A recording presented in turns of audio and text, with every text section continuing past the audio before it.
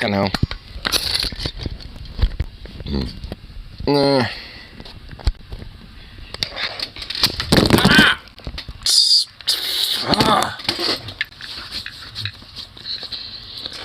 Fucking kidding me, dude.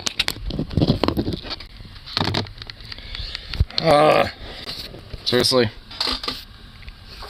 Wow.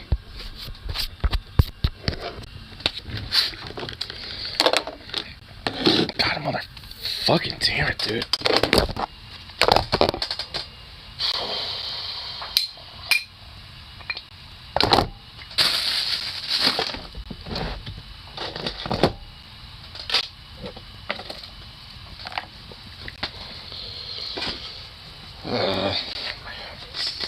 That's just a fucking great start to a goddamn fucking night.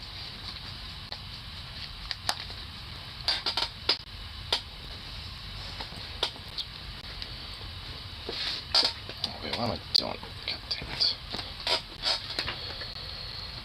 My brain doesn't even want a fucking thing now. This is great.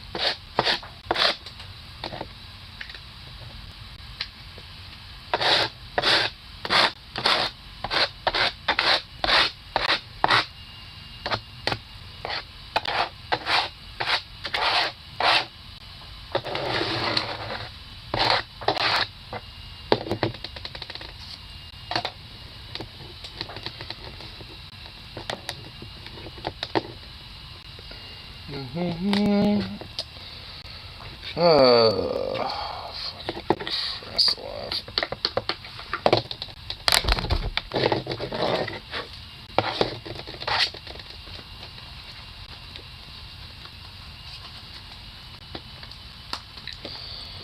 Okay. You little zooks. Look at you. You goofy little ball. You goofy little football. Now, will this not fucking be stupid? For fucking once.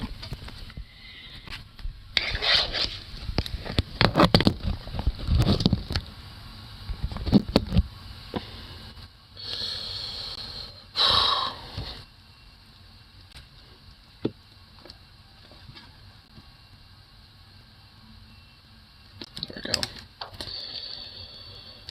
Man. Barely starting as I can't even fucking have a day just chill out.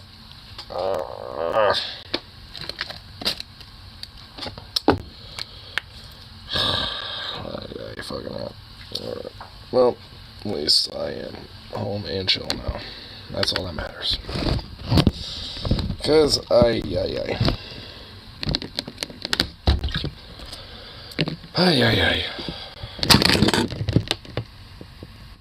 I'm about to fucking, like, destroy shit now. I'm about to fucking just not give a fuck. Oh my god. Are you serious? What the fuck is up with you piece of fucking shit? Oh my god. Yeah, I'm about to, like, yeah.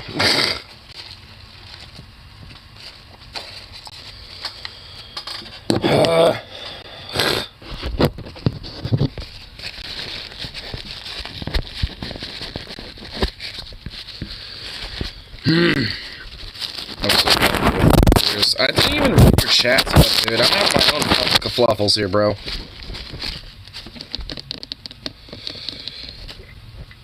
Okay, anyway, so what, okay.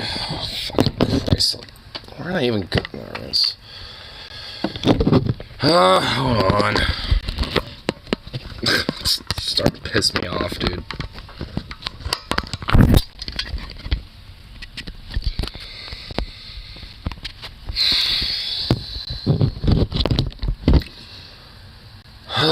Fuck. Okay, anyway, so what?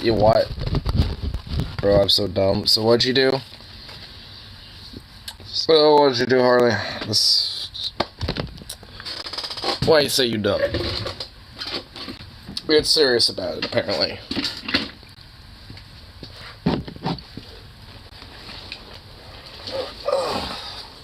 These fucking jackets on me.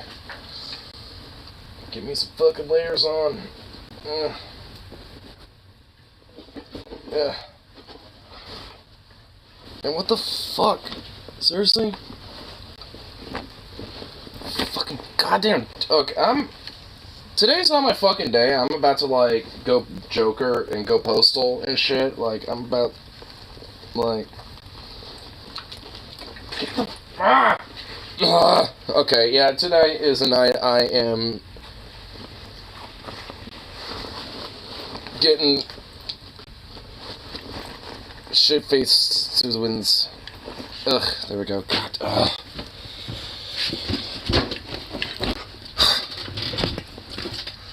Alright, can I get to my substances? Jesus. That's this on, please. Oh my god, man, oh my god, yeah, it's what a fucking day, yeah, anyway. And I hope now I don't have other bullshit that I have to deal with that's just gonna... Anyway. You locked yourself out of the apartment and you forgot the wallet and keys in your room. And Logan's not there, he can't, like, let you in. Well, she fucking come over here, I guess. I don't know. I mean, like, it's big dumb. That is low-key, though, big dumb. That I will admit, I'm hell working. It's 10 o'clock right now. What time does it get off? Like, what? 10? 11? Can't be that late. When does that work? Well, wait until it gets off, then. There you go. Just sit there outside, look like a creep, and just be like, yeah, I forgot my wallet. Just have him be like, what the fuck you doing, Harley? What you doing out here, bud? Fucking hell.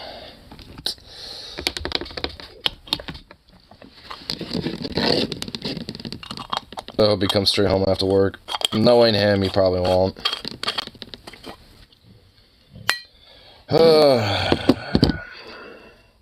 They're literally chicken chips, like squawked the chicken and roasted in something similar to potato chips. I don't know if I approve of that. Where's my... Oh my god, really? Oh, there it is. Oh, man. They aren't bad. Chicken waffle flavored. I mean, I don't know. They just... alright. I guess don't knock until you try it type of thing. Blah, blah, blah. Gluten freedom also. That's not a problem to me. I don't, like, I'm fine with gluten. I can have that. But, yeah, today at work was fucking absurd. And just... fucking constant, like, straight up, like, my other closer showed up late and did not fucking communicate to anybody that, so we all just assumed he was no call, no showing for some reason. They had me written in and didn't realize they written me in at 2:30 instead of 3, so they, like, were starting to slam my ass and call me incessantly at 3 o'clock on the dot, basically. And I'm just like, I was just like, okay, well, this is absurd. And, yeah, it's just, like, constant fucking bullshit that happened today, really. Not, like, customer-wise, outside of, like, these two big fucking orders, you know, that were, like, sprung up out of nowhere, really. And then a lot of it was just because I was having to deal with the two new guys, or the new guy and the new chick, and, it just basically had to, you know, like, to have me just basically help train them a little further and just hope for the best, basically. So that was great.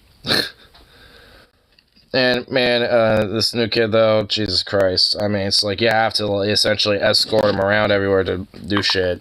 And eventually, once we got everything pulled, he just started doing dishes instead. And I was like, alright, I'm doing everything else then. So, I had a debate, yeah, so I'm just kind of glad that there, chick, she's used to work there, like, 9 years ago, so she's, you know, older, used to do all sorts of different jobs, so she at least, like, knows what the fuck she's doing, so I trust her, and she's fine. Like, I don't even have to, like, worry about her, frankly, outside just, you know, the occasional little tip or trick.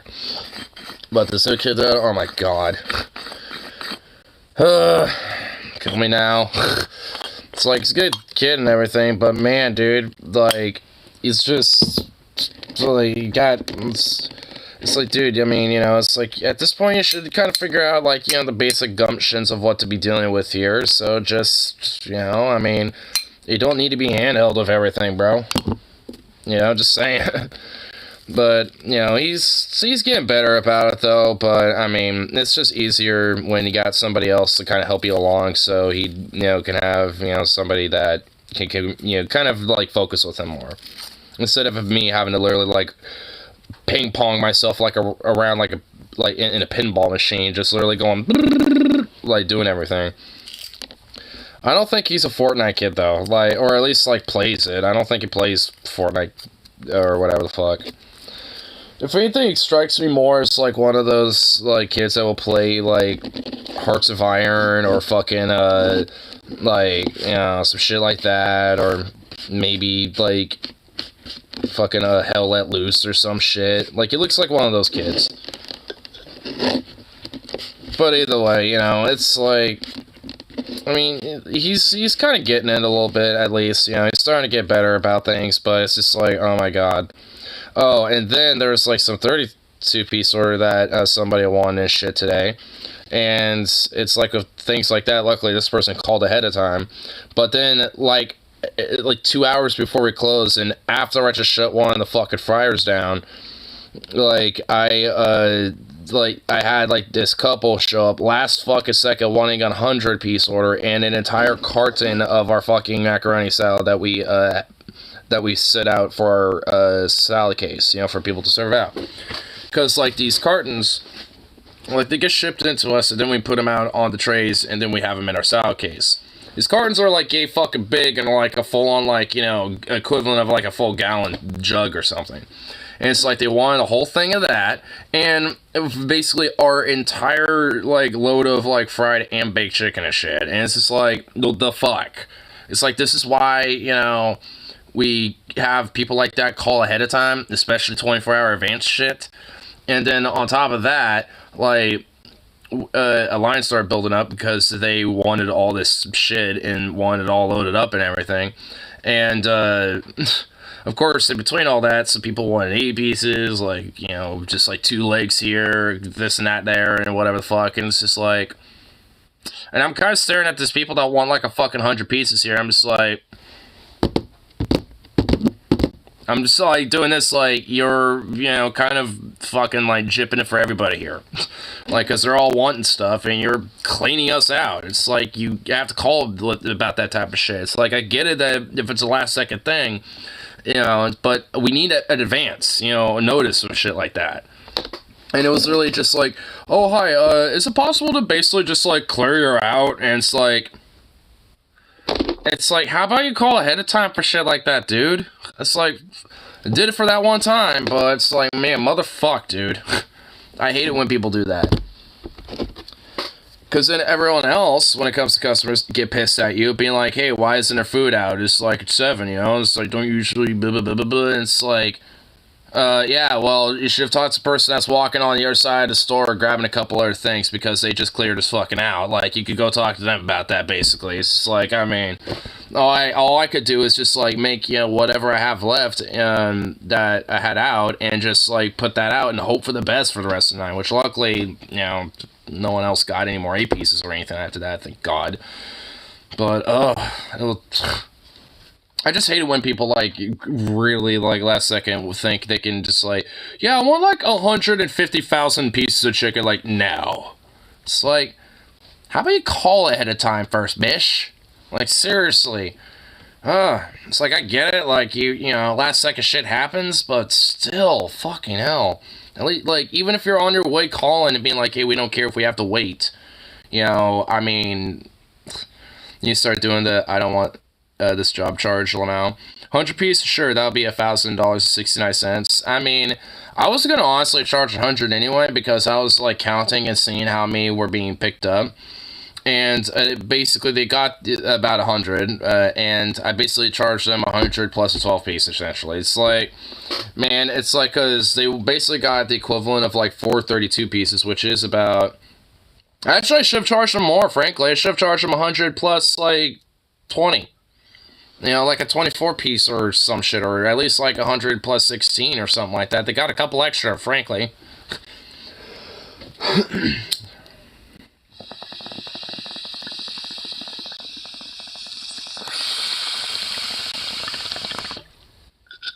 Dude, like, the assistant store director, oh my god. He seems chill, like, personally, he seems like a cool guy, like, honestly.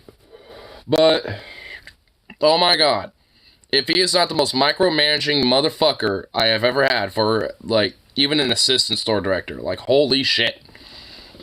Like, within, like, the first, like, 2 hours of my shift, he's, like, coming back in our department, like, 4 or 5 times, you know, seeing how things are and shit. And the last time before he left, he's like, hey, do you think you might be able to get some, like, turkey breasts out there? And I'm just like, well, yeah, at least at minimal, probably take about the same amount of time as whole roasters, but probably a little longer than that. It'll probably be about, like, 6:30 or 7 when they get out there. And it's like, you know, mind just doing one? I was like, sure.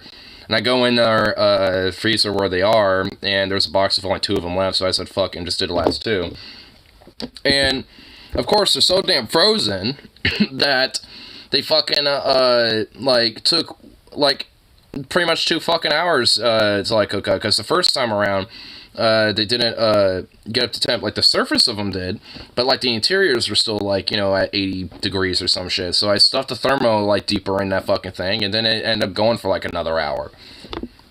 So, like, it had 1 hour of, like, getting the outside layer, and then 1 more hour to, like, get the rest of it cooked and golden browned and shit, and by that point, we were, like, starting ready to close up, so I just put them in the cold case, you know, for them to put in the morning, or shred for Popeye. I don't, they could do something else with them now, I guess. I mean, because couldn't, you know, get them out to our penny pancakes to the point where they were going to get sold, so that was just kind of a worthless endeavor.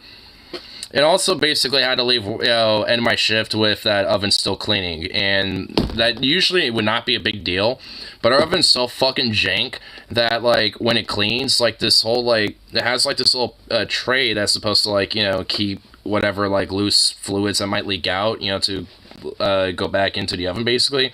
That's all broken, so it just leaks on the floor and shit. So we have to have this pan, you know, to collect all that, and, you know, once it's done, you dump that and wash that, and that's it. So in the morning, they're gonna have that oven, like, still on, you know, like, ready to be turned off with that thing down there, and they're gonna be like, what the fuck? It's like, well, talk to the assistant store director about that. You wanted me to fucking do turkeys the last second, as I was actually about to start that oven. Today was just a day. Not, like, busy, just, like, constant shit. It's like, man, motherfuck. I was lucky to honestly, like, find myself having a break and shit, frankly. The chicken chips, they squawk the chicken to turn it into chips. Oh, yeah. And also, I'm talking about my work, which involves a lot of chicken, too. And, yeah, chicken's really on the topic of the stream currently. But, yeah.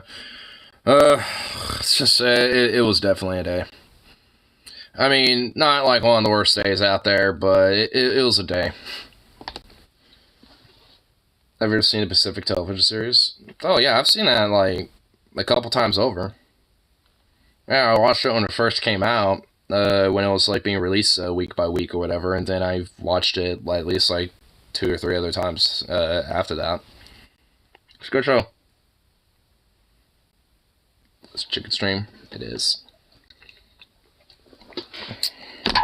And it is indeed. Honestly, what really, like, the most aggravating thing for me today was honestly that 100 chicken piece order last second out of nowhere that was just dropped randomly. It's just like, and I told them too, like, you know, hey, you know, usually with orders this big, we usually, you know, have people call in ahead of time. I get that it was last second, you know, I was overhearing, you know, a little bit of the conversation. So, you know, like, just, like I said, obviously it's a last second thing, but just call up ahead of time, like when you're on your way up here or something, and, just so we can at least make some fresh stuff to make up for, getting cleared out, shit like that. And of course they're chill about it. It's like, oh yeah, that's totally fine, we understand, blah blah blah. We just thank you for letting us do this anyway. And it's like, yeah, it's fine. Like I said, we get, when it comes to last second shit, we get it. But it's like, god damn, bro. I honestly told him, it's like, usually, especially for big orders like that, we usually try to get like a somewhat like hourly advance type of thing. But, sometimes, shit happens, like I said, but still, it's just like, try to let us know. Because it really throws the whole game off. Because my game plan was to have all of those fryers off by 7. But, no. I ended up having to at least make, a little bit more to fill us back up again. And, and didn't have that last fryer off by the time we totally closed everything up at 8. And it's just like, it really throws us back a little bit, and it gets really fucking annoying. Especially when you're also having to technically train like 2 people, but it's more or less like 1.5 people, really. So it's just like that, it's basically just like, hey, guy's been there, for a long time. Sionery dude, here, have all this shit to deal with. It's like, oh, great, thanks. That's lovely.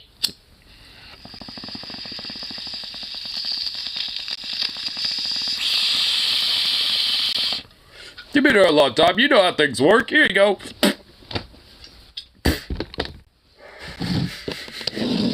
That's literally how it is, dude. I swear to God. It's like, yeah, you've been here a long time. I know you got senior. You've been here for some years. Here you go. Just deal with this bullshit. My God, man. The 100-piece guys are in the nickname Nugs. Nugs.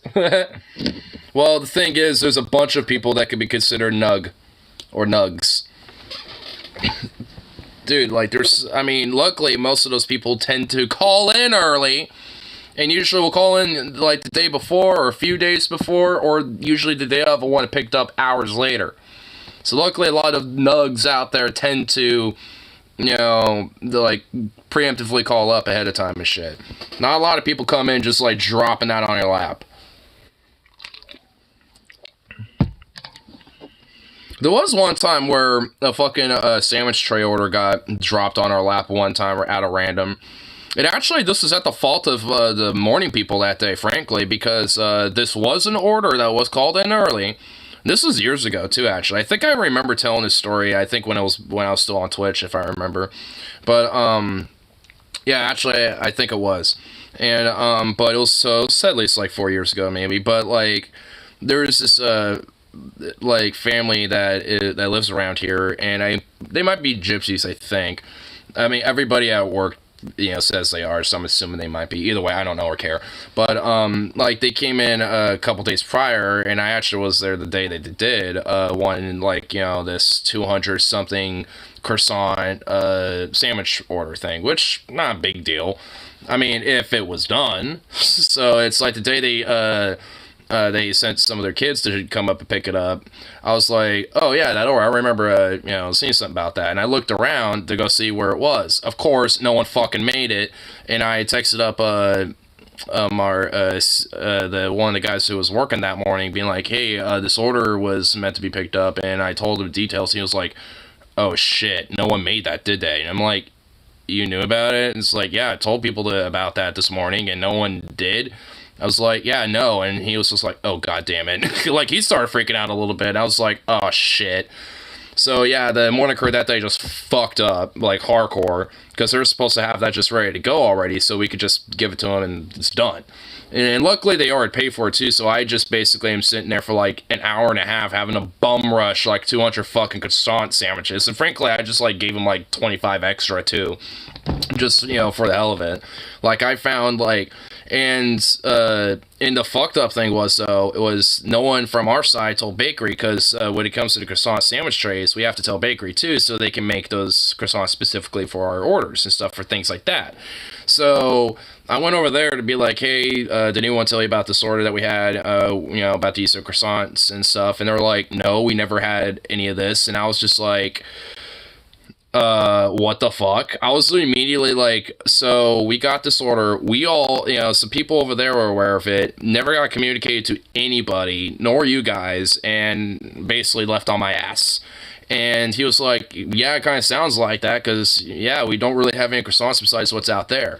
And I just went, fuck. Well, I'm gonna have to grab those, I guess, because they're here right now to pick it up. They're willing to wait a while I make them up. So I don't know, man. And he was like, well, shit, dude. I mean, that kind of puts me in a damper, but all right, dude, that's fine. I mean, the bakery manager at that time was not exactly happy about that, but he wasn't mad at me over it. But nonetheless, it was just like, I had to deal with that shit. And luckily, they were pretty chill while they were watching me, one by one make these fucking sandwiches, dude. It was just like, what the fuck? And then it was only 2 of us that day, too, from what I remember. So my other guy is having to, fucking, slam, these customers, which, by the way, we were busy that day, just for a record. So we had to have, there's, a line of people on, the meat counter, hot case, salads and shit, while I'm having to be back here, and I can't stop because they're waiting for the sandwiches, and they're, right there, sitting there waiting, so I can't just stop and help other customers. I mean, even though I'm sure they would have been fine with it.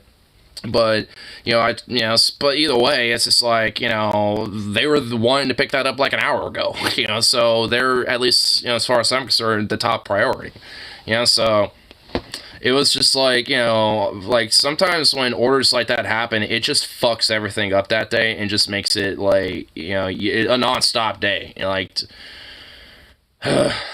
like, man, and, I mean, I hate it when there are orders like that and no one fucking communicates that shit. It's one thing if it's last second, like tonight, and then there's another thing where those orders were, put down and shit, and no one just bothered to fucking communicate that with anybody and just never got done. Luckily, that doesn't happen often, but every now and then, that does. And it's just and obviously it makes all of us look bad, and, it ain't really a good thing.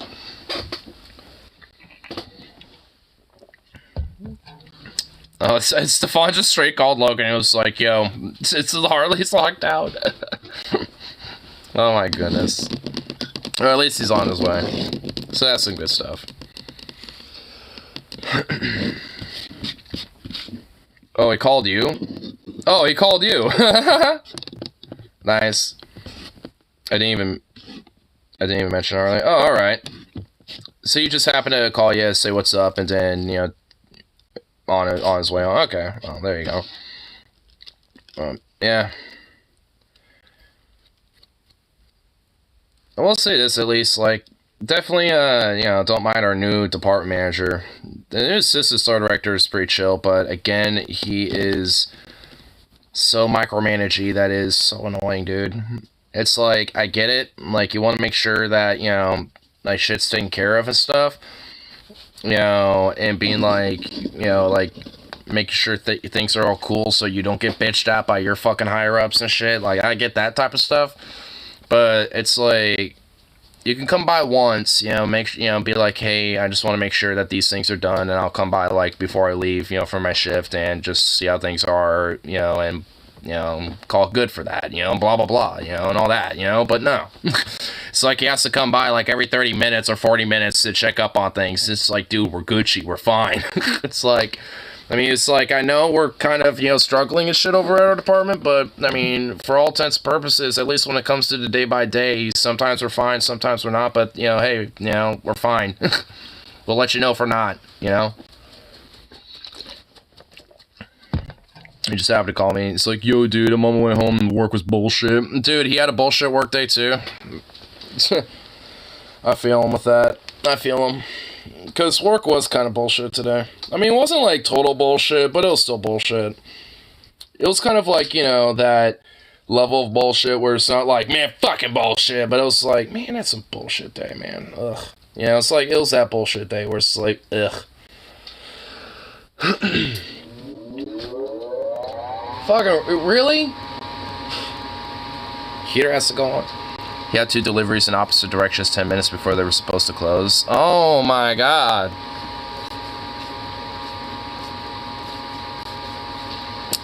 Wow, that is just... How do you, like, wow, that's just... That is just ridiculous. Yeah, that type of shit I hate. People who, like, order last second, and they're just like, hey, let me just, like, get this, you know, thing, you know, last second, and, you know, like, 10 minutes, 5 minutes before they close. I mean, I'll admit, is annoying. I'll always sympathize with, like, you know, the workers when it comes to, like, you know, 5 to 10 minutes before they close and they're, like, about to close the shop up and stuff. And then someone orders a bunch of stuff, you know, and it's like, really? We're about to close and now you want all this shit? It's like, seriously? I mean, because it just makes that closing shift, you know, instead of closing out, like, because I'm assuming, obviously, the pizza place closes at 10, so I'm assuming that they need at least another extra 30 to 40 minutes, you know, to close, so, you know, I'm assuming closing shift is probably between 10 to 10:30, something like that. So, it's just like, I mean, given that, it's just like, you're basically, you know, making that potential 30 minutes an hour, you know, basically. Because there's a lot of other things beside, they close at 9 apparently. Oh, at 9? Oh, okay. Well, that ain't actually too bad. So, okay, so, but either way, the premise is still the same, though. So, like, instead of 10, it's, you know, it's 9. But, yeah, it's, so instead of it being 9:30 when they get off, it's more likely, you know, they're going to be getting off at 10 instead. Which, you know, considering that he called you shortly after 10 o'clock, sounds like that's what happened. I mean, because you have to, you know, like, because let's say you got an oven, you know, that you just turned off and you're about to clean up and stuff because you're thinking you're not going to get any more customers because it's like 5 minutes to closing or some shit, right? So it's like all of a sudden you get a last second delivery, so now you have to turn that oven back on, you know, and, you know, get it dirtied up again, and then you have to clean it and turn it off again, you know? So it's just like, I mean, it adds extra time. Like, you think it wouldn't, but it does. I mean, you know, especially when you have to, like, prep everything, dirty some dishes and shit, you know, it does add time and stuff. I mean, it's like little things, but they all add, you know, to a little extra time. And obviously, that's, you know, going to make the close more longer. You know, and that, like I said, is not exactly going to be, you know, very fun for a lot of people to be dealing with. Especially when they, you know, expect, you know, the clothes to be pretty simple and standard as usual, and then all of a sudden someone wants to fuck that up.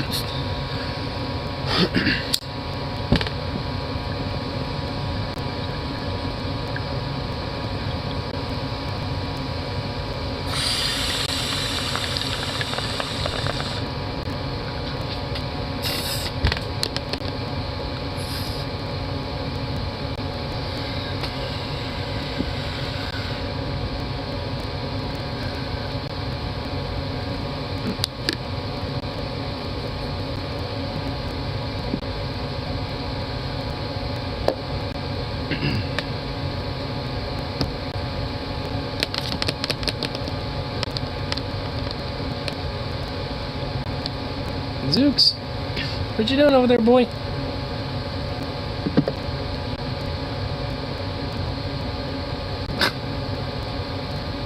Ridiculous old dog.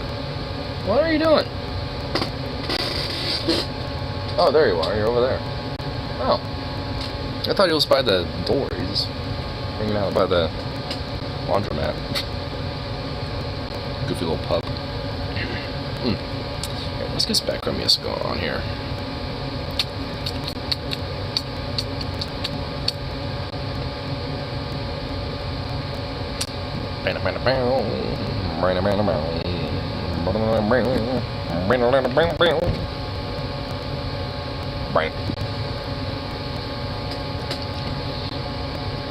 Wrong. Wrong. Wrong.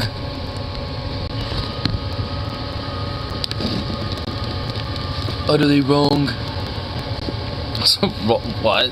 Wrong. Wrong. Wrong.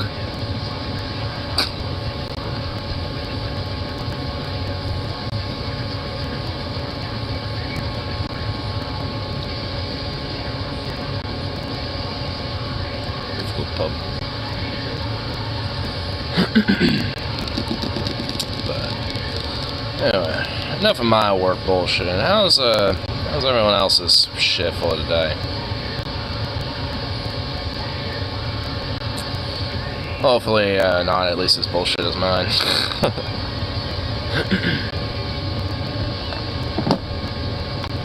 Oh, no, actually one more thing though, that at least with my bullshit, is that for some reason tomorrow, I'm like a 1 to 5. Like a 1 p.m. to a 5 p.m. for some reason. And I don't even understand what the fuck that's about. It's like, huh? It's like, is that like a weird janked out mid-shift or something? Or is that like meant to be like a halfway cooking shift or some shit? Was that meant to be like a 9 to 5 or something? Like, cause it's definitely confusing me. It's gonna turn into a 1 to close. I already know it will. I mean, I already know that's just gonna be the case. I mean, it'd be a full 8 hours all in all. But I mean, I actually think I know what it is, because apparently there's like some sort of like training thing or some shit that people have been having to do, and I'm thinking that's what it is, I think. But chances are I'm gonna be just closing anyway, so Fortnite get called in sick, lucky daddy ignores her to cover. Well, actually on Tuesday he can't work that day, but for some reason he is, and I mean I am too, but I also know there's like 2 other people that are closing that day, so it's like, it's honestly not even that big of a deal. I mean, also at least we're getting like 3 closers a night, so it at least, it's been making night shifts a little bit easier.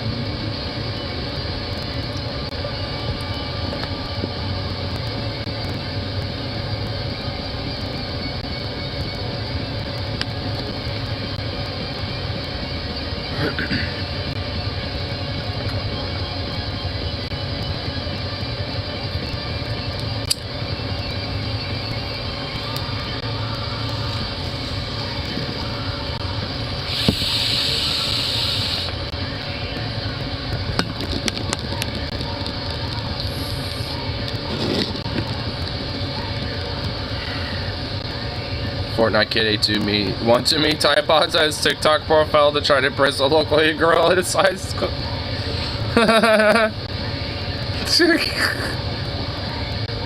Oh my god, because of course, because TikTok unfortunately just enables such shit like that.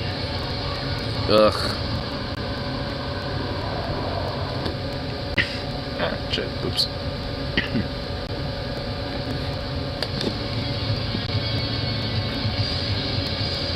I wonder what the next absurd, stupid challenge is gonna come out of TikTok. Is it gonna? I wonder if it's gonna be like something like, hey, chill. Oh, you know what? My random guess is gonna be like the battery challenge, where you like swallow a battery or something. Like, I'm just like, that's my guess. It's like, they're gonna be like, hey, if you swallow a battery and let it like go through your system, it won't digest. And when you shit it out, it's still gonna be there. It's totally fine. Wink. And then you're gonna get a bunch of Fortnite kids doing it, and then they're gonna have like batteries digest in their stomach, and then just like straight up fucking, just like die of battery acid burning you from the inside out. Tide Pods are a convenient invention. Yeah. I mean, I have them. I know what they are. I mean, they're nice and convenient. Little squishy little, like, squares, and it's, I mean, they're kind of fun to, like, squish a little bit, I can see why they're kind of amusing to play around with, but, like, you don't fucking eat them. Like, I mean, like, the closest I've ever got to that was, like I said, they're kind of fun to squish every now and then, because they're little soft, little squishy balls, basically. I prefer the liquid detergent. Yeah. I usually kind of go back and forth, honestly. Well, I'm not honestly the one who gets it. Like, it's my dad that gets that stuff, and I'm assuming he just gets what's ever available or what's ever cheaper or on sale. So sometimes he'll get the pods, sometimes he'll get detergent. He kind of goes back and forth. Dishwasher packets are the same way too. Yeah. Those could be kind of fun too, because like they got, you know, some of them have like a squish side and the other one has like a hard side because of all like the, you know, like little minerals and stuff. See, I just kind of like fidgeting with them. Like, that's the closest I ever get to fucking around with those things. What do you mean they're fun? Like, to fidget with them, you know, like kind of squishing them or, like, rolling them around in your fingers. Like, not actually, like, squeezing them and popping them, but just, like, you know, just, like, kind of, boop, boop, like, squish and fidgeting them around. Like, that's what I mean. Like, I mean, that's the closest I'll ever get to, like, fucking around with those things. It's just, like, you know, if I'm a little stoned or I'm bored, you know, I'll just, like, fidget with one of those before I put it, you know, in the dishwasher or in the laundry or something. Just cause, why not? I'm somebody that fidgets with things anyway, so I like fidgeting with stuff.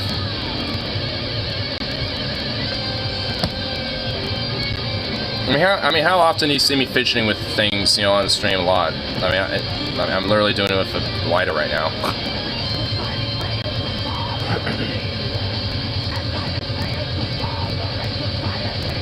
Whoa, whoa. Buy store brand washing machine, dishwasher machine packets. Yeah, I mean, they're not really that much different in comparison to like the name brand versions anyway. Outside of maybe like one or two like ingredients. That's basically the only difference. It's like maybe like one or two ingredient differences and just brand name. That's it.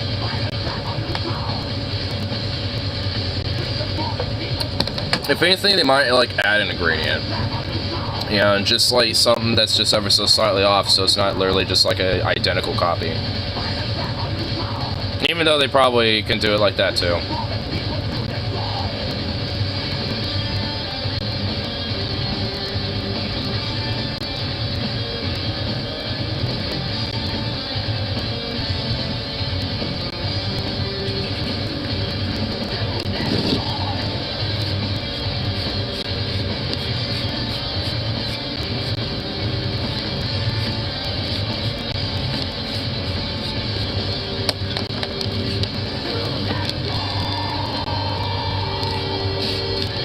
My local Bass Pro Shops is selling some Turkish 792 Mauser that expose and hang fires inside chambers.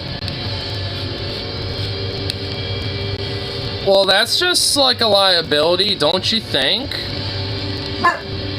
And this is why, like, when it comes to military surplus, you don't buy the ammo. You don't buy ammo military surplus because it might not be safe. Like, that's, you know, like... What's your deal? Shut up! What the fuck?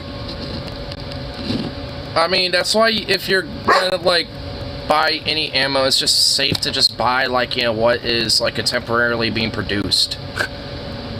Because I'm pretty sure you can find 792, you know, that is concurrently still being manufactured, right? Like, so it's like you don't need to find, like, military surplus shit, because there's chances, like, it just isn't safe for various different reasons. I mean, just due to its age. Especially if it's like some old ammo, like, you know, from like the fucking 40s or even like older or some shit. It's like, you don't want to fuck around with that. It's like, it's cool as display stuff, like if you want to have like a cool old like box, you know, to kind of just have some display, you know, but beyond that, that's all it's really going to be good for. I mean, I guess you can literally sift through every bullet and, you know, see which ones are still good. But beyond that, it's like most of them probably won't. Usually because there's going to be different things like rust or, you know, just the powder inside might not be, you know, good. Like, you know, there could be different things that, you know, that could be wrong with it. What the fuck? What's your deal? I like surplus ammo. I mean, don't get me wrong, it's like, you can find surplus ammo that isn't terrible, but, like, it's just safer to just buy what's, you know, basically currently being manufactured. I mean, like, all the stuff that I get from my 7.62, or, you know, like, you know, when it comes to that, it's just all, that's all concurrently being made. I've had opportunities to buy like some Yugoslavian, like literal like crate, you know, of like 480 rounds before for pretty cheap. But I was just like, I've heard some things about surplus ammo, and I don't want to have to sift through every bullet to make sure they're safe.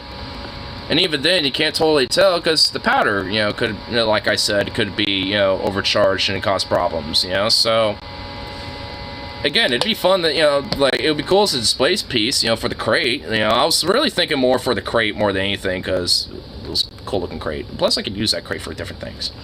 You know, but it's just like, either way, it's just like, I mean, it's, like I said, I mean, it's not like you can't find surplus ammo that isn't usable, you can, but it's, you know, to be on the safe side, it's just easier, it's just better to buy what's, you know, more easily available, which is what's going to be made.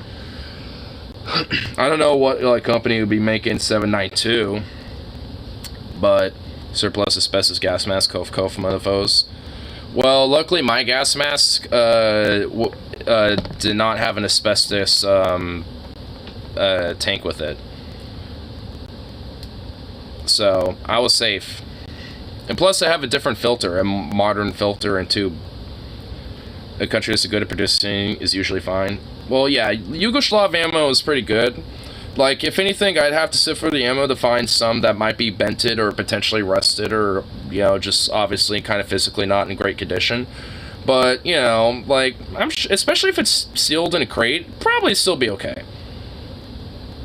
For example, you don't want to buy surplus ammo that comes from African or Middle Eastern, Latin American countries. Yeah.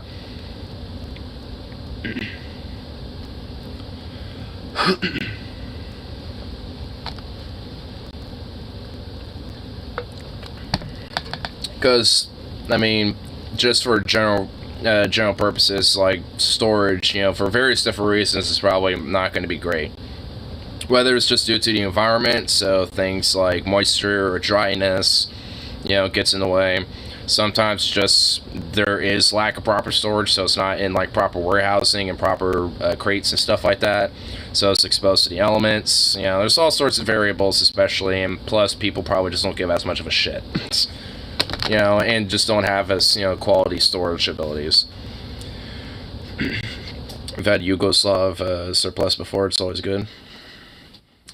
I'm waiting for Pomelo State Armory to maybe not restock on Yugoslav surplus, because, I mean, they still have it on their menu of ammo to buy, and I'm just sitting there just like, will this restock? Will this restock already, please? I was wanting to try to find an East German folding stock, and I've been looking at one for a while, but they're out of stock now. Got no pun, and it's just like, I still am able to find Polish folding stocks that are pretty much the same thing, but they're ever so slightly different. There's like one slight difference between them, and I think it has something to do with like the way the just trunnion sits, like when you insert it in there, because like from my understanding, they're both meant for, you know, stamped / milled AKs, which mine is, so that wouldn't be the issue. It's just more or less they're just kind of ever so slightly, you know, different with the trunnion, you know, when you insert it. Beyond that, still the same basically, but it's just like, damn it. It's really trying to find one of those fucking things. Has a literal huge store in my town. Dude, I mean, you know, I'll say this, man. PSA is the clutch. Like, I always, like, I mean, when it comes to most of my needs at this point, I just go to Pomelo State Armory. I'm not even kidding. I'm not, like, I'll simp for Pomelo State. Like, they're actually really good. Like, good quality. And, you know, actually have pretty decent, you know, prices and got, you know, variety of different stuff. Like, I like them. Don't buy a folding stock, they suck. The reason why militaries prefer solid stocks to folding stocks unless absolutely necessary. Well, I mean, I just want to have it, you know, just, you know, for having, you know, for the fun of it. Like, I'm not going to be using it for, like, you know, military reasons, obviously. But, you know, for at least, you know, the concurrent build that I have, you know, at least, you know, how I was, you know, kind of more hoping for, you know, in the, you know, in like its complete build would have, you know, a wire folding stock like, you know, I was thinking about. But I have an East German solid folding stock on it right now. But, you know, so I want to at least try to complete the build how it is now, honestly. And it's just trying to find an East German lower or just a lower handguard that would, you know, fit with the color of the upper handguard. You know, that's pretty much it. And that is annoying.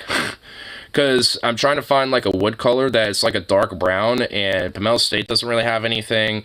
I've looked around everywhere. I've looked on Apex, like gun parts on there. I've looked all over the place, and I can't find the like a specific like darker brown like, you know, wood color. Like it's always like a brighter like, you know, oak or, you know, something like that. Closest I was able to find was a redwood, and it doesn't really fit with the brown. It's more of like a plum brown. And it's just like, ugh. I'd really like to get the plum brown lower, but those are exceptionally even more rare to find. And it's like come on, please. Let me just have one. All I want is one. I don't care if it costs like a, you know, a pretty penny. Just all I need is one.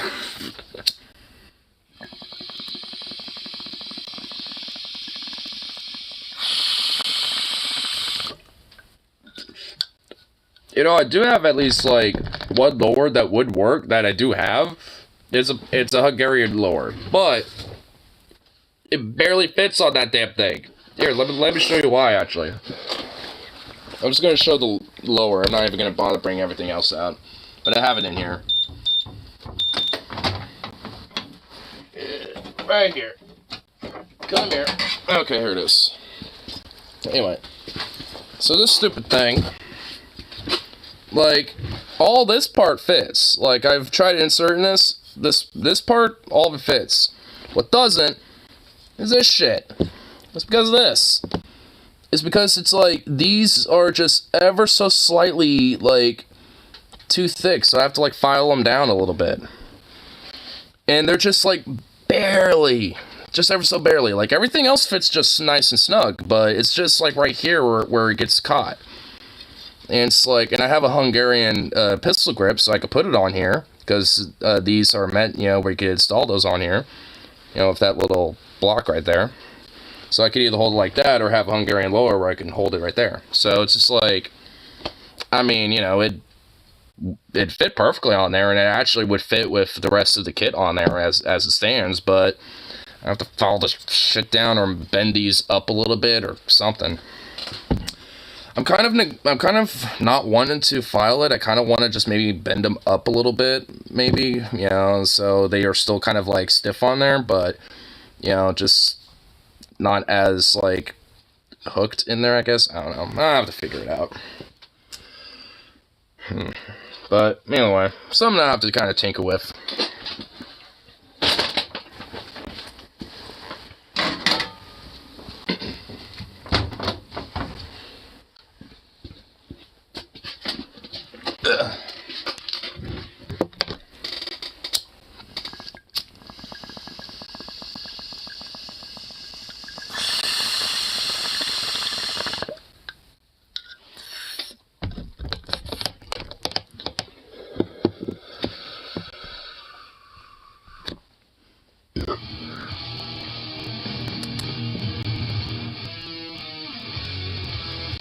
It's probably one of the few Carolina HQ companies that actually makes things. Pomelo State. Yeah. Well, like I said, I've always liked Pomelo State. I'm really excited for their new STG that they released. I honestly can't wait for that, because I'd love to have one of those.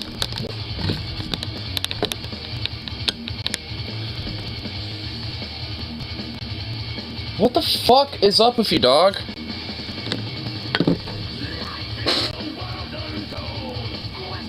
God. What the fuck is up with him today? What is your deal, bro?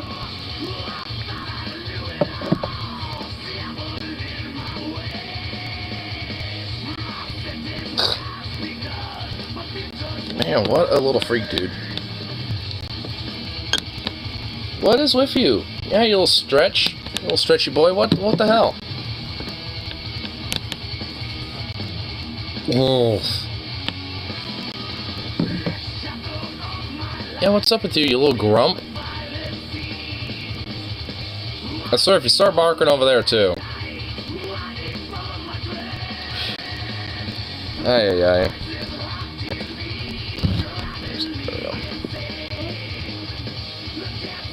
Well, now you're gonna start yawning at me?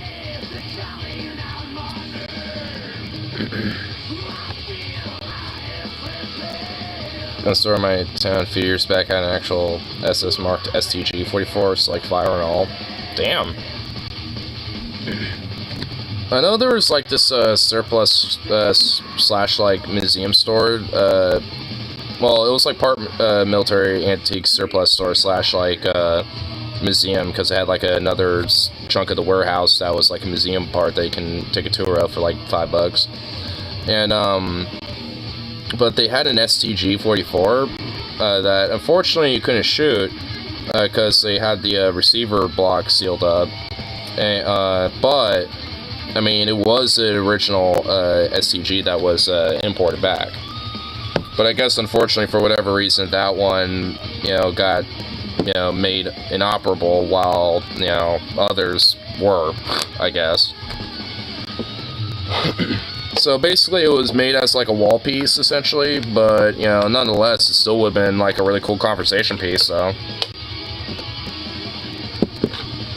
I think I remember it being like $1,000. I think they said if it was something that you could like shoot, then it probably would have been more like maybe $3,000 potentially is something that they were willing to sell if it was something that they could fire.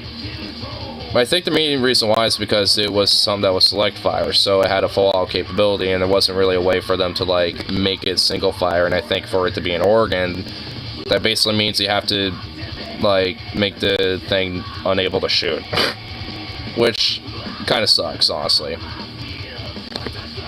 You think just because it's like an historical piece, you know, it'd be like, you know, just like a special like federal tax stamp thing for it, I guess, because I mean you can get those, you know, for shit like that. So it's like, I don't know why not, you know, just not do it for that, because I think, you know, for like a federal tax stamp it's like $200 or some shit like that. So it's like basically like a $200 fee essentially. So it's like big whoop, you know, as far as I'm concerned. But I guess not. Like I said, they did have a Dragunov as well too that they did, you could actually purchase and shoot if you wanted to. And goddamn, it was so nice. It was actually lightweight, and honestly, it wasn't even as heavy as I thought it would be. I guess I could say it's probably maybe equivocal to like how heavy my rifle is. It's just like longer, and I guess just because it's more of a simpler design, but just longer, it's just kind of more spread out. It's simpler to make a fully semi-automatic one. It is. I guess unless it's an AK, because those, I mean, there is actually kind of simple ways to make it either semi or full auto. I mean, hell, I can literally buy spare parts that I could make that full auto with if I really wanted to. I don't want to do that, obviously, because I don't want to have legal problems. But, you know, there are ways I could, you know, just buy parts for that. I mean, I could buy the parts and not do anything with them and be fine, but as soon as I start tinkering and put them in there, you know, then that would be the issue.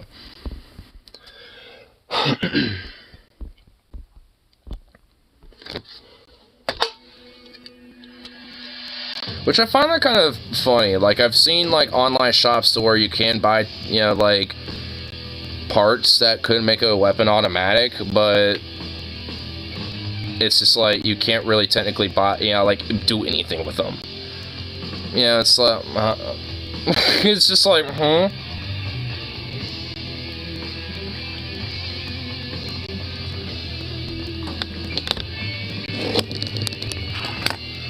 And I guess I kind of get why, because like some states, you know, either with like federal tax stamps or with certain, you know, forms and stuff like that, you can have, you know, automatic weapons, and I know for like some states I don't even think you really need that. You know, so I know for like a lot of, you know, different cases, I mean, it's mainly I think just because of that. Like obviously if I went online, you know, I could still buy, you know, 30-round mags, even though technically that would not be to the law. But yay for that being challenged, because again, Pimell State Armory is the homeboy, dude. They're the clutch. Because I can still buy mags over, you know, with their website. I love it. Unlike Gun Mag Warehouse, where I was getting most of my mags from, because those Bulgarian mags are so fucking, so nice.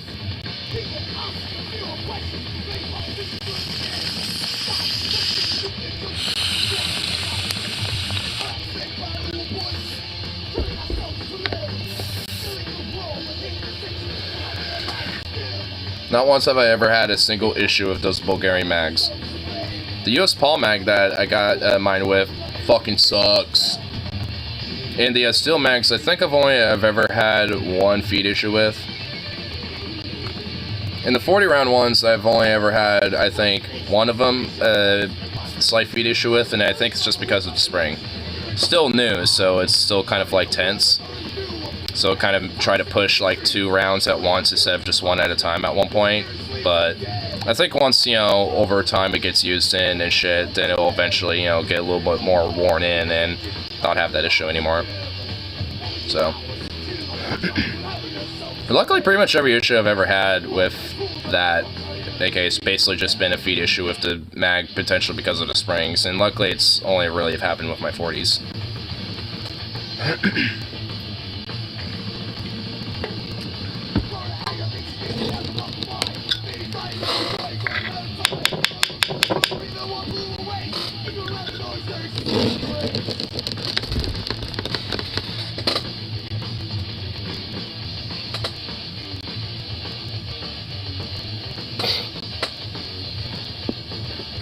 I like how this dog could be in like the most condensed little ball ever.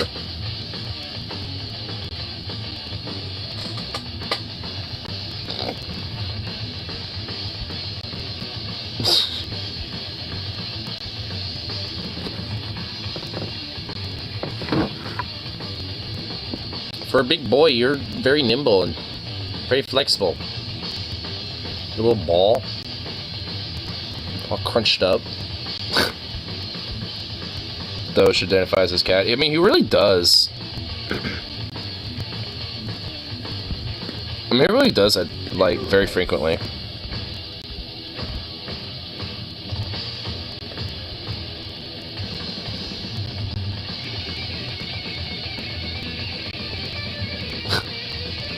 Look at Joe. Sweet little thing.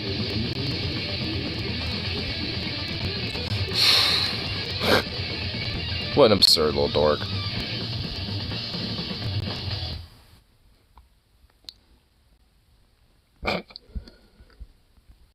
Here, let's see what's going on on YouTube here.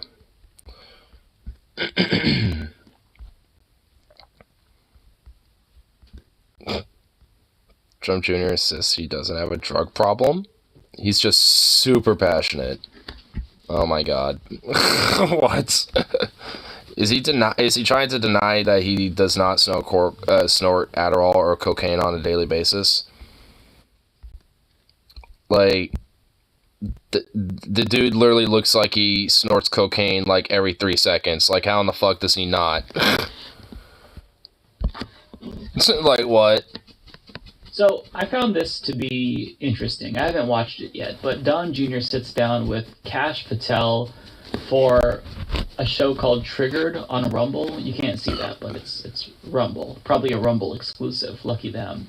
Ooh. And he's apparently going to complain about the fact that people know that he is a big fan of Coca-Cola. He really likes that a lot. And I'm going to avoid saying the particular drug that I mean, but you all are probably picking up what I'm putting down, right? Caffeine is the drug that I think that he's on, that he's addicted to. Oh yeah, it can't be the Coke and the Coca-Cola, right? Yes, the coffee grains. So we've got to watch this. So the headline here, I'll just kind of like show you. Don Jr. is on Coke. Trump's, God, Raw Story has so many ads, you can barely even, like, visit their website. It's almost, incapable of functioning. Anyways, Trump Jr. is on Coke. Trump's son says people mistake impassioned speech for drug habits. Don. Come on. It's shocking. I was just having an impassioned speech, my guy. It was not a drug problem like you weird fucking liberals think it is, you damn communists. Only you weird liberals will think it's drugs. All you do is drugs. To me, that he thinks he's subtle. shocking. But regardless, let's see what he has to say. I haven't pre-watched this yet, so I don't know if he says anything yikesy. Probably, but let's listen. But half of this country still believes Donald Trump's a Russian asset, and we have to. They're still running with it. As though it's fact. Like, and yet, when you have. You know, you talked about me, like, I get it. I've been blessed beyond a belief in this country. Now, I've been blessed beyond a belief in this country that I have been given the best of the cocaine. I have been given the greatest of the Colombian white. Oh, and the purest of the Colombian white of cocaine. The greatest of the cocaine. Believe me, the best of cocaine. Thrown into politics in my late 30s, and all of a sudden it's like, hey, I don't actually believe this. I will more than happily. But Hunter Biden can take $1 billion from China, work for Ukraine oligarchs, work for Russian oligarchs, money launder, be paid in diamonds off the book. Wait, what? Wait. Working with Ukrainian oligarchs and Russian oligarchs? Hey, Mini Don, you do realize that those two nations are literally at fucking war right now, right? Wouldn't that be just an inherent conflict? Okay, never mind. Not declare anything in taxes, drop guns in dumpsters across from high schools, and it's like what? Wait, huh? Dumping guns in dumpsters in high schools? What the huh? Wait, wait, Hunter Biden's doing this? What? Wait, am I missing something? What did that? What? I think he's doing more than just cocaine. I feel like there's some some other shit he's on too. Is there meth maybe? Is there some other shit happening here as well? He's looking a lot more skinnier and a lot more not well, you know what I mean? I feel like he's doing more than coke now. I feel like he's doing some cocktails, dude. Because that was just aren't they trying to say that the Democrats and the left and all this and that are trying to take away all the guns and all that shit? And here he is saying they're just dumping them in dumpsters near high schools or something. Huh? That doesn't even make sense. And then I give an impassioned speech, and they're like, "Oh, Don Jr.'s on coke." And I borrow your name because you are on coke. Oh my God, look at him. Oh my God, enhance, dude. Look at him, dude. Look at that. Look at his face, dude. That face says, I'm totally denying the fact I totally have a drug problem. Look at me. My innocent face, where it totally shows that I am not guilty of having a drug problem, says I don't have a drug problem. Believe me, please. Totally believe me, please. You look at him, dude. Dude, he looks like a nervous wreck, bro. Holy shit.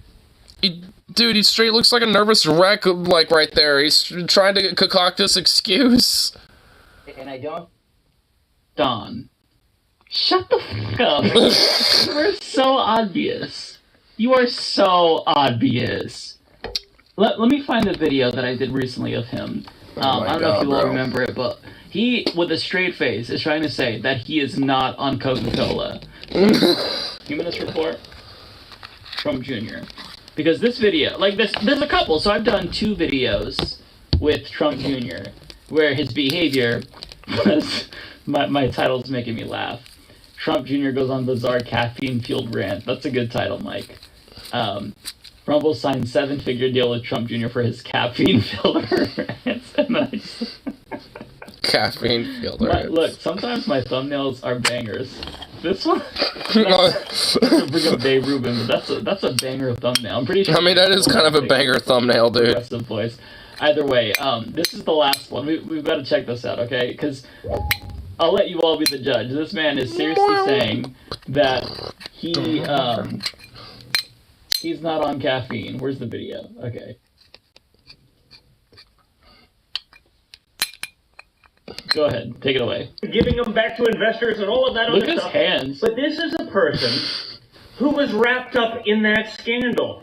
she ran a fund that was involved in it. She ran a phone. He was involved in it. Dude, he's got like some weird New Jersey and shit going on too. Colleague of crypto king Sam Bankman-Fried, Ellison is now pleading guilty. He's just continuously doing this for no reason at all. Just like, yeah, dude, this guy's a fucking clown, bro. Like, he needs to have, like, straight up some clown makeup going on there, dude. Like, She knew my what God. he did was illegal. So she knew illegal, but the Washington Post is still trying to make her into a victim. Okay, I mean, think about that. The Washington Post. The Washington Post. Dude, is he starting to, like, get a weirdly Canadian, dude? Was he hiding away in Canada or something?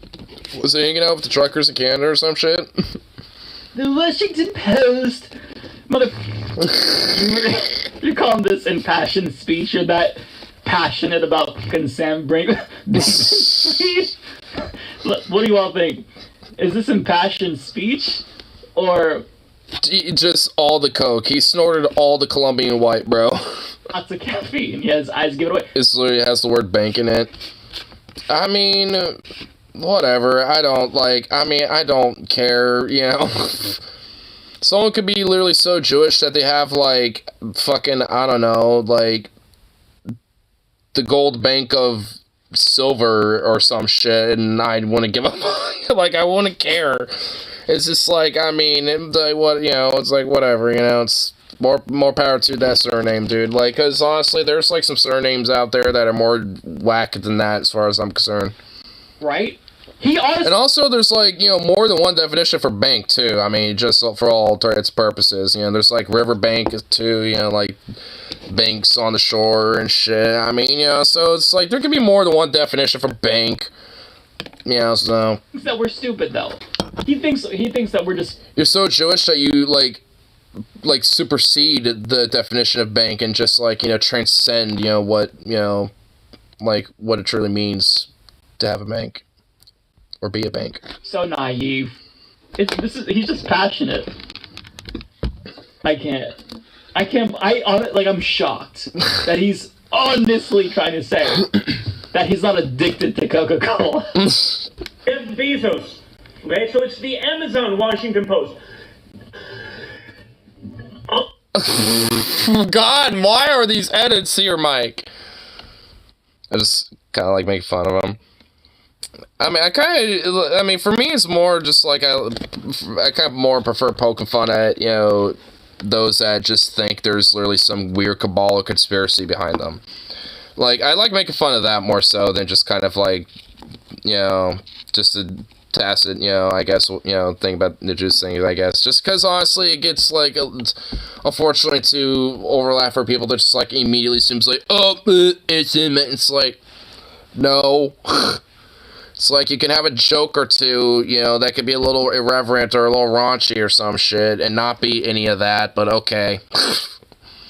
It's like the same premise with, like, you could be, like, against these, you know, Israeli state as, you know, with their policies and shit, especially if there's Zionistic apartheid, you know, that they do against Palestinians and shit, and, you know, and not be an anti-Semite, right? It's like, it's basically the same logic. It's just like, I mean, you can have those, you know, jokes or have, like, those stances, but not be, like, an anti-Semite or whatever the fuck, you know what I mean? It's just, like,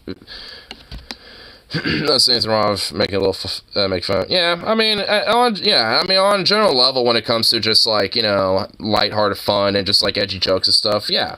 I kind of take, like, the Voss principle of it. Like, he, you know, because like, I remember watching, I forget what video it was specifically, but I think it was something about, like, if saying, like, you know, edgy, you know, jokes or, like, you know, certain slurs or something, like retard or faggot or whatever the fuck, you know, is, like, inherently a bad thing. And Fox on the level of, like, well, yeah, if you're making jokes or obviously not being, like, bigoted about it, then I don't see that big of an issue with it. Just, you know, if anything, just understand what the difference between, you know, edgy, raunchy, you know, jokes are versus, you know, someone being a bigoted fuck, you know. It's like, you know, because if anything, you know, for the most part, you should be able to, you know, get an idea of what's what, you know, with that. Like someone being like, those damn Jews, you know, like that. You can kind of tell that versus like, oh, those silly Jews, making a, you know, funny, silly joke about it. You know, it's like, I mean, you can kind of, you know, there's a difference, you know. Just wrong. Yeah, I mean, if anything, it's just like, for as much as they have been scapegoat throughout history, I mean, and the fact that, you know, so many of them have been, you know, so successful and shit despite that, and a lot of them have been successful artists, innovators, major scientists, all sort. It's like, despite all the shit that's been thrown at them over the history and shit, like, they're still rocking and kicking it, you know. It's just like, yeah, I mean, you know, I'm on the same principle, really. Like, when it comes to Jews as, like, a people and shit, yeah, they're, if anything, all the ones I've ever met, they're fucking dope. You know, it's just the Israeli state to have a problem with. It's like the Israeli state and the politicians and those that support, you know, their government fucking suck. I don't like them. You know, those are the people that I find shitty, you know, but Jews as a people, like, they're cool. Like, everyone I've ever met has been fucking awesome. So, you know, even if that wasn't the case, I wouldn't have a problem with just Jews as a people anyway. I don't have a problem with any group. Every group of people has assholes within them, you know what I mean? You're gonna have assholes no matter where you go, you know? So it doesn't matter where they come from or what their background is. I'm an indoor Harley now. Oh, you got inside? Nice. I just love how we have fucking Midi Dawn just like get him off. We gotta get off of that frame. There we go. Now he looks like he's just like praising us. It's like, oh yes. I like this. It looks like he's being more of an obedient little Midi Dawn. Yeah, that's right. Bow to your overlords. Bow to your overlords, Midi Dawn.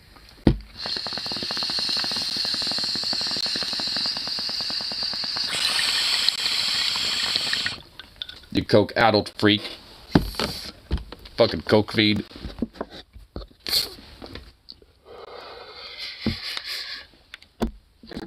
Yeah, let's see what else is going on for the mic. Oh, you know what? Here.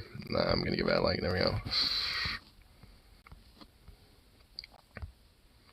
Oh, I was kind of listening to this on my break. Oh my god. Dude, some of the shit is actually genuinely just fucking hilarious. I will never bow to any overlord. Well, I was saying that Midi Dawn was bowing to us. So you were an overlord. You're one of the overlords, sir.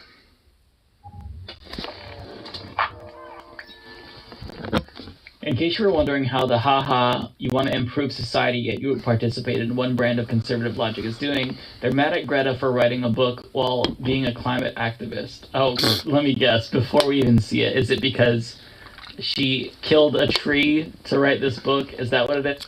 This goddamn lefty hippie communist from fucking Sweden being taken down by, you know, being just propped up by the globalists. Just fucking massacred the goddamn tree to write a bunch of fucking conspiracy theory bullshit and this weird liberal communist death cultism. God damn it. These liberals are a bunch of hypocrites, I tell you what, brother.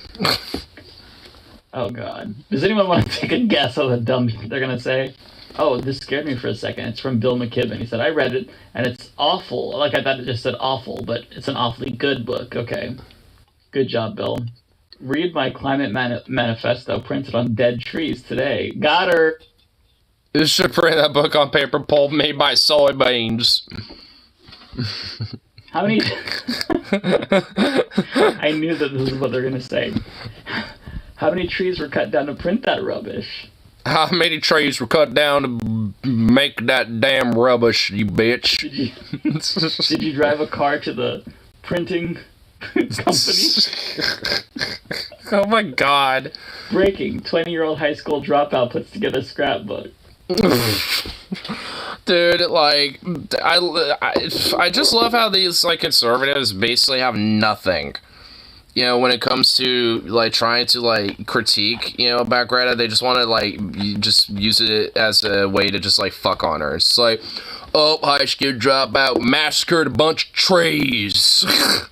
Or it's like, you know, it's like, oh, liberal commie just trying to tell people what's what and shit and just, you know, whatever the fuck. It's like, oh my god, dude, good lord. I mean, they don't, it's like they can't all, you know, never actually refute what the fuck is actually potentially in the book or the actual, like, climate science. They always just have to be like, nope, it's fake news or just a bunch of bullshit. Doomsday cult. Motherfucker, you're in the doomsday cult. If you're denying climate change, you're the ones who are in the cult who are trying to get us all fucking killed. No shit. Of these people. Quartering. I'm doing my part to save the environment by not purchasing this book, which requires the murder of precious trees to exist. Oh, wow, fuck you, Quartering, you weird little fuck. Like, you little bitch. Like, what, real, dude, that condescending shit is like, I'm doing my part. You little fucking filcher. Like, no, you're not. Like, oh my god. Says the dude who literally sits in his little studio playing video games, bitching about why entertainment sucks while literally gobbling it up 24/7, you weird little fuck. Fucking potato ass looking quartering bit, like, quarter pounder little son of a bitch. Like, good lord. They're so fucking corny. Like, all I had to do was concoct the most boring, lazy attack that I thought they might lob at her, and sure enough, that's what they're doing. Because they're very predictable. Greta Thunberg says she wants to limit greenhouse gas emissions, but she farted on her OnlyFans checkmate, you libtard communist cooks. Chad Chudleyson. Chudleyson. I mean, for real though. I mean, goddamn, dude. It's just like, hey, Mr. Chudleyson. It's like, how would you know that she did that on OnlyFans? Oh, you know what? Oh, you know what? You know, I never watched this in totality, but, you know, like, because I was partly at work, you know, for some of this, but I would not be surprised if that partly comes up. Maybe not with the OnlyFans part, but oh, she wants to limit greenhouse gas emissions, but she farts. Silhouette of his head with this Amish Muslim neckbeard. I know, dude. He's like unironically a proud neckbeard fucking troll bag, dude. It's like, wow, what a thing to be proud of. Like, I don't care about, like, someone having a neckbeard and shit. Honestly, you know, it's like, what, I really don't care. Like, you know, there can be ways you can rock it, like an Amish/Muslim neckbeard thing going. Like, I don't know, there's ways to rock it out. Like, sometimes, I mean, if you got a big, you know, full beard, you know, the neck part of the beard, you know, fills it in a little more, you know? So, it's like, it can have a purpose. But it's just like, if it's just all, like, the quartering status where it's all just straight, like, you know, bleh, you know, just all there and shit, it's like, no, that's like, just get rid of it. Like, the fuck you doing, dude? Maybe we should plug. No. I know she's an adult at this point, but no. It's exactly what the fuck they're doing. This stinky motherfucker. I'm doing my part to save the environment by not purchasing this book. Don't pretend like you read the quartering. Don't pretend like you know how to read, okay? Dude, I bet the quartering barely knows how to read. God. Climate change champion uses a rainforest to print a book about saving a rainforest? Oh, yep, the Amazon was just slaughtered. Yep, all that deforestation Bolsonaro did was actually, you know, for fucking, you know, Greta Thunberg's book. She was collaborating with Bolsonaro's administration before Lula came in, you know, to make the book by slaughtering Amazon. What the fuck? The entire rainforest. The Amazon rainforest. Just to print this book, but it was worth it though. Worth it though. Yeah. Oh god, Alvin, it's just endless. How many trees are cut to make paper for this book? And you how many trees? And you want to protect the environment, yet you make book. It's like, oh my god, dude. I know there has to be more of these bad boys. Of course. Here, let's see. And then what I'm going to do is go up and do a Control F for trees. Cut down more trees! Come on. Oh, is it not going to do it? Come on. You stupid. God damn it. Twitter is fucking broken. Cute Elon Musk. Fucking Elon Musk. Publish that book! I'm sure our government will make... Oh shit, hold on. A little preemptive there on my part. Hope no trees are cut down to make these papers that publish that book. I'm sure our government will make this book a bestseller, like they do with all the president books.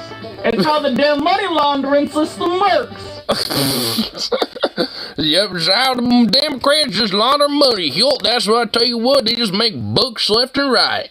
And try to lecture you and just try to fucking re-educating your ass. And only, I suppose, to save the planet, or at least... I love it when Mike gets in his weird little southern accent shit. On airline tickets of yours.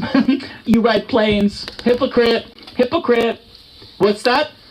Did I hear a fart? That's methane, Greta. You're farting, therefore you're contributing to greenhouse gases. Damn, I was right, dude. I was right. It's like, what's that? Oh, you ride planes? You have farted, Greta? You partake in climate change. How dare you, bitch? How dare you? Chris, don't you know that in order to you be hypocritical motherfucker. perfectly pure when it comes to the climate, you have to hold in all of your farts. Climate book by cutting down trees? Facepalm emoji, facepalm emoji. Expensive bog roll. What? Yeah, what? Stop bog roll. What? White racism. Okay. Stop anti-white. Oh God. Is that a JQer? Is that like one of those dudes? I'm assuming that this person is not a fan of Greta, but what is an expensive bong roll? I don't think that's what it is. Aren't you against that too, conservatives? I feel like that's like some weird, like, 4chan innuendo or something. Oh, little motherfuckers. Cast out Citizen. I mean, a lot of these are borderline incoherent. I mean, conservatives are incoherent, especially when it comes to climate denial. I mean, what do you expect? Like, I mean, there's, like, so much effort to try to, like push the science of it to where there's, like, endless studies, books, fucking just, like, I don't know, like, looking around with the ecological disasters that do happen, you know, and shit. It's, like, all sorts of different things. And yet you got motherfuckers who are incoherently being like, nah, it's not the thing. It's just like, yeah, it is, but unfortunately, it's just like, you have to basically try to, like, smack it in your fucking skulls, basically, and even then, they won't buy it. So it's just like, yeah, I mean, it's just going to be a bunch of incoherent shit, because they are not going to care, because they don't want to believe in it. I mean, that's just kind of the stupid, sad thing about it. And that's why basically most of the shit is basically like, oh, you make book, thus tree dies, so thus not a climate activist. Goddamn libs. It's just like, oh my fucking god. Change the goalposts on climate change so much. They've like, oh, you mean like climate denialists, or like when it comes to like climate change activists or something? Like, I mean, they've like, I mean, don't know which one. I don't know which they were talking about in this case, or when it comes to at least the goalpost moving. Because I guess my take will go one way or the other depending on which they.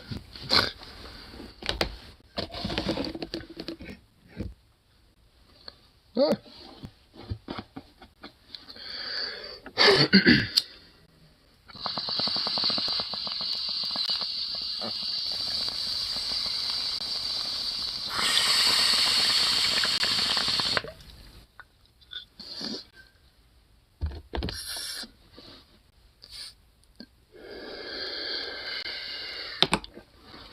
I mean, because I know, like, when it comes to, like, climate denialists, like, I mean, essentially, when it comes to a lot of goalpost moving that happens on that front, a lot of it's basically just because when it comes to, like, a lot of environmental, like, catastrophes that do happen when it, you know, hits them in the face, or when it comes to, like, even potentially, like, climate, catastrophes, when it comes to, like, shit that, like, in California or wherever the fuck, they usually will always, like, move the goalposts being like, if they can't, you know, obviously deny the science of it, will basically just, like, either go on a level of just going more incoherently in denial, or go on a level of embracement.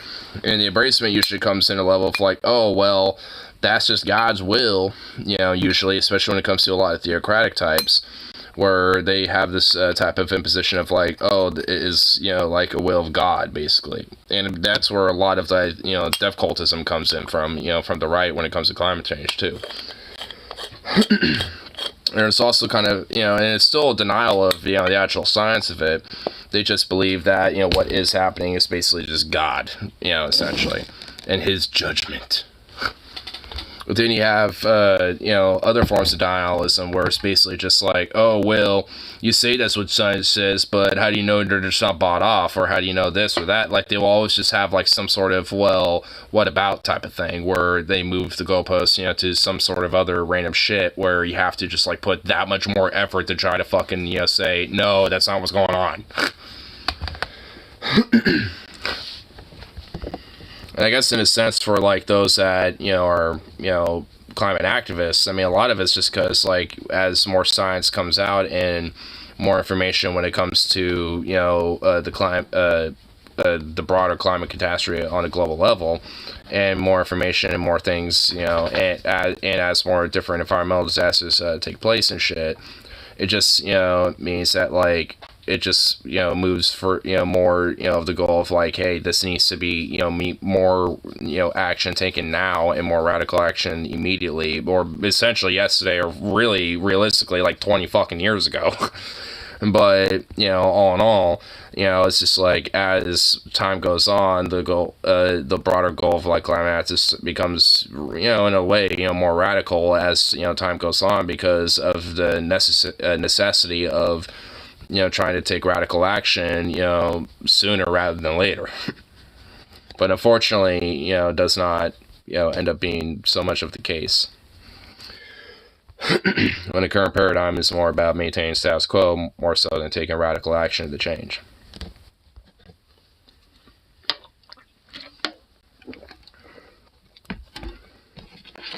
So suppose, like, you know, on one hand, like, at least when it comes to, like, climate activism, like, goalpost moving seems it's usually more based on like the science and just general outcomes more so than, you know, just denial of like just reality. I'm just like, nah, it's not a thing.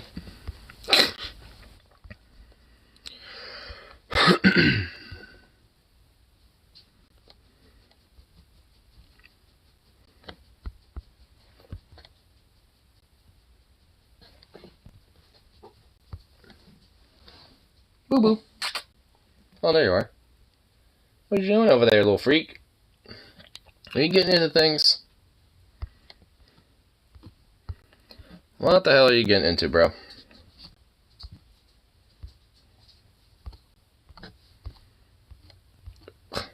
Little dork.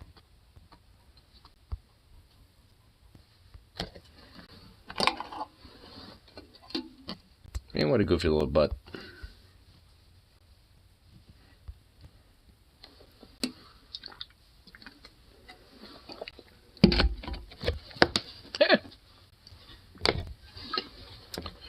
Let's see this here. Least favorite Twitch streamer. Charlie. What do you have going on today? What is this? Expression called misery loves company, and today I realized that that's kind of like the philosophy of how I live my life. Whenever I see something that makes me upset, I share it with all of you. If I see something that's embarrassing or gross and yucky, I make sure all of you have to see it and experience it as well. If I have to be traumatized by turbo cringe, so does everybody else. I go full scorched earth, I salt the soil, making sure everyone also has to feel my agony. I even do that in real life with my friends too. Like if I eat a piece of food that I'm a little concerned might not be fully cooked, like a little raw, and I get concerned about like a foodborne illness, I'll see if any of my friends will eat it too, so that way we can share in the sickness together, so I'm not alone. It's always met with the resounding no, God, and go fuck yourself. I mean, man, I'm not even that bad about it. But I at least still do give the attempt. Point is, today I realized that I do that a lot, and I'm about to do it again.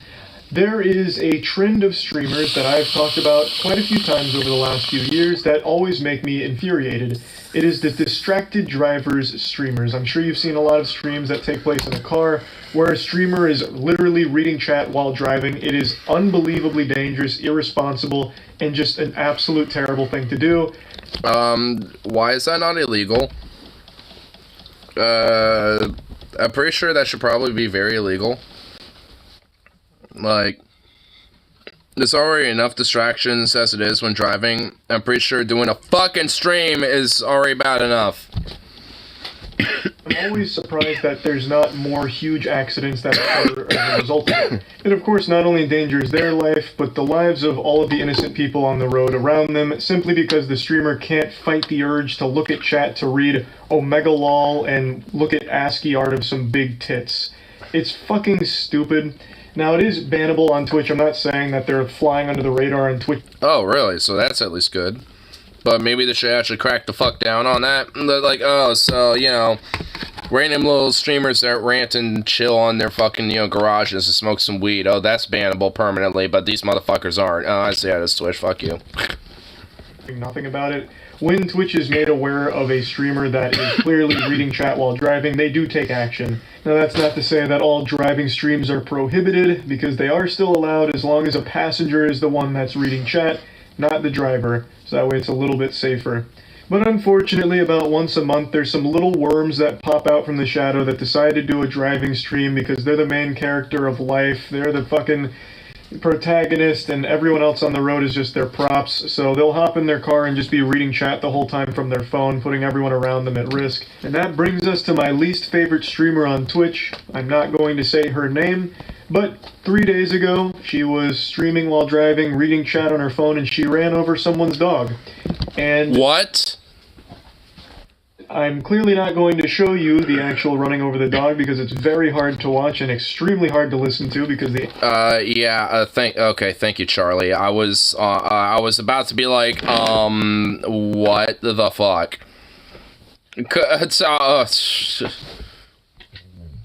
is wailing in pain for like 45 seconds before the clip cuts off. It's fucking awful. Stukło przed chwilą. Nie wiesz jak to... Jezus, ile tu psów! Pewnie jakaś macieczka. It's at that moment she runs over somebody's pet because she was too busy reading chat on her phone. She even mentioned that there were a lot of dogs around and then still made the decision to constantly be reading fucking chat. And it's not like they were saying anything insightful. Like, you can see the chat right there on the screen. There's nothing that is urgent that she needs to be looking down for. It's not like some kind of fucking speed situation where she needs to be reading chat every X amount of seconds and the car's gonna blow up. She could have just not done that, and the person's pet would have probably not been hit. So this fucking clown here that's dressed like Curious George couldn't help but be reading her fucking chat and then ran over a dog. Clearly this made me very upset, so I wanted to share it with all of you so you'd also be upset. Yeah, I mean, that dumb fucking cunt should not be fucking driving it ever at this point. It should be locked up as far as I'm fucking concerned. I mean, it's just like, it's why I get, like, you know, fucking nervous about, like, even walking my dog sometimes, because it's like he likes to kind of just, like, wander, you know, kind of, like, wander a lot. And it's just like, even on a leash and shit, I have to kind of, you know, keep him on a tight leash because sometimes he'll, like, want to go explore something across the street, and then that motherfucker will be trying to do that while there's a car coming, and it's like, nope. I yank him, you know, close and make sure I have him on a tight leash and, you know, keep him close for a while. Because this little motherfucker likes to do shit like that. I mean, so, it's like, I mean, and, oh my god. Well, yeah, well, Jesus Christ. I mean, what a fucking cunt, dude. Like, I mean, that's just, like, fucking awful. I mean, and honestly, just, you know, the fact that people just don't pay attention. I've seen, like, you know, like, people's cats, you know, fucking squirrels, you know, possums. I've seen all sorts of, like, fucking animals have been killed, and people's pets, too. You know, it, like, yeah, on our, the street that, recently got worked on, before it was, worked on, that was basically a legitimate common occurrence. And honestly, the only thing I've seen so far was basically this possum a couple months back that died, that got ran over. And so, I guess at this point, only one animal has died versus basically like every week, you know, some fucking animal dying. So I guess, you know, all in all, the road is safer now, but it used to be fucking dangerous for, like, any animal. Because, like, no one would be paying attention, there would be no actual sidewalk or nothing, you know, in place, so animals would just be fucking getting killed left and right and shit. Or people will almost get ran over, too. Like, I mean, I can't even tell you how many times I've almost been ran over on that fucking road. You should be facing criminal charges, distracted driving, texting while driving, all of that. It's not a joke. Like, at all. And this is a step above texting and driving, I would argue. Because I'd argue this should have her license revoked permanently. She should never be able to drive again, fucking wretch. Back and watch her clips. She was staring at that phone for like fucking 5-10 seconds at a time. It's not even like she's just like doing one of these. Not that that's any better, but like she was like reading it as if she was like trying to get through a goddamn like Magic Treehouse book on her phone. You know, you would have thought that she was going over important legal documents with the amount of time she spent fucking reading her phone in the car while driving. Obviously, this situation gets me heated. I'm like a microwave with tinfoil in it right now. It is extremely upsetting to see this happen, and this is far from the only case of it. It's just the most recent. There's been plenty of car accidents from streamers reading chat, but usually it just involves them getting into single car accidents like this goofball here who crashed into a parking barrier while reading chat. I also remember seeing what an idiot. One on YouTube where a guy was arguing with someone in chat and then ran a stop sign and got T-boned by a fucking semi-truck. It looked... Well, maybe that argument could have waited, dumb fucking moron. I don't have sympathy for that streamer getting T-boned. I really don't. It's like, you fucking idiot. Maybe you should have, you know, not been, you know, having a stupid argument with some person in the chat, you fucking retarded fuck. It's like, especially while driving, idiot. Something out of a Final Destination movie. And to make it worse, he clearly lost the argument because he got hit by a fucking car while arguing. That's an instant L on that entire confrontation. So the chatter even walked away with the dub. It's not uncommon, it's not that rare. Somehow there's always these pathetic little worms, smooth-brained, stupid-head idiots that'll pop on a live stream and then just start reading chat while driving. And it leads to situations like this. And among all of these... I mean, if there's one thing for certainty, you'll never catch me driving while fucking doing a live stream. I've been, you know, in a car while live streaming as a passenger, but never as a fucking driver, and I never would ever do that, because that's utterly stupid. Like, the most I'd ever, you know, do is, like, you know, set up a music playlist or, like, something to listen to while driving, and then just, like, let my phone sit there for a while. If I wanted to change it to another song or some other shit, I'll just, like, you know, wait until I'm at a stoplight or a stop sign to pick my phone up and, you know, use it really quick. You know what I mean? It's just like, that would be the more proper way to do it. Because at least then you're being far more safer with it, and you're not using your phone while driving, you're doing it while you're stopped. Is my least favorite streamer, that lady I just showed you. She was a Polish streamer before she got banned for this, and hopefully she faces criminal charges for it as well. I definitely think that's appropriate, or at the very least, losing her license. I've always been very open and honest about my stance of drunk drivers and how there's absolutely no sympathy I feel for anyone drunk driving. I think the laws should absolutely slap the fuck out of them. Drunk driving has no excuse, and I feel the same about distracted driving when it's as blatant as this. It's been translated what she was saying. I mean, for real.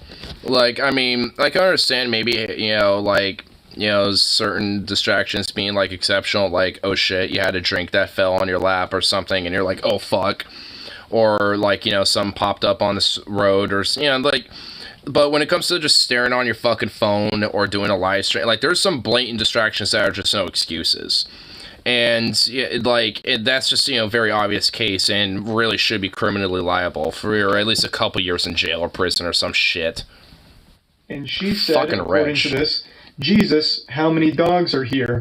And then after saying that, goes right back to looking at her phone. So she recognized that there were dogs around the area, and then still decided to read chat because she had got a little notification.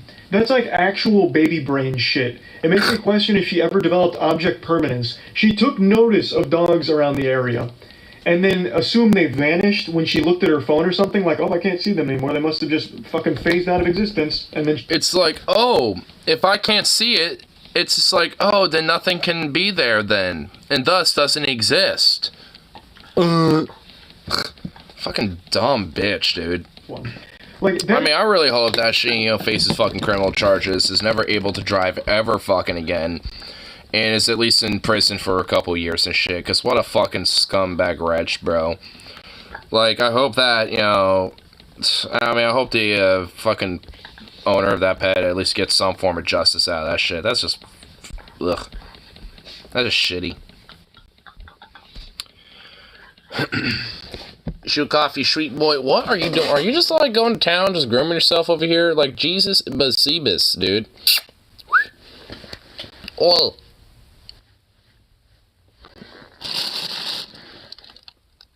That got your attention. My goodness, little pooch. What is that, bruh? What is the deal? There's the crystal ball.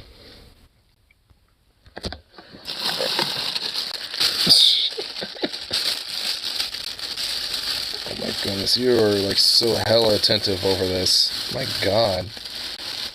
It's just a bunch of turkey and chicken, bruh. So damn gun-ho over this shit. Look at you. Here. You gotta come over here for it. Oh my god. Whoa, whoa, hi! Jesus. Okay, hello. Stop it. Paw. Paw. Attaboy. There you go. Fucking hell, dude. Oh my god. What the? Jesus. Damn. Oh my.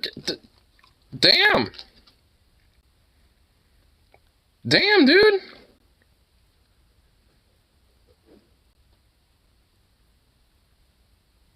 Jesus. I can do that to this too? Hey. Paw.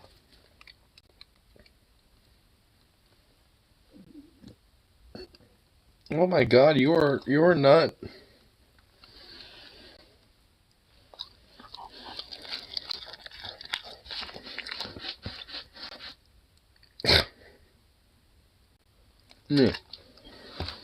You're just a sweet boy.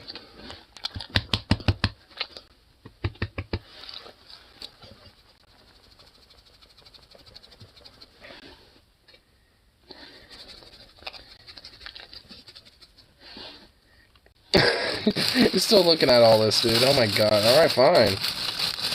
Here. Hold the phone! Oh, you could just wait one damn minute. Paw. Yeah, there you go. See, you gotta at least earn it a little bit. Oh my god, you're savage!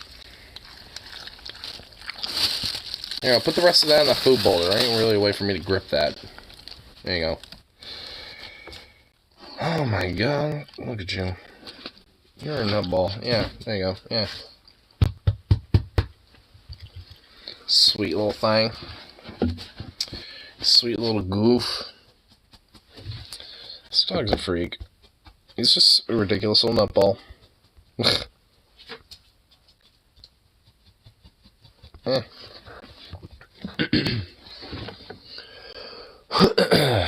Here, let's see what's going on the Reddit here. Do a little check up over there. See what little fun things are going on.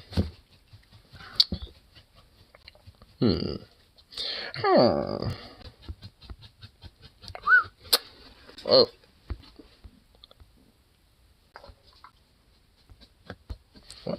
What are you doing? Little freaking little goofball.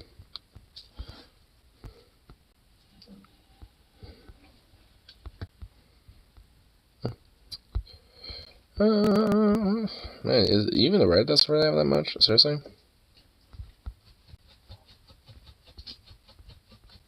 Boo.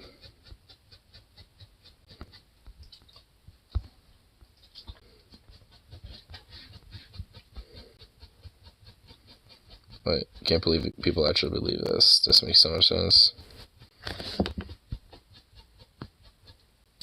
This makes too much sense for a liberal to understand. Wait, what the fuck? What stupid little degenerate little fucktard is this? Wait, what?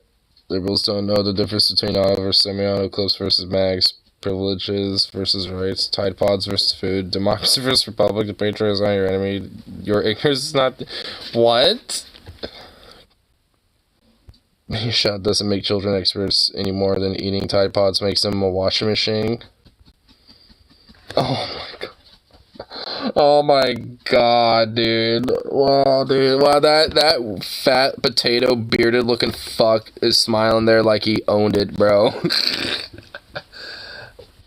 Wow. I don't even know what to say to that. I mean, it makes so much sense because it leaves you speechless because of how just how abhorrently stupid it is. Okay, yeah, nailed it. Owned them.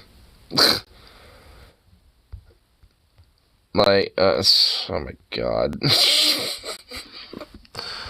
Oh man, that was just an oof.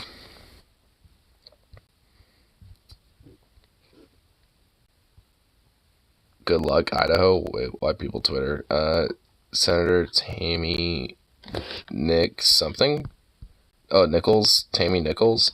Today introduced a bill to ban all messenger ribonucleic acid technology. In the state of Idaho, we passed Freedom and Education Savings Account out of the Senate Education Committee to fund students and not citizens, putting families in control over their ed money.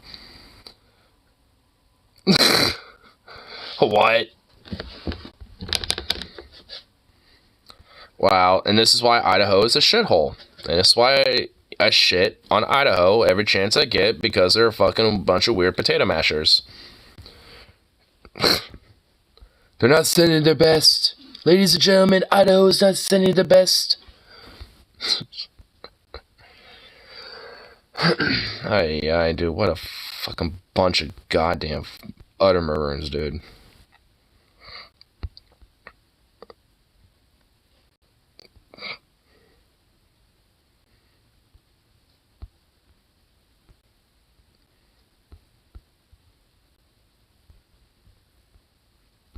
What other animal shit?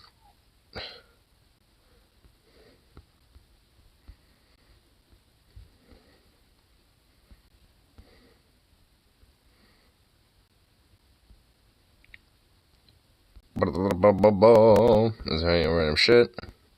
Is there seriously not like other memes on the Reddit that's concurrently? That is some bullshit.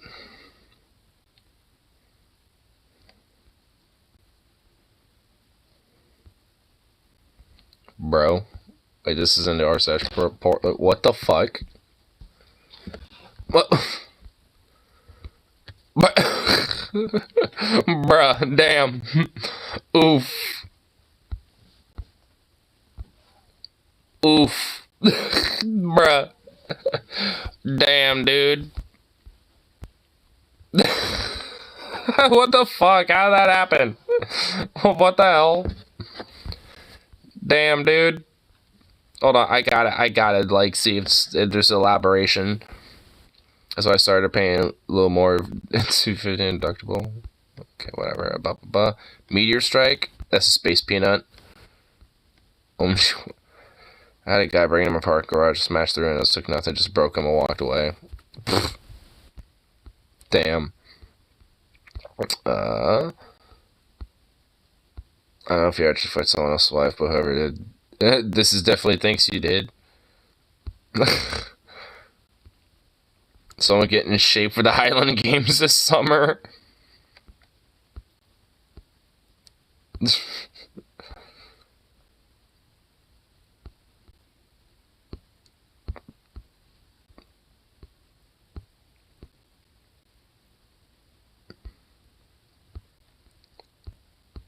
Yeah, a lot of people are just literally assuming that, you know, it's like someone just like chucked it there or something.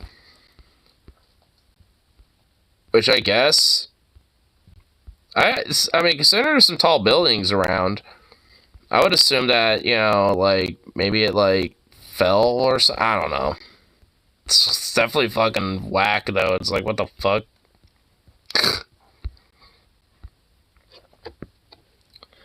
I returned. Well, on the cons, I mean, I have no idea, maybe.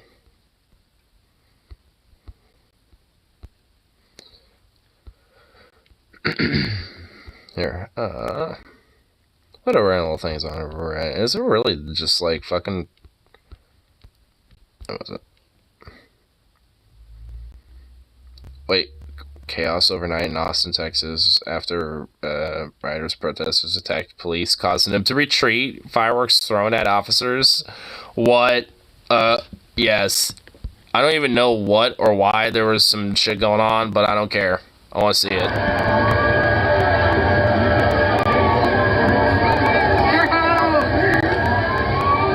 Oh my god, dude.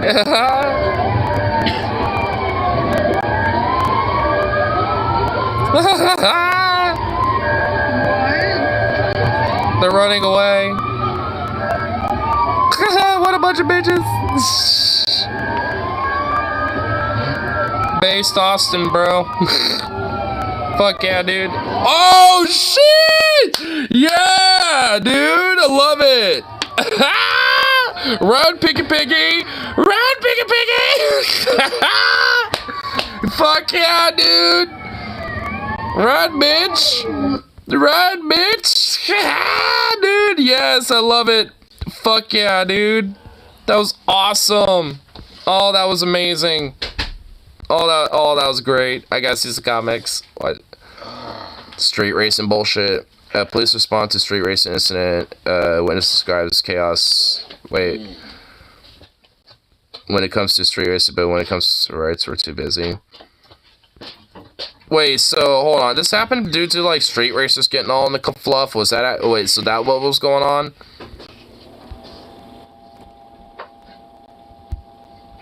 So here, I guess I'll read the article. I guess. You know, so what the fuck is going on? So what was this deal with this?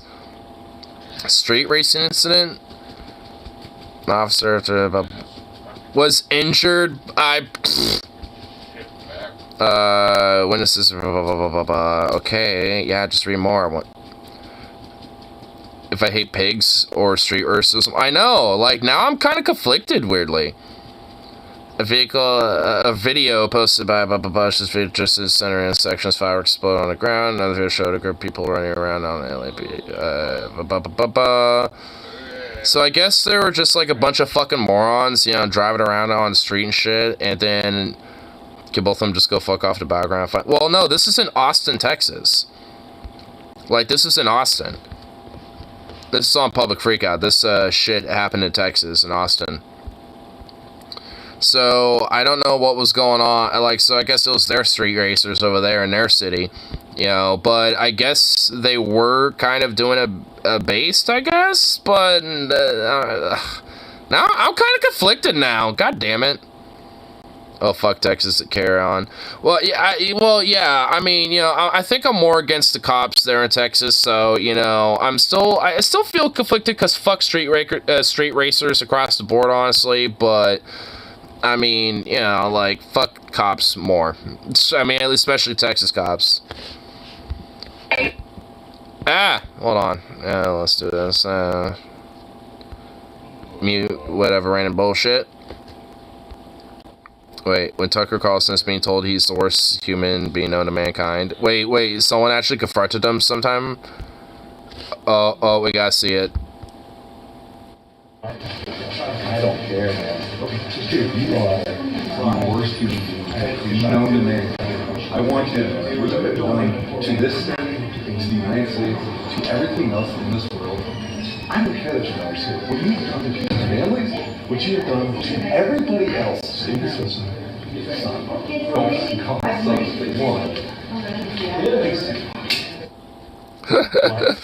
Man, dude, he should have just punched him right in the face. I'm not even kidding. No irony there. Dan Bailey in the Dan Bailey's Fly Shop in Livingston, Montana.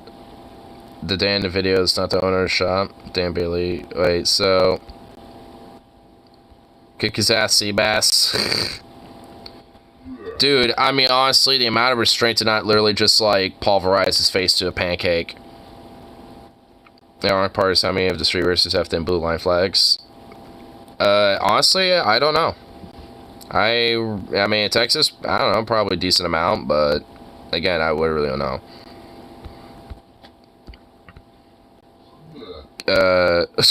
Karen berates McDonald's employee is baffled over the consequences of her actions. Oh, yeah. I always love staying up with the workers. Let's see it. Where's your manager? Can I speak to your manager? Can I speak to your manager? How about you go speak to the front door and go make sure it slaps your ass on the way out? Fucking wretch. Oh my god, here we go. Already starting off great, dude. Oh my gosh, she has to speak to the manager haircut. And what? Is there no ketchup on the burger? I see ketchup on the burger. Like what? I asked for extra ketchup, and I thought, what is this? What is this? This is so much ketchup. Wait, you said extra ketchup and now you're mad there's extra ketchup? Are you making fun of me because I'm on a diet? You're on a diet at McDonald's, bitch. Shut up. No, you're not. Oh my god, this is the stereotypical Karen, dude. Oh my god, this is like the, 100% like one of these dumb bitches that is entitled about everything in the world and thinks that, like, I'm on a diet because, I need to have, like, more, like, tomatoes in my life. So more ketchup is, good for me, but, and just needs to make sure everything's pitch perfect and everything. Or her husband, if she even has one still, probably hates her. Like, dude, she is just like the fucking, ugh.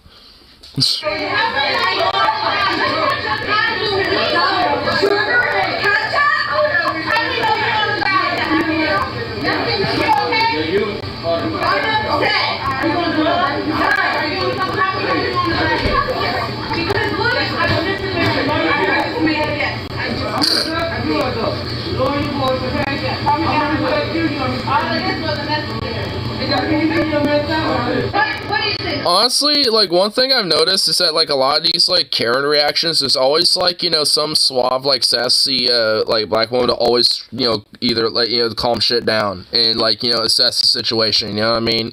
Like, she came in there and took in control of the situation. It's like, honey, you need to calm down.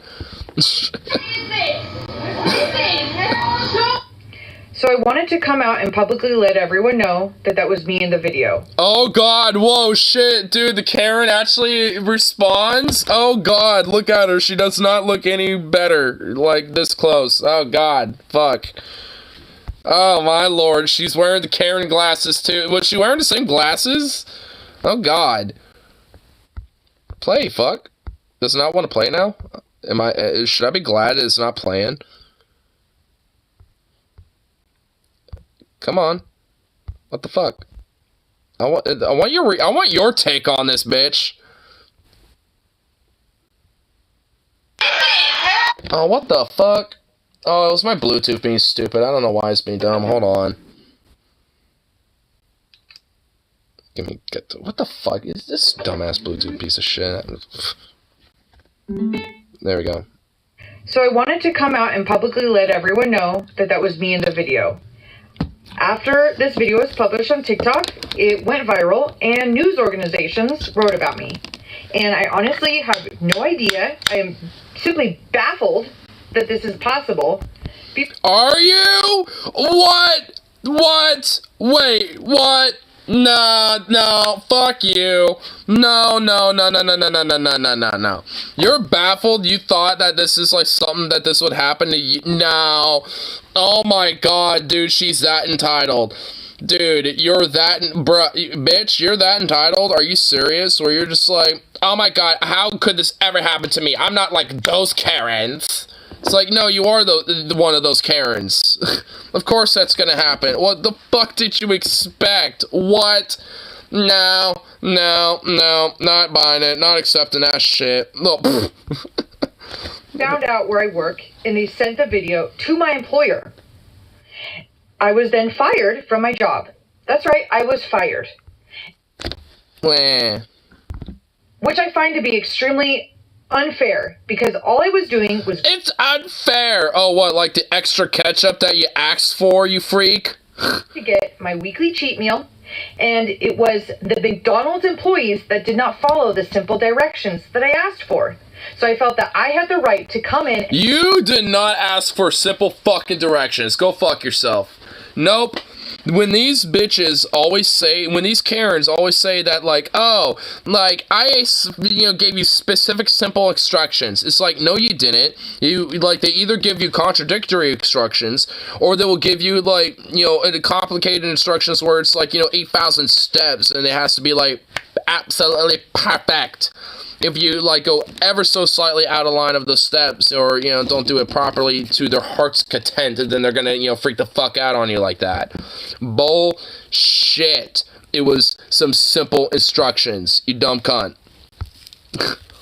Them know that my burger was not made correctly. I did nothing wrong. Literally, I did nothing wrong. To specify what was wrong with the burger, bitch. What was wrong with it? So please, leave me alone. Nah. This is extremely unfair of you guys to do this to me. Thank you. Oh my god, dude. Wow, narcissist. Yep. You make fun because I'm on a diet, and I was like, this is so... It's like, delivering mystery. She's got paranoid delusions. There's the, yeah. My burger was not made correctly. Wow, I know. My burger was not made correctly. It's like, my god, bitch. You fucking, like, just, oh my lord, dude. Wow.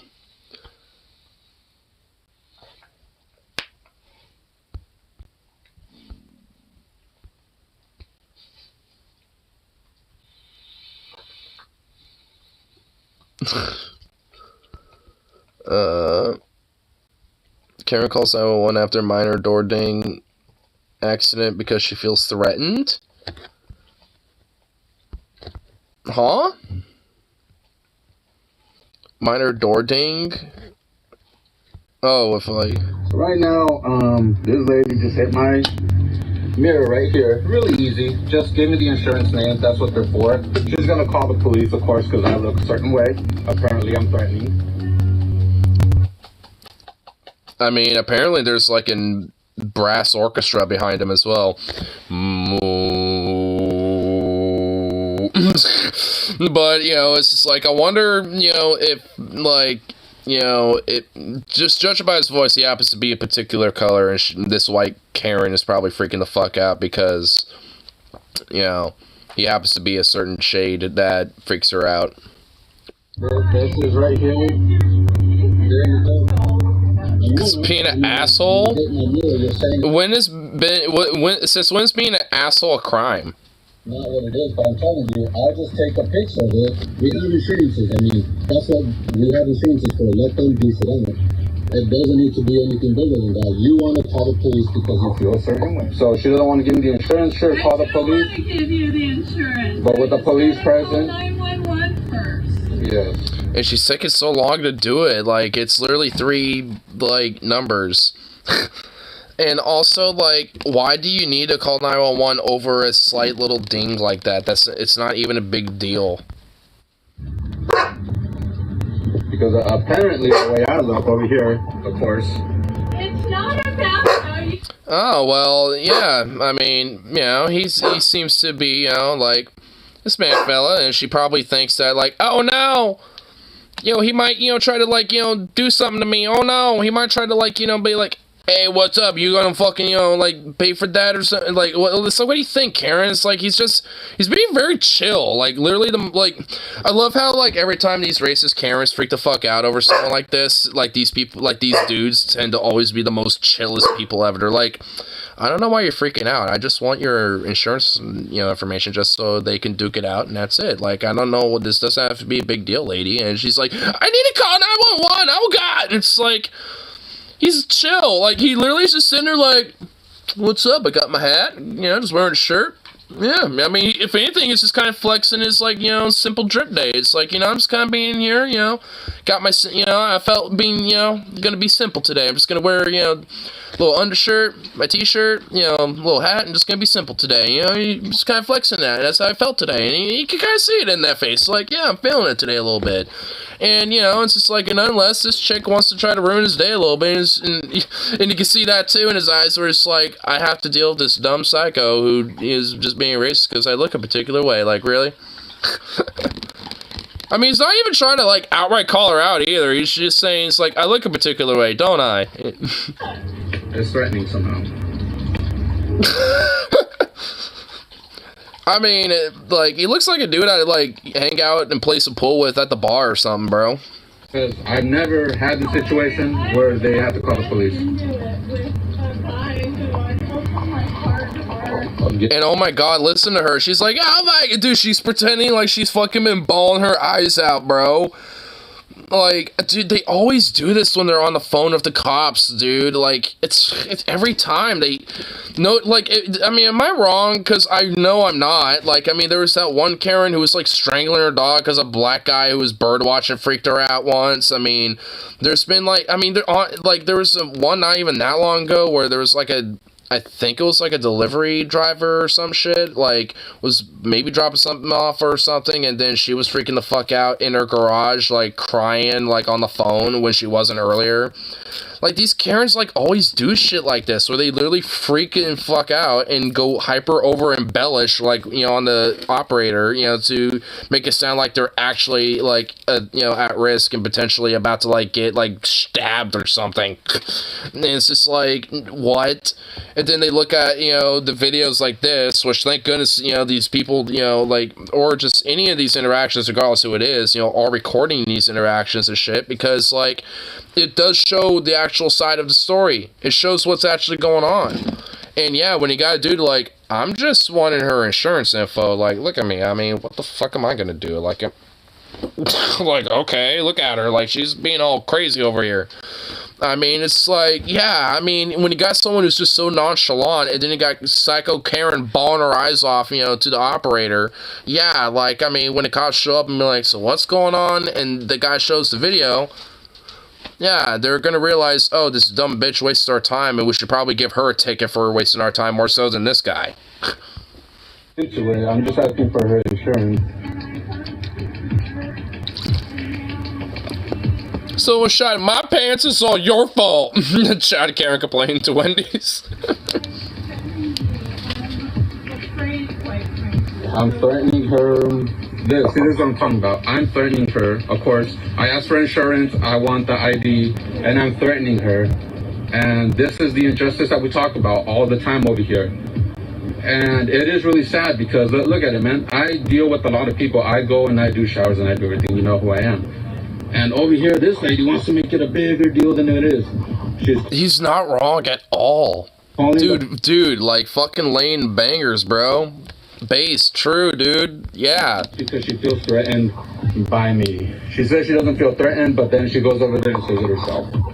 So pretty much right now, the police officer even told her on the phone he doesn't hear a threat because I haven't threatened and everything. And here she comes up to me, but all I've asked so far is for her insurance. Because she hit my mirror. Dude, she's like, okay, listen. And he immediately starts saying, and more loudly too, all I was asking him was for her insurance. Like, oh my god, man. Dude, like, holy shit, bro. Oh my god. Like, she literally had the phone out, probably on speaker for a second, being like, you know, listen, you know, and he's just like, I was just asking for the insurance information. It's just like, oh my god, dude. She doesn't want to do it. There you go. I've been threatened. He wants my insurance information. My life is threatened. Ah! She's saying, there you go, bro. Oh my god, dude, this dumb Karen bitch, dude. Dude, she is a fucking racist psycho, bro. She's one of these probably, like, weird, like, racist, like, paranoid, NIMBY liberals and shit that freak the fuck out when, like, you know, like, some you know, cleanly looking types, you know, roll around and shit. Because, frankly, yeah, he doesn't have, like, you know, the greatest attire or whatever, but like I was saying earlier, he's kind of dressed as that boy. He's just got a basic, you know, white t-shirt, got a little undershirt, got, you know, his hat going on, you know, felt simple that day. It was, you know, just wanted some basic drip going on. He was feeling pretty chill about it, you know, so he's just going out there, you know, just having a simple day, and this racist bitch wants to fucking just be like, yeah! This Mexican man is threatening me! He wants my insurance information! And the insurance. Take a picture. Okay, and just your insurance. Please, take a picture of the ID. And all I need is your insurance. I'm gonna give you the fucking insurance, god damn it! Then why are you calling the... Oh my god, like, so she's freaking out and saying this, like, while she's on the phone with the operators. Like, I don't even think the cops will show up at this point. Given that, like, they know that she's just freaking, like, even the operator probably knows she's just freaking out over just some basic shit. I bet the operator would be like, ma'am, he probably just wants your insurance information. Please just go ahead and give that to him and let him have that, you know, and then, you all can go on your merry way. We don't need to send officers to this. It doesn't sound like it needs to be, an escalatory situation. But, like, dude, I bet the operator's probably gonna try to talk this bitch down, bro. What's up, Venom? Because I'm afraid of you. She's afraid of me because I am Mexican American. I was born here. I'm Mexican American. I haven't even. He's scaring me. He's a Mexican man. Want my insurance information? I'm a racist, NIMBY liberal. Ah! At her. I haven't yelled at her. She just hit my car and she wants to make herself a victim. This is obviously what happens. I don't understand it. This is just what I have to deal with now. I mean, come on. She wants to call the police because she feels threatened. I mean, there is really nothing threatening about me. Again, I don't understand the injustice.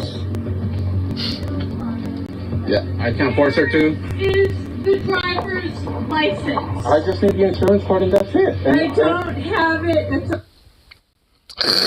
And she doesn't even have it after all that shit, bro. Really? Because she's the one without insurance. Easier to call the cops, say you're being threatened by pre-chill, dude. He could have probably used a beer right now. Dude, if I happen to have saw that as a bystander, I would have probably be like, hey, if you just want information, it's like, calm down. It's okay. Chill. It's all right. I'm not, no one's, trying to threaten you or nothing. If you're afraid of him, like, I don't know why, but I will be like the middleman. How about that or something? If I just had, and then I'd be like, and once she's, done with her dumbass, I'd be like, hey, what's your number? You want to, want me to hit you up later and, like, set up a time and go grab a beer or something? Sounds like you need one. It's like, I know bar in town, bro. It's just like, cause goddamn, dude, he does need a beer, man. After that bullshit. Over a tiny little ding. Like, it barely looked like a scratch. Like, honestly, it looks like something you could buff off, you know what I mean? But, it's just like some bare minimal shit. It's like, it's not even that big of a request to be like, hey, I just want your insurance info for that. Because then I don't have to necessarily pay for it being buffed out, because then it can be covered. Easy peasy.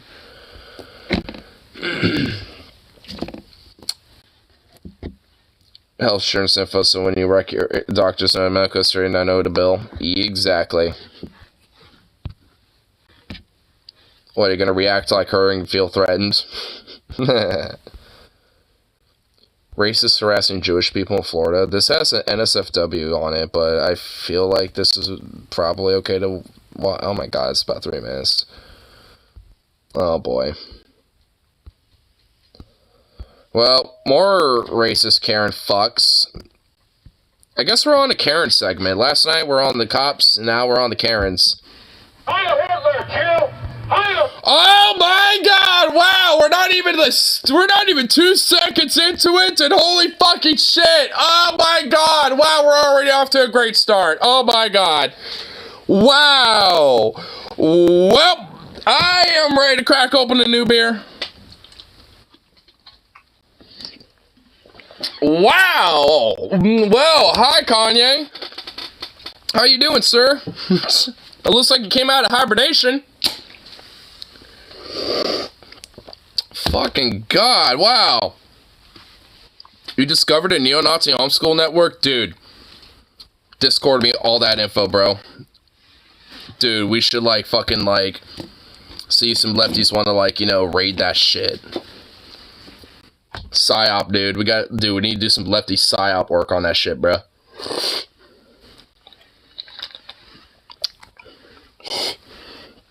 Oh. But, yeah, wow. This... I need to smoke a bowl for this, because, wow. I will say, this Nazi Florida man, wall. We'll just say that. We'll build a wall. A great, tremendous wall. What for? We're not gonna keep anybody out. We're just gonna We're just gonna have people just be right next to that wall. We're gonna make a nice, beautiful portrait. A nice, beautiful portrait with this wall. It's a symbolic wall.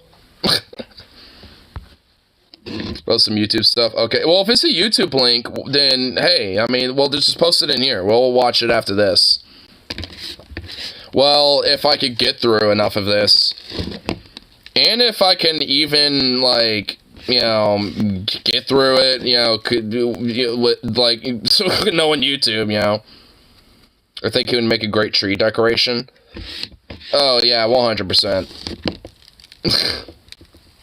Because, oh my god. This is a 20+ minute video. Oh. Okay. Well. At least I know this much. This guy looks like a degenerate, insecure little gay boy. And he looks like he wants to snort a bunch of cocaine off of, you know, some twink's ass.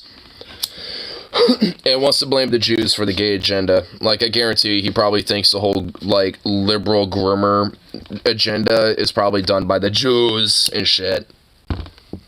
And frankly, like, honestly, like, man, if I ever, like, saw some motherfuckers act like this in public, man, I would not be afraid to throw a fucking punch. I would not give a fuck, bro. Like, honestly, no cap. In Minecraft. In Minecraft, no cap, bro. 1v1, 360 no scope, baby. 720 no scope. Oh. Fucking Jew! Look at you, you fucking weird little bitch. You got like the most gayest looking glasses I've ever seen on you, you little faggot Nazi. Get out of here! And what, are you looking at the bald dude or something? Or is he just another insecure little faggot like you Nazi little prick ball? Are you Jewish? Oh my god. Leave our country, go back to Israel. You know where you bomb Palestinian kids? Oh, don't even pretend you give a fuck about, like, Arabs, you fucking filthy white supremacist Nazi little degenerate subhuman filth bag rat ball parasite. It's like, don't even try to pretend you give a fuck about Arabs, you motherfucker. Not even like 5 years ago, like motherfuckers like you were talking about quote-unquote ragheads and like saying N-words and all that shit, you fucking filthy piece of shit. You motherfucker. God damn, a spiked never mind. Man, this might get me heated very quick. I don't know how long I'll be able to watch this shit. Fund you stupid fucking Jews? $8 billion a year? You look like a horse. And you look like you would get impaled by a horse, and I wish you did. Unironically, honestly. You look like a Jewish horse. What does that even mean? What does that even mean? A Jewish horse? What the actual fuck does that even mean? Like, that doesn't even make sense. These fucking Nazi little fucking bitch fags, like, don't even know what the fuck they even mean when it comes to their stupid, weird insults, dude. How can it be stupid if they control everything? Yeah, while these stupid degenerate parasites don't even know what the fuck they like. And honestly, when it comes to the whole extra shit, like, these Nazis are who I exceptionally am okay with calling for. Like, they're the only ones I honestly am exceptionally with casually calling them that. Because that's personally who I fucking think are actually a bunch of fucking faggots. These insecure Nazi degenerate pieces of fucking shitbags. These far-right weird Jewish conspiratorial little fucks. Like, these are the motherfuckers that are all the little F-slurs and shit. Like, these are that motherfucker right there with his stupid little megaphone that needs to be beaten over his fucking head with in Minecraft. Just... Like, these are the motherfuckers who are, you know, quote-unquote, the faggots that they want to fucking, you know, cream off and shit off of this fucking country that they want to, you know, be gun-ho about. Because, I mean, it's not just, like, the Jews that they want back over to Israel, whatever the fuck he's saying. He also wants, you know, the fucking puppets, you know, that are, you know, under the Jews that, you know, are controlled by them gone as well. Which includes gay people, too. So, fuck this little piece of shit. Is it pretty much just like a whole thing about this dude just going around being a fucking degenerate fuck? Oh, he's holding his sign, dude. Oh my god. Man, if those sunglasses shattered in his eyeballs, oh my god, that'd be beautiful. Gonna report that Jew trying to run us over. Now look what these cops do. Oh, wait. I'm going back. I'm going the fuck back. Hey, you filthy Jew piece of shit. We see you. You can't even use their megaphone properly. Is creaming his pants over this. And I would unironically, like, murder my alter universe self. Hypothetically, in an alternate universe, if there was a Nazi version of me, I would unironically just, like, make sure that that person was, like, gone. Wouldn't it be funny if his ancestry test revealed he was Jewish? That would actually be kind of hilarious. Got foreskin in your Hey, get him on camera. Get him on camera. Back up, back up, back up, back up, back up. He's getting neurotic. Look at this Jewish neurotic rabbi trying to run us over. Whoa, camera. License plate. License plate. He didn't even run anybody over. He didn't even, like, attempt to run anyone over. Should've. Hey, I'm reporting a crime, you fucking faggot. Wow. They ran away. I'm reporting a crime, you piece of shit. Oh, you call it? Wait. Is this Nazi calling cops faggots? Hey, neo-Nazi, you're the faggot. Like, you stupid bitch. You're the one who's the faggot, Nazi. Like, only Nazis, you know, are the ones who are just outright degenerate fags, bitch. Like, holding your stupid cardboard sign, you know, trying to, you know, dispel your fucking little, like, last little bastion of your fucking subhuman ideology. Like, you motherfucker. Oh my god, I can't wait for the fucking day, dude. The fucking day that they decide that, you know, the time has come and shit, you know, for, like, you know, to try to, you know, instill their fucking regime. Oh my god. I love to watch him fucking try. I was gonna report that Jew trying to run us over, and look what these cops do. Fucking Jew! You pedophile Jew! You're a piece of shit, you kill Palestinians, you fucking scumbag Jew! My god, dude. Hey guys, how many Jews can fit in this? What do you... That's like the time. Oh my god. You know what? I already immediately understood what the fuck he was saying with that, considering it was a grill with a bunch of, well, ashes in it. What if it loves the guns? Well, frankly though, like, considering, like, what a lot of these Nazi subhumans, you know, do anyway, you know, I'd love to see that guy say that to Jews in Israel. Oh my god, he'd literally get probably unironically shot by the IDF. Like, I'm not even kidding. He probably unironically would. The IDF would probably legit just, like, fucking shoot. Like, I mean, I'm not trying to say shit, but, like, I mean, because hypothetically, if he was saying that in Israel, holy shit, dude. He probably would.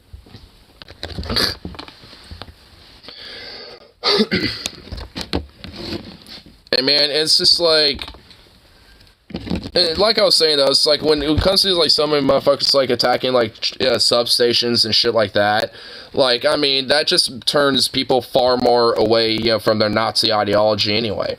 So it's like the farther, you know, they go when it comes to like outright, you know, destroying, you know, fucking like, you know, like their, you know, like substations, power grids, and, you know, attacking different neighborhoods and communities and shit, and also various different school shooters basically being prominent far right-wing white supremacist neo-Nazi propagators themselves and having manifestos linked to that type of shit. It's just like, I mean, it turns people farther away from those type of fascist ideologies more so than attracting people. It's like, yeah, they're a loud-ass minority, and sure, they got a lot of guns, but there ain't that many of them. They just make themselves nice and loud and proud. At least then we can just see who the fuck they are and we know what their faces look like. Piece of fucking filth. Like to see them come back to Portland again.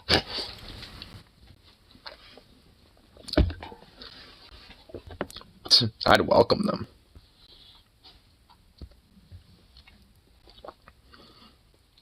Slowly but surely, it stops riding again.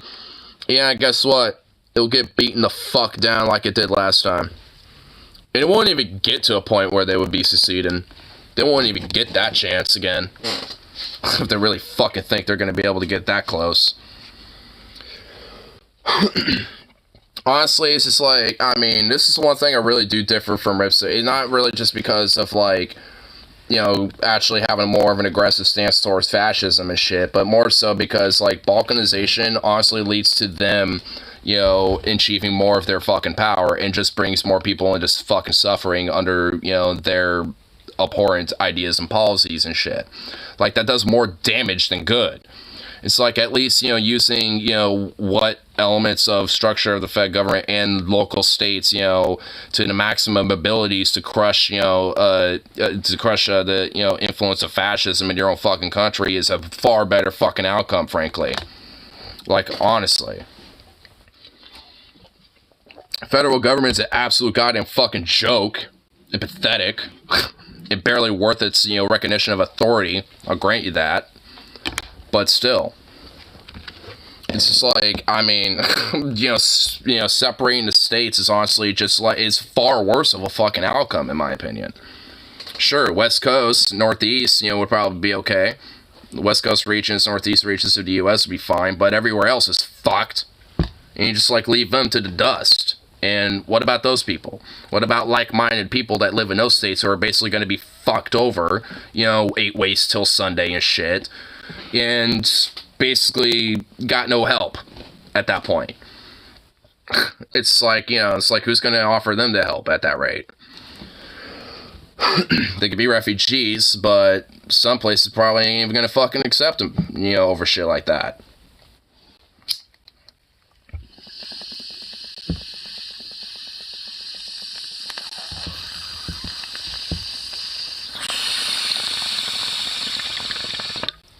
Not built for fighting. Dude, everybody has a fight-flight response. Bro, you've been in fights before. You've told me about a few. You told me one where, I mean, the one time where you put a knife in someone's gut because luckily their gun jammed and shit. It's just like, that's a fucking fight. And you won that shit. Sure, you got hurt. But hey, nonetheless, you won that. But the thing is, in a fight, yeah, you're gonna get roughed up. I've been in a couple fights before in my time and shit. Yeah, I get roughed up. It happens. But, you know, like, honestly, even when, like, you don't get, like, you know, a direct punch yourself and you're the one who's always, like, on top of someone, your knuckles and your fists are gonna get fucked up because you're, like, making constant impacts and shit. So it's just like, I mean, at the end of the day, you're gonna get yourself messed up. Jammed it against my hip. I don't consider that a win. Well, he also, like, what? Jabbed a knife in his fucking gut and fucking, you know, like, wasn't exactly, you know, hanging around too well with that. And plus, that thing was jammed anyway. So, if you used it, it would have jammed. And if he used it, it still would have jammed. So, I mean, if anything, there was kind of a silver lining to that.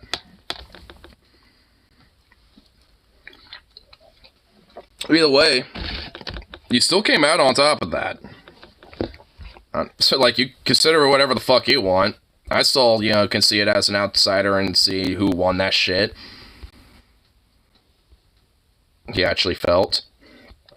Well, nonetheless, like I said, who got a fucking outright beat down by the cops and shit and eventually, you know, got their time, and who came out on top and ended up actually saving the day. Basically, well, in a way, in a sense, and actually became, you know, someone who at least helped defend, you know, like, your family in that case.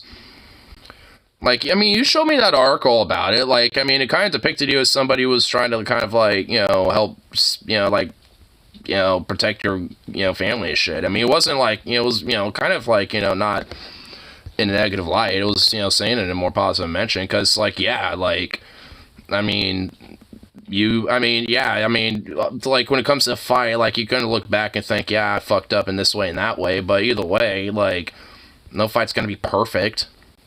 You know what I mean? You know, it's just like, and either way, it's like, you'll, you know, like, some, you know, you win some and you lose some at the end of the day, but in that case, you won one. Like, with things all said and done, when the dust totally settled at the end of all that shit, you're the one who fucking came out as a victor in that shit. You're the one who didn't get a knife in his gut. You ain't the one who's in jail and shit. You ain't the one who fucking, you know, got all meffed out or whatever the fuck, right? So, who really was... You also ain't the one who got the shit beat out of by cops. So, who was the one who won that day, right? This daughter, because she was cute and I wanted it, wasn't always straight. Well, who gives a fuck what your initial intentions were? Who gives a shit about that, dude? What matters is that you fucking did it. I mean, honestly, like, at least when it comes to that situation, like, I mean, because, frankly, yeah, it was a little bit of a life-or-death situation, and who gives a fuck what your intentions were? Like, and frankly, honestly, at the end of the day, were you really thinking about that intention? It's like, in the heat of the moment? Really? No, you weren't. Like, you're thinking, oh shit, I need to win this because this guy probably is gonna fucking end me. And I don't want that, so... knife and gut. Sure, he might not have felt it because he's janked up and tweaked out on meth, but... hey, nonetheless, bought you time and you won that fight regardless. Who gives a... like, and the thing is, when it comes to a firearm and shit, like... when it comes to a fight, there are ways, you know, to where you can do, like, tactics so where you can take a firearm from someone in a fight. And it's something, you know, where it's just like, you know, it's possible, though very fucking rare for, you know, something to happen, because usually people who attempt that shit tend to get shot. But like I said, you know, your firearm jammed, you know, and him attempting to use it, you know, proved that. Which, thank goodness, because you wouldn't be here today to be an awesome son of a bitch that you are. And I say that with intent and aggressiveness to show how much, like, certainty and genuinity there is. Hoorah! She was impressed, but not enough to smash. You're like a brother to me. I hate that statement. Well, hey. I mean, at least she, you know, was, I guess, impressed by it. But whatever, dude. Like, honestly, like, when it came to that situation, like, I mean, what mattered more was make sure that you came out top and won that, and was able to, you know, live to see another day. She was kind of crazy like her daddy, according to some buddies who actually managed to date her. Silver lining, then. There you go. So, like I said, man, I mean, all that was a dub. It all worked out. You know, when all that dust at the end of the day settled, it all worked out on top in favor for you. Like, you won that shit. Like I said. You know, it's just like, I mean, like, it's like, you know, the bringing circles. Like, you are capable of, you know, having a fight and winning that shit, dude. It's like, yeah, you win some and you lose some, it happens. But nonetheless, I mean, you got W's on your belt.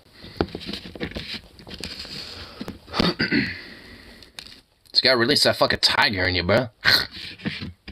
Be like Charlie Sheen, being like, winning.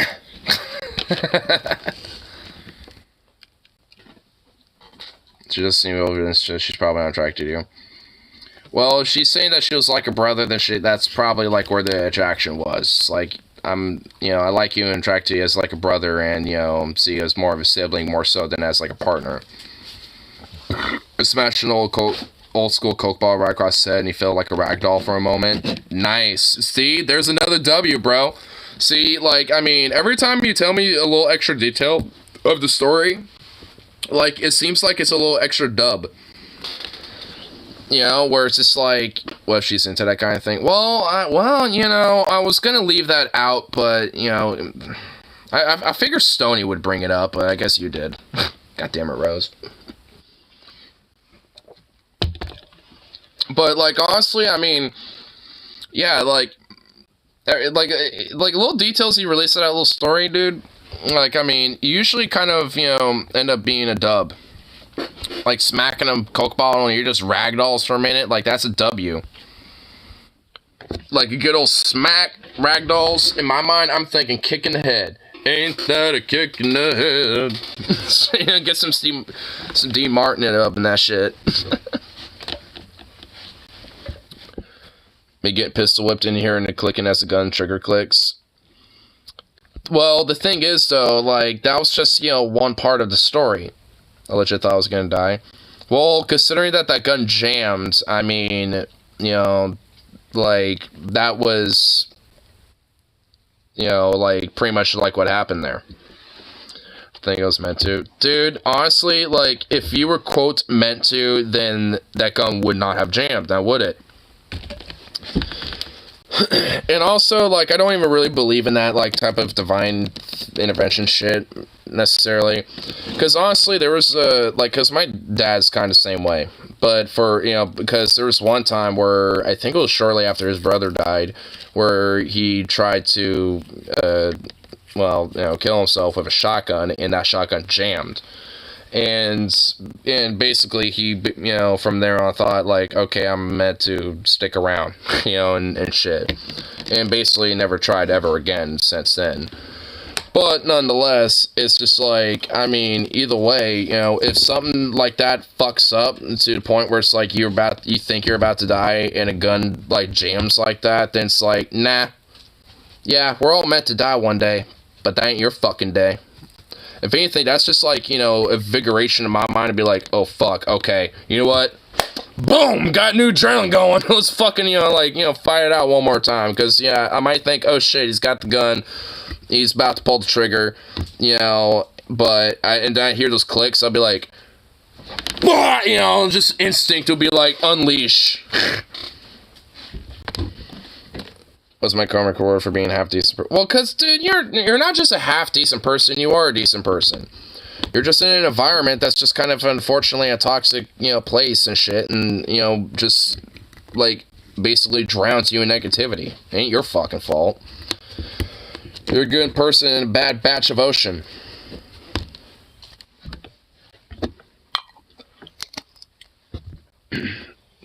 If you're meant to, that means you fucked up God's plan. Look up at the sky and be like, what now, bitch? Yeah, exactly, dude. Yeah, you know, be a Satanist, be like, yeah, Satan fucking fucked your plan up, bitch. Fuck you, God. Fuck your plan up. Gods aren't real. Well, no shit. I mean, look, we can't have a little fun. We're anti-theists here, but we can have a little fun with it here and there. Play around and have a little joke. What a weird joke, Carl Roca. What the hell, bro? That's not funny anymore. God's not dead. He was never alive. It's not dead, guys. He's surely alive. Well, damn, now there's a bunch of contradictory statements going on. I recently started reading God Is Not Great by Christopher Hitchens. Nice. I need to get that book, honestly. I've been meaning to for the longest time to get that book, but I've just kind of forgot to put that in my mind again. But now you've just kind of popped it in my mind again, so... I'm thinking, you know, this next paycheck I might just grab, you know, a used copy, you know, that's not too expensive, and, you know, read it. I have The God Delusion by Richard Dawkins, which that one's a pretty good book. I like that one. What are you doing? What the hell, Doc? Oh, your mama thinks I'm adorable? That's so sweet. Oh my goodness, that's so sweet. I'm adorable. God damn it. What the hell? What the hell? Isn't Richard Dawkins a TERF? I don't think so anymore. I think he was for a minute, but I don't know if he is anymore. I think there was like a point like a couple years back where he kind of was, but then he wasn't anymore because obviously, you know, like he's like a major science wonk. Like Radfem's called him one. Yeah, because I think he was asking questions about it. And, you know, and, like, people claimed he was, and I was just like, okay. So I kind of looked, and I guess, like, initially kind of was leaning on a little bit, but, you know, as of lately, he, you know, if he's ever brought it up, he hasn't really, like, you know, made, like, you know, any, at least what I would consider TERF comments, or, like, transphobic comments, or whatever the fuck. Basically said about Jewish sex was real, and they got mad at him. Well, yeah. Well, because it is. I think, you know, because honestly, I think, you know, and because I kind of remember that out, like, whole hoopla a little bit, and, like, I mean, you know, from what I remember, I think it was basically he was asking, like, you know, what's, you know, like, I mean, what makes, like, you know, a biological female, you know, to be a male, and this and that, or blah, blah, blah, blah, blah, or some shit. And he was just, like, you know, basically asking, you know, more or less, like, questions, you know, publicly on Twitter about it and shit, and he just kind of got lambasted about it, and it's just, like, and obviously he kind of had, like, you know, more of, like, a standoffish response initially, because people were, like, you know, trying to get at him and dog on him for it, and it's just, like, I mean, for me, in my mind, I'm just like, he just seems like he's asking questions more than anything, you know? It's like, sure, it's like, and honestly, some of his standoffish, like, you know, takes, I guess, in responding, you know, could be turfy, I suppose, but that's why I say maybe initially, but not really anymore, because he never really struck me as, like, a turf.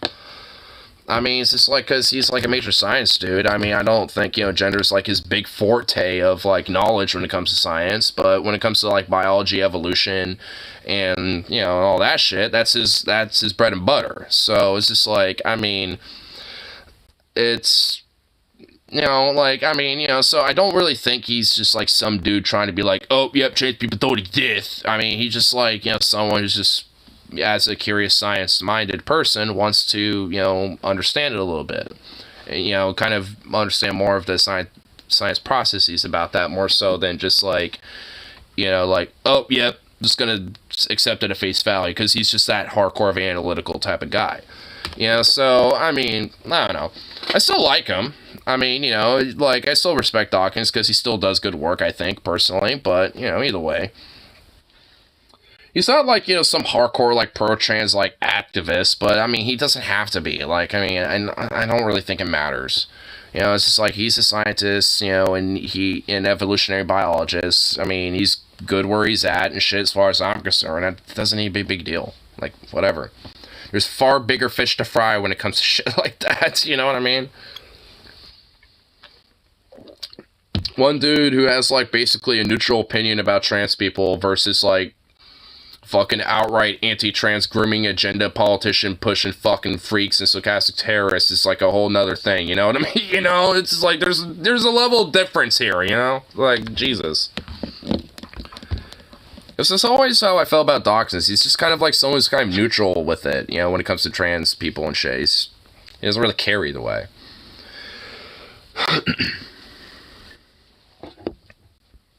I got called a groomer on Facebook for daring to say you're bi and you used to babysit kids. And you used to enjoy babysit kids. What, did you say it all in one post? Or just like you're openly said you were bi and then you also babysat kids, you know, before as well? On a separate post and shit. I'm down to be a cut corner or watching it. What? What the fuck? Same biologist says, like, I'm all for saying for trans people's acceptance rights and whatnot, but everybody says some lefts are a bit silly. Well, yeah, because, well, saying that, like, biological sex is real, because, I mean, it, like, biological sex and gender are two different things. And don't, like, and also doesn't, like, don't lefties always try to, like, you know, say that to, like, conservatives because they always, like, confuse the two? So, like, it's... It's like, do we have to remind ourselves? It's like, I mean, sex and gender are two different things. So that, you know, biological sex is one thing, gender is another. So it's like, it's like, I mean, how are we starting to conflate the two? It's like, what, aren't we the ones trying to, like, get at the people who are conflating the two because they think it's the same shit or something? It's like, oh my god, it's like, what's wrong? It's like, some people do be silly, man.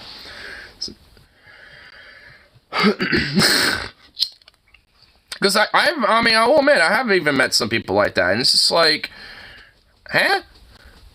It's like, biological sex is a thing, obviously. Like, biologically, like, you know, my sex is male. I mean, for all intents and purposes, I identify as male. Gender-wise, I don't really give a fuck. I don't really care, you know, but that's how I am. I'm comfortable as such, whatever, you know, but... That's why when it comes to the gender part of that shit, it can be different. You know, it's like, just because someone's biological sex is one way, doesn't mean their gender could be potentially different. It could be the same, but it could be different. Or it could be the same, but yet there could be, you know, slight differences, you know, when it comes to, like, being a femboy, or, like, cross-dressing, or at least expressing more feminine aspects about yourself, or being more androgynous, or anything else and shit, you know, or, like, or vice versa when it comes to, like, being, you know, biologically sexed as a female and shit. So it's just like, I mean, you know, it's like, it's like, there's, the two are different, but also, like, there's a lot of complexities with all that. It's like, how do we have to explain this again to each other? It's like, you know, like, at least when it comes to, like, this weird thing about, like, you know, because trans people exist but biological sex also exists, thus, oh, must be transphobic though. It's like, no. It's like, no. I mean, biological sex is just a part of, like, just broader biology, you know? I mean, it's like, I don't know. I mean, it's like, I don't know what you want from that.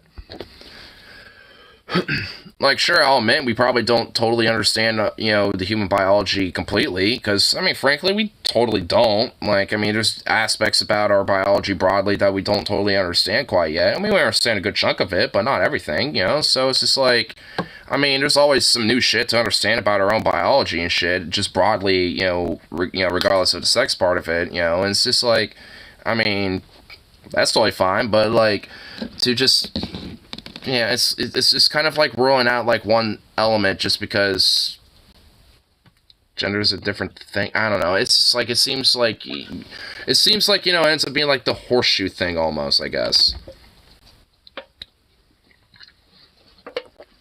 Where it's just like, you know, they start basically doing the same shit that like religious weirdos are like, oh, you think your gender is, you know, female, but yet you're male? You can't change your sex like that. You're still male. What are you doing? Change your sex? You shit, what the fuck? It's like, that's not how it works. It's like, I mean, it's like, fuck. It's like, how do we have to, like, why do we have to go on both fronts with this? Like, Jesus Christ. Like, Postmodernist, alternative, yeah. I mean, and that's why I hate postmodernists. Like, no matter where they come from, like, they're so annoying. They're just like, it's like, I mean, it takes like 1,000 times more effort to try to like get at their bullshit while they're just like, nah. It's like, I understand that like there's definitely various aspects about like, you know, the world that can be like subjective in a sense of like, yeah, like, you know, what's the best way to how to do like, you know, policies of this and that, or like what's the best way to like, you know, go about with interacting with people, or this and that, blah blah blah. Like, there could be subjective aspects about like the world and shit, but at the same time there's that still kind of like just basic fucking truths and shit. It's just like, it's like, I mean, there's both can be a thing. It's just like, god damn it. It's like, And just because there's, you know, in a sense, like, you know, like objective facts about the world and stuff, doesn't necessarily mean they're like, you know, they can potentially be like the most absolute certain thing, because, you know, like there could be discoveries in science or like scientific theories and shit that kind of override, you know, some stuff that we've already learned, and, you know, and shit, you know, that, like, that's a possibility, you know, so it's just like, what, you know, today could be facts could be just, you know, possibly a misunderstanding about what we know and shit, but, you know, because of that, though, we now have a better understanding of the world and shit, and have a better, you know, knowledge of what, you know, the truth is about, like, how the universe works, and how the world works, and all that shit, right? So it's just like, I mean, it's like, there's like, obvious, like, subjectivities, but there's also at least, like, just, like, you know, laws of physics, like the laws of the universe, basically, right? I mean, it's just, like, those, you know, like, basic scientific theories and shit. And obviously, like, you know, like I said, I mean, you know, we can discover new shit that might, you know, make, you know, some current knowledge obsolete, but we haven't gotten there yet, you know? So it's just like, you know, so at least at this point, what we do know is what we know, and it's the best way of how we, you know, like, you know, understand things right now, and that's just how it is. I mean, at least for now, unless we discover some new shit that, you know, gives us a better understanding of how the universe, the cosmos, and physics and everything else works and shit. Which I'm sure there will be, you know, various different discoveries that will do that. I'm sure those are going to be, you know, like, in the future, you know, for humanity to discover and stuff, but we're just not in that time yet. I'm sure we'll probably have one of those, you know, discoveries in our lifetime, maybe with, like, quantum physics and shit like that, when we start making discoveries of quantum in the future. But, you know, it's like, that isn't going to be, like, some major breaking, like, revelation that's going to, like, reconstruct, like, every single fabric of, like, understanding of science and shit, you know what I mean? It'll probably help understand and change different understandings about what you know, of knowing things concurrently, but, I mean, it wouldn't be, like, that, you know, vigorously changing and shit.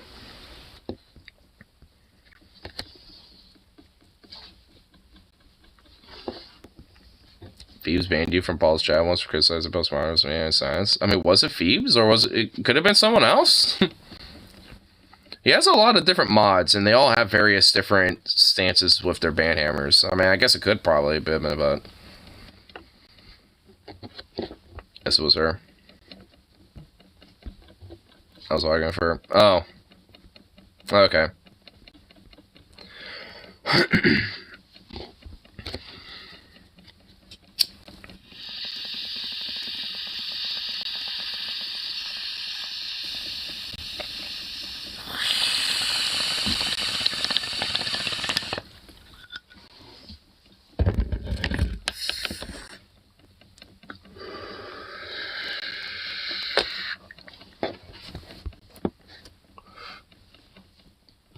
Little floof.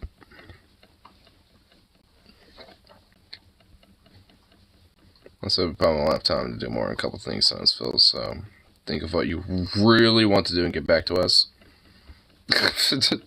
Okay. And that's the center. Well, that's what I want to do. I mean, that's already one thing. Is there like a really cool like restaurant that's like appraised in Huntsville? Like a barbecue place or some shit, or like a really cool burger joint or something. I'm always down for like local restaurants. You know, I'm always down for like, you know, mom and pop local restaurants and shit. Getting drunk on a plane sounds like a bad time. I've actually gotten drunk on a plane flying to and from Iceland. Dude, honestly, with international flights, it's generally not that bad. Because, at least with international flights, because it's usually, like, international companies doing shit, like, you know, Iceland Air, you know, like, it's actually comfortable. Logan pulled a Harley, he's lost his keys also. He lost his keys? Oh my god. Everyone's losing their keys. Keys, motherfucker! Keys, goddamn. Or just don't drink on planes in general. I mean... You know, keys, I mean, drinking on, I mean, it can be okay. I wouldn't do that domestic flights and shit. Fuck that. She brought back Concorde. From my understand, like, isn't there, like, you know, some, like, company that's trying to, like, develop kind of like a new Concorde? Like a new supersonic airliner? I think there's, like, at least a couple companies doing that. Fucking fly, get out of here. So I drink to reduce anxiety. Not migraines, but to reduce the anxiety. Anxiety and migraines are different things. I don't think it'll actually happen. I think it'll be too expensive for ordinary people anyway. Well, yeah, for ordinary people. Definitely.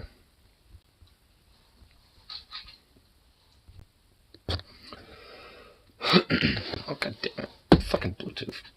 Turn back on, bitch. Get migraines so I get anxious. Drinking will increase anxiety for me, especially if it's national. Huh. Well, I'm kind of the weirdo that if I have a window seat, I love flying.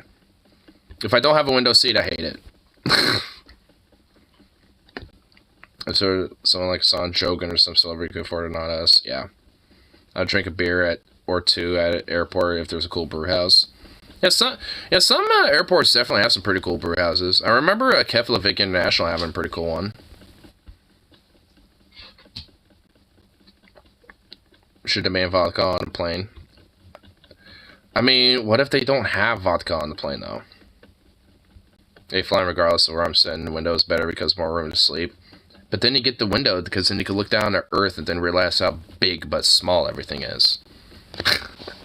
How big the planet is and how small everything is in comparison when you're actually like a little ant on the ground.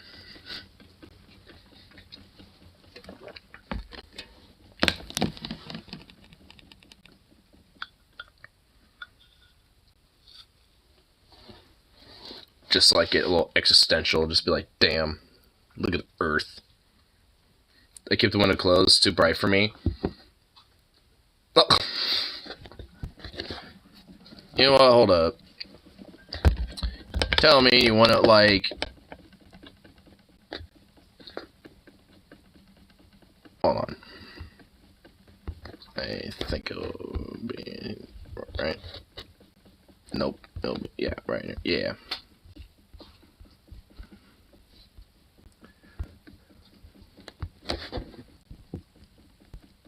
That view, though. I mean, it's all cloudy and shit, but that looks nice. It's a nice view. Everything all nice and just, like, high up. Fluffy plumes of clouds. All that shit. Oh. And also, I have to go all the way back up, skip all the way these pics, so I can go to Greenland. Because I flew over that bitch. Where is it? Yeah, here it is. Yeah. Greenland. Look at that shit. Oh, and there's my alcoholic beverage I had. This blueberry like liqueur. It was so good. Look at that shit. Look at Greenland down there. Look at Greenland looking fine. Greenland looking nice and fine. And just imagine like how big those cliffs and glaciers actually are. Like they're gargantuan, dude. It's just like, damn, son. Damn. Gargantuan, gigantic mountains within Greenland. It's just like, whoa, bro. Look at that shit. Look at all those mountain ranges all up in Greenland, bro. Damn, bro. Imagine being all up in that shit. You probably couldn't because you'd be dead of hypothermia.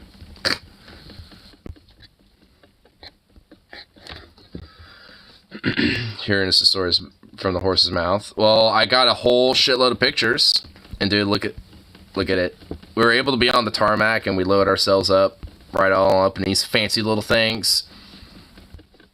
Oh, dude, Iceland Air is legit a good airline, dude. Like, it really is. Like, it was comfortable. You know, like, they had some drinks, all sorts of stuff. It was legit. I was staying in Greenland for a few months when Dad worked in Nuuk. On the horse's ass, more like, Ignar gonna be drunk when he tells it hella embellished. Is it gonna talk about, like, it's a trip to Skyrim? Oh my god! No, I'm not. Fuck you. You piece of shit. No, I'm not. Oh my good lord. Oh my goodness. Oh, I will not. Oh my lord. Ila's slipped out on it when I haven't told her yet. No, I will not. I will not do that, you motherfuck. Oh my god, you are a bastard. Greenland was the most depressing, boring place I've ever lived. I mean, I would imagine. I can imagine being boring and depressing. My god, I mean, it's Greenland. Like, what the fuck do you do up there? Just, like, research shit and just, like, be fucking cold and miserable?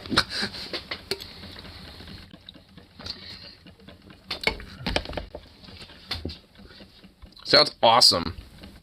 No, it doesn't.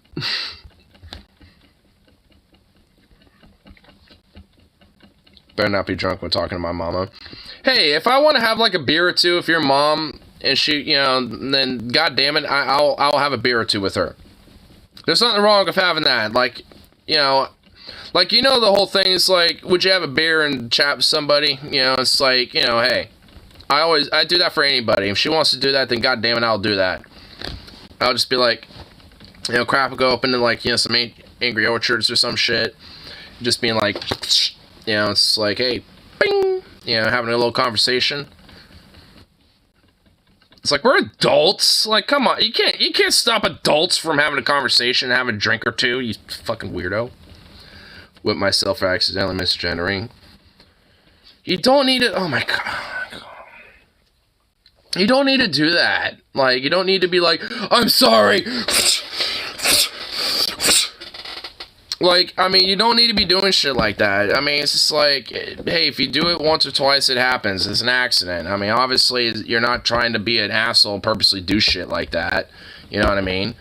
It's just like, you know, it's like, I mean, yeah, like, I've done it, you know, once or twice accidentally and shit, you know, where I'm just like, hey, oops.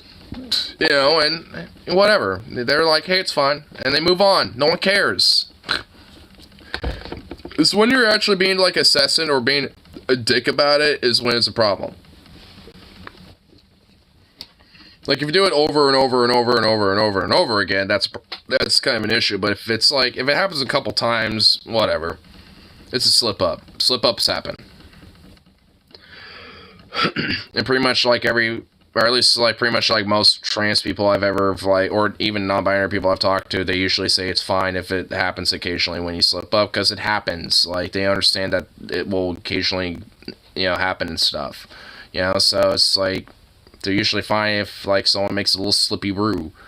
Like they understand that most people that, or at least, you know, respect their, you know, pronouns and stuff, you know, that might slip occasionally are not doing that intentionally. My mom said you were bi and prefer men. She said, so basically ignores gay as fuck. And I said, basically, fuck you, Venom. No, I'm not. Oh my god. Ugh. God, this whole bi erasure shit is so annoying, bro. Oh my goodness. It's like, I'm bi, but I prefer men sometimes and shit. It's like, oh, so you're just gay. It's like, oh my god. It's like titty and pussy is good too. Like, holy shit. Oh my god. Like, God. What, do I have to, like, openly show myself going, like, on some booty or some shit? Like, you know, like, I don't even know. Oh, my God. What, do I need to show myself doing a little titty fuck action or some shit? Like, goddamn. Like, fucking Christ, dude.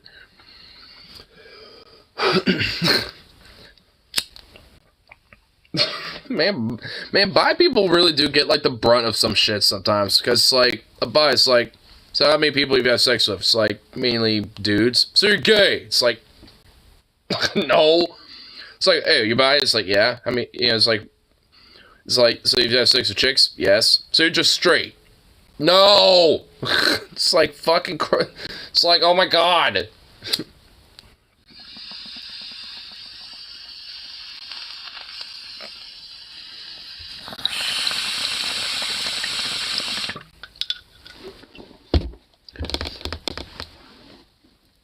Dude, you've heard of some really interesting stuff in Iceland because I've told you about it. And yes, it's awesome.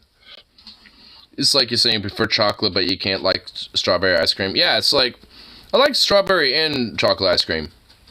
Which one do you eat the most? Strawberry. So you hate chocolate. It's like, what? No. Fun fact, people can enjoy multiple things. I know, right? It's a shocker. People can enjoy multiple things, but yet, you know, people just can't, you know... No, just accept that. I'm just bi-curious because I've never had any gay experiences. That's kind of bullshit.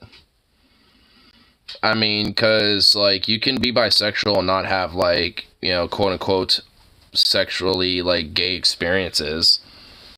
Like, Paul Siegel, for example. Like, he's bi, but hasn't fucked a dude. He just recognizes that he knows he has those feelings and has accepted it now at this point. So, I mean, you know, it's just like, you know, you can be bi and not have, like, you know, only have, like, sexual experiences with, like, one sex or the other. You know, it's like or anything in between, you know, there's nothing really, like, there's not, like, a problem with that, you know. I think Paul wants to bisexually wreck TJ. People have asked him that, and he's just like, no. TJ's too much of, like, a goblin troll. I mean, and I don't really totally blame him, but at the same time, I mean, at this point, TJ don't even really look that bad. For, like, a month after he came out, I thought that was kayfabe. I mean, I don't blame you, but I kind of had a feeling, because he would always kind of, like, there'd be occasional moments where it'd get brought up, but, you know, and he would never obviously, like, you know, say anything about it, or, like, openly admit that he was, but he would joke about, like, dicks and shit a lot. I think that was kind of his outlet with it. But eventually it was like, you know what, I'm bi, and, you know, honestly, the people that I'm with and shit, you know, are gonna be okay with it. I mean, one of them is bi, for fuck's sake, TJ. And even TJ, when he told him, it was like, well, finally.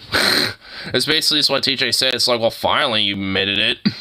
Because he already knew.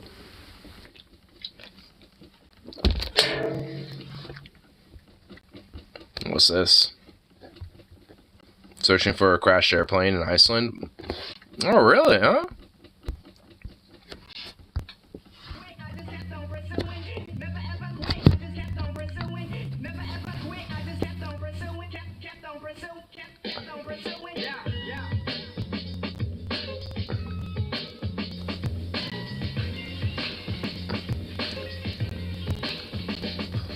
Let's see if I recognize anything.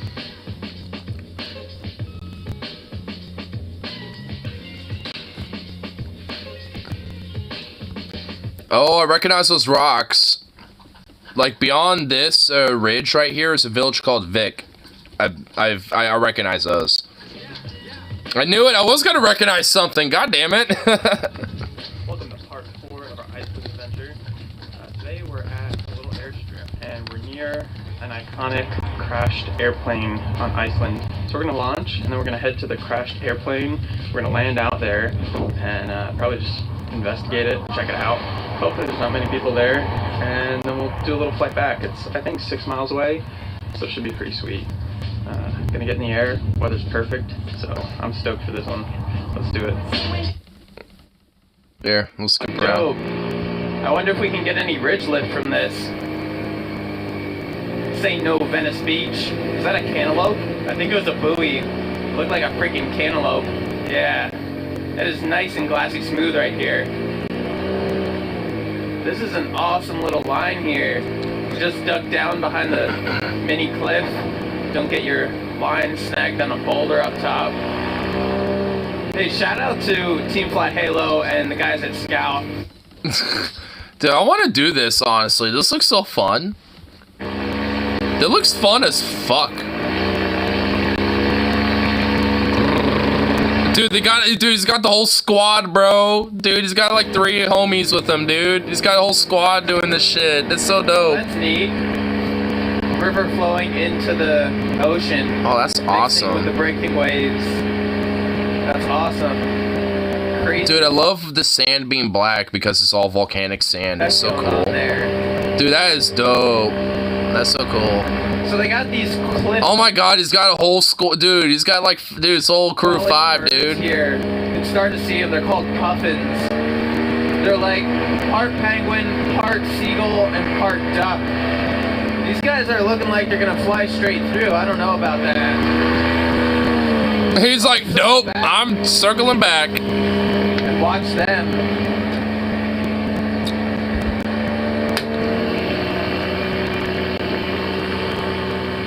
I don't know, dude. That's 2 under. Apparently there's not too much rotor going on from the wind. But I'm gonna decide not. They sound like little biplanes flying around, dude. It's basically like they just hooked up little biplane engines on their ass and are just like, alright, just start flying away. It looks so fun. I really, dude, this looks really cool. Honestly, I'm not even gonna lie. Oh, they find something to check out? And call Iceland something else. There's actually a reason why it's called that. Well, Ireland was actually originally called, the Norse called it, like, Ireland, basically. And Greenland was called Greenland because, I think it was Eric the Red, or somebody, I'm pretty sure it was Eric the Red, Leif Erikson's father, that basically went to Greenland to try to establish a colony and called it that to try to convince more people to go settle over there. And Iceland was called that because at the time when they settled there, it was mostly, well, it was during the winter, so obviously it was mostly frozen over and covered in ice and shit. So, yeah, I know why. Okay, well, I didn't know. I'm just saying. Eric the Fed, I thought that was Paul's ego bit. Eric the Red. And, I mean, he was the father of Leif Erikson. Hence, Eriksson. But yeah, because Leif discovered Vinland. First European settlement of North America. Yep, that's technically true. Oh shit, is that DC3? I think that is. That's pretty cool. Don't like attention. I'm sorry, I'm reacting. God. But it's pretty cool. They found like a little DC3 or something. It looks like it. I like how I would just probably immediately know that. You know, I want to see the outside of it. Group photo in front of this here plane.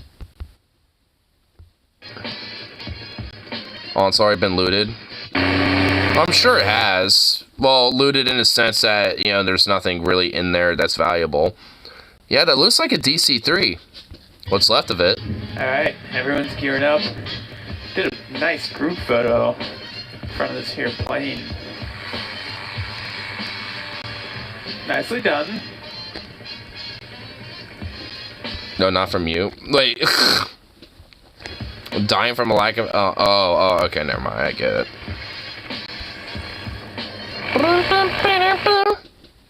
This is the most replayed Hopefully here. just float away. Not bust my ass off the side of it. Just standing here, chilling. And, I'll add a little power. Whoa! Alright, so the airport is somewhere in this region. Can't quite see it yet. Now I know where it is.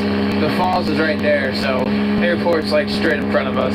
Pretty rad. Beautiful flight. Coming in hot and dirty to the airport. See, the grass is blowing pretty strong, so I've got a massive tailwind right now. Get on over by the van, swing her around, and pop in for a landing. No power lines on this road.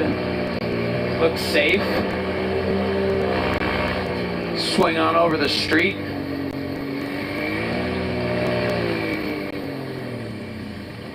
And... boop! Nice. Nice landing. Boop. Perfect. Right, Jack. Good shit. Slick. Like it. That's some good shit right there. That just makes me want to do shit like that, honestly. That looks fun. Match of paratroopers, but they fly on paramotors. Oh my god. Yeah, they just like launch out of the aircraft. They just like... and just start paragliding to their destination. Oh my lord. Man, it'd be so cool to, like, paramotor around fucking, like, Iceland and shit, especially. That'd be a cool paramotor around here, honestly. I probably thought about that and tested it. Oh, you know what they probably have, honestly. Now you mention it. Let's go to Alaska. I honestly would be okay with, you know, doing a pretty big, camp, you know, like, month-long camping trip out in Alaska. That'd be cool. Step test where set to Southwest again and nuke DC. Nuke DC, huh? Oh my god, man. I can't wait for the day that they honestly try to even do any fucking shit, bro. Because they would just get curb stomped like a bunch of fucking creamed, like, gravy SEAL team fucking little bitch boy fucks, dude. Oh my god, it'd be glorious. Ugh. It's never gonna happen. That's what I mean, though. It's like they're not even gonna attempt it in the first place because they know they would get creamed.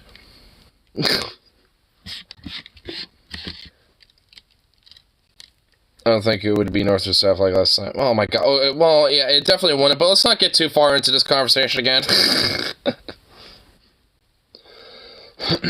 I mean, it's like, we seem to get into it pretty frequently, honestly. It's like, we can take a break from, you know, that topic. Yeah, I would assume, you know, it's like, we don't always have to get into it.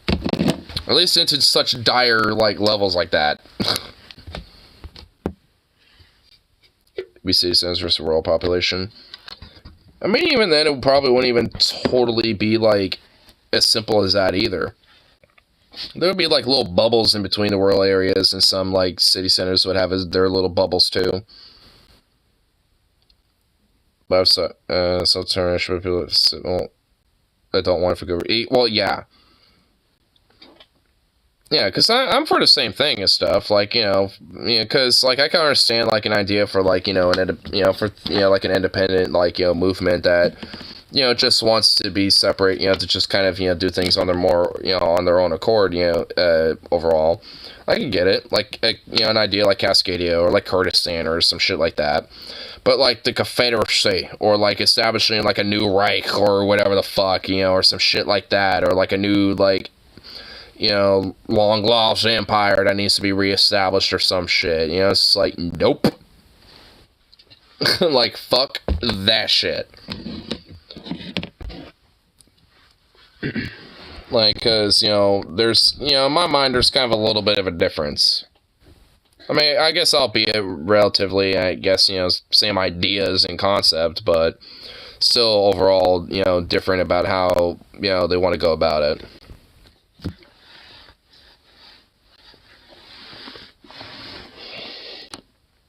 That felt good.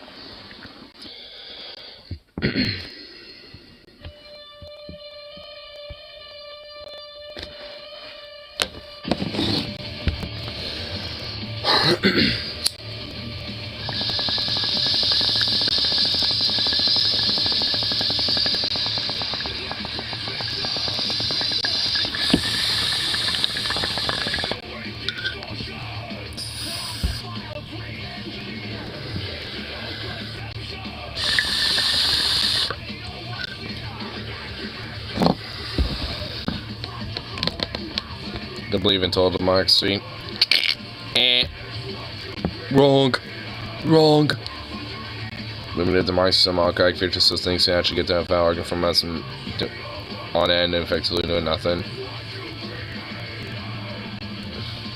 It takes forever to react. I think you're talking about bureaucracy. Like, bureaucracy tends to be the thing that holds things up. Not, democracy. Democracy basically is more or less, a system that, is established via, like, a majority of vote of a source. Like, bureaucracy is, what tends, to, like, have a lot of, like, random middlemen or, like, complexities and shit that add a lot of, backlog. Which our, system definitely is. This is a republic, not a democracy. Yeah.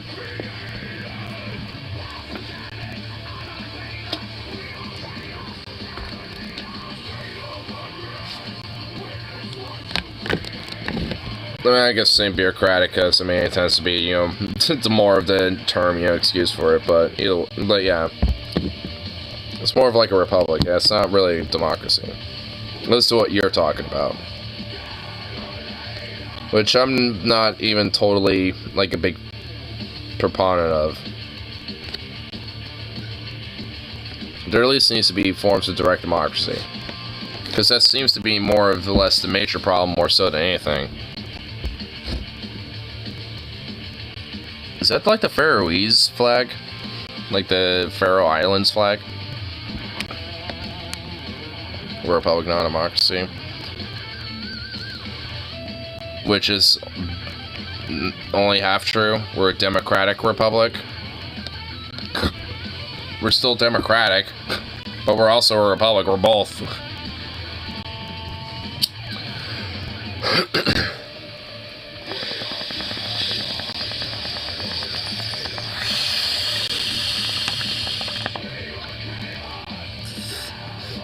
Fråga. Fråga.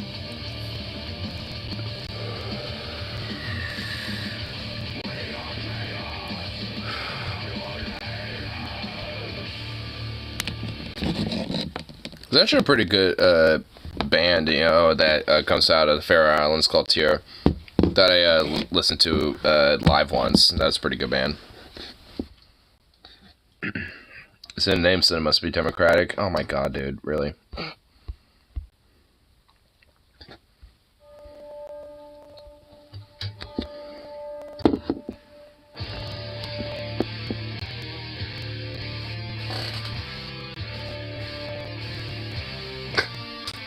Hasn't even touched his food bowl at all.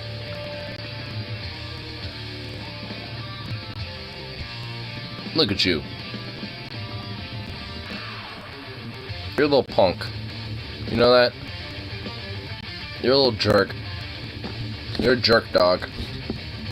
Yeah, you. You're a jerk. Yeah, sit there and contemplate on the tree of woe.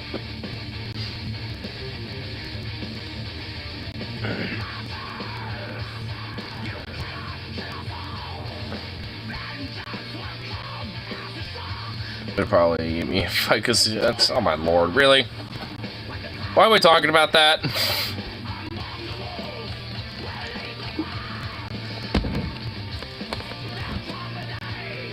I know ex-military guys who say they want to mess with him. Probably because he's crazy. You know, like, fuck if you 8,000 ways till Sunday and shit to just, like, make your total life fucking miserable, and probably knows, like, 8 billion ways to, like, kill you, like, in the slowest way possible. So, yeah, I mean, I'm sure he probably has his weird sadistic methods.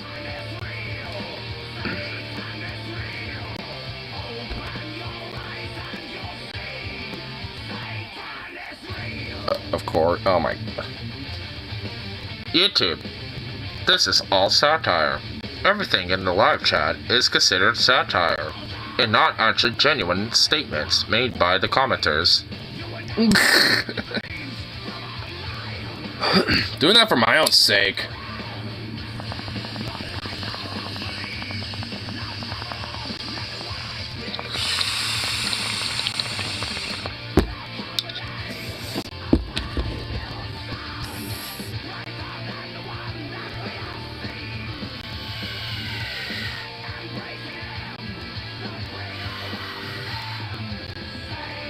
So he's gonna say something, he'll fuck front of ignore, send him off.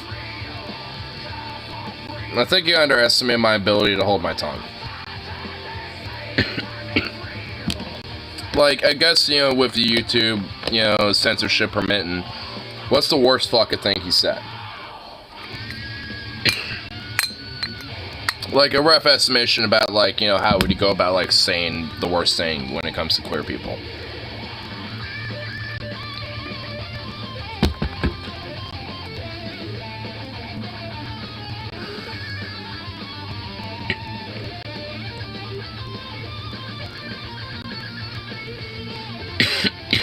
Ducks and peas.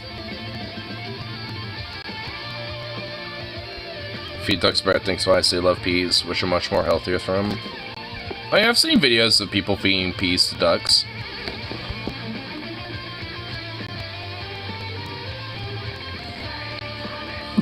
Dude, the ducks started going ham on the peas when that happened.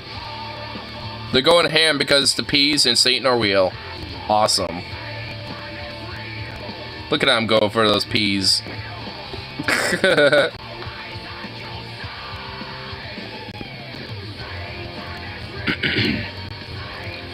Why do you want to stick fingers in mouths of random animals?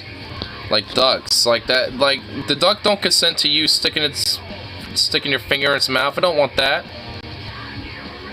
Plus, don't they got like, you know, like barbs in their mouth or some shit that'll probably hurt?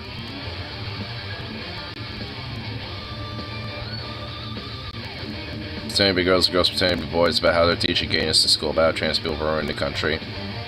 Oh god. Just play with it.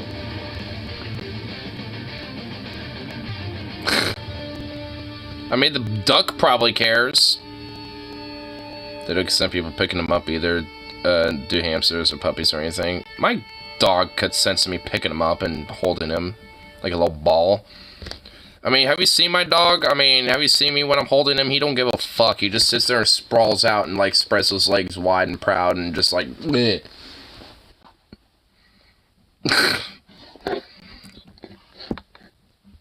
Deer Nara politely waiting for traffic to stop. Why aren't deers this smart? Well, because this deer's in Japan. And people in Japan probably also give a fuck about what, you know, like, requirements are for having, you know, like, licenses. And also I'm noticing that drivers are, you know, driving slow, and that guy stopped. So, and also that deer looked fat. That's a fat deer. That deer be plump. Plump deer, you know, like probably, you know, just domesticated, honestly, just chilling with humans.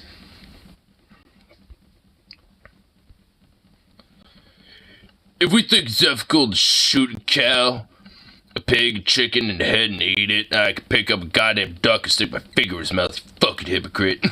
Goddamn. Oh my lord.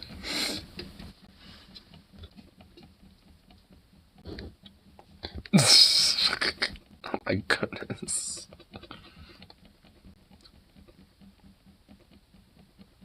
This country was founded by slave owners as big structure so the few keep the benefits of hard working majority. But yes, it's those damn queers showing up at everything that went to shit. Yep. Oh, but those, you know, slave owner, you know, like aristocrats that, you know, structure things, you know, to keep, you know, things for themselves. Oh, no, they're the heroes and we need to venerate them and they're nothing but goddamn patriotic heroes. They're heroes, brother. What the fuck you talking about?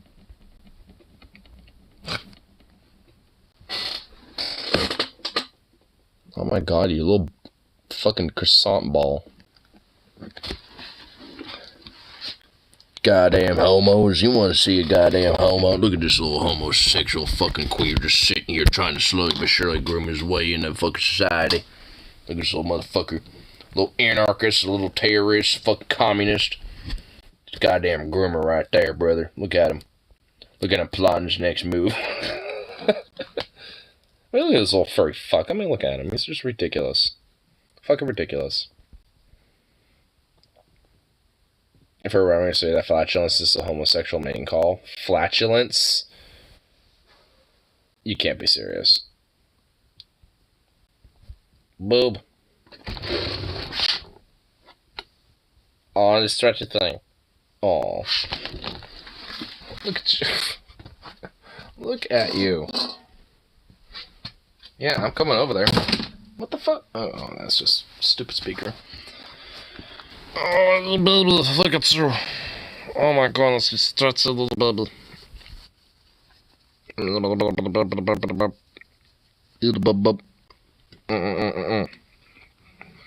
my god, look at you, you pathetic little thing. Look at you. You are ridiculous. You are just ridiculous. Look at you. You big little chunk.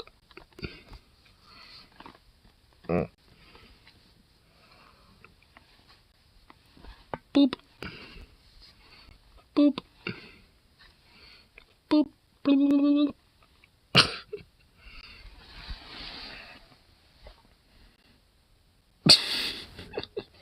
He's like, eh.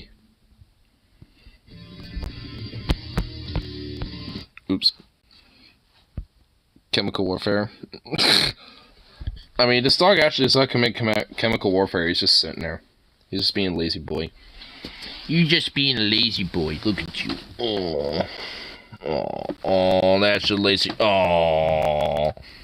That's just a lazy boy right there. Yes, you is. Oh. Oh. Oh. You goofy little. Look at all this flab. Look at all that flabbiness. You're not even an old dog, and you got all the flab. Look at all that. Look at all this flab. Look at all this flabbiness. Yeah. You flab boy. It's like, stop it. You baby. Oh, look at you. He just, like, morphed into just this, like, black Morphus. He just became one with the Morphus of this black blob. Well. This fucking goof. No, Venom, with the chemical warfare. What do you do? Secures rip nature. If you do that, I would actually beat you. Like, I would hurt you, sir. Imagine if stepdad was secretly female to male in a big swollen. What the fuck? Oh my god, bro. Yeah, and you seen his. Oh my god. I'm sitting here trying to have adorableness by looking at this little fluff ball. This little Morphus. This Amorphous right here, and you motherfuckers right here are doing some bullshit. Like, what the fuck? By accident in the gym. That doesn't make it better. Like, at all. Look at this little freak. Look at him. Meh. I can't even see you anymore. You're just like, you just have morphed yourself into Blob. Well, there's an ear. There's a little ear. Bloop. Hey, what's up, boy? You're just like, what the fuck? What are you doing? Yeah. You big chungus boy. Yes, look at you. You big chungus boy. Yes. Oh my goodness. Meh. Oh, look at that little face. Oh my goodness. Oh. That little face. So adorable. Oh, yes. You're just a sweet boy. You're just a sweet little boy. Yes, you is. Meh. Meh. He just like molds back into his little ball. Oh. You goofy little thing.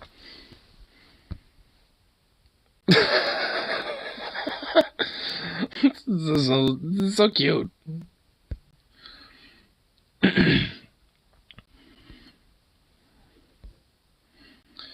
This is walking out of change room and he was changing right out of the open and got eye full of me so I didn't look down because sad to know that I'm just a tiny cock compared to the giant right wing ancient. Oh my god, whatever, bro. Who gives a fuck? He's still compensating. You know what they say, there's like showers and not growers, and sometimes there's just showers. You know, or like, you know, like, well, there's like growers and not showers, and then there's like showers and not growers. You know, you get what the fuck I'm saying. Give me a fuck, ignorant. No, it's, god damn it, yeah, honestly, even I'm with Stoney. I saw one of his comments earlier saying why you're so damn horny all the time. Like, god fuck. Like, god fuck damn, bro. I'm sitting here looking at this cute little fluff ball, being distracted by that, and I'm having to, like, read this too. Oh my god, whatever. Alright, we're done looking at him. We're done looking at him being a little ball of amorphous blob of a black hole that he is. We need to install communism in chat. Yeah, install the communism. Instill some communism. Some sincere people have positive physical attributes. And so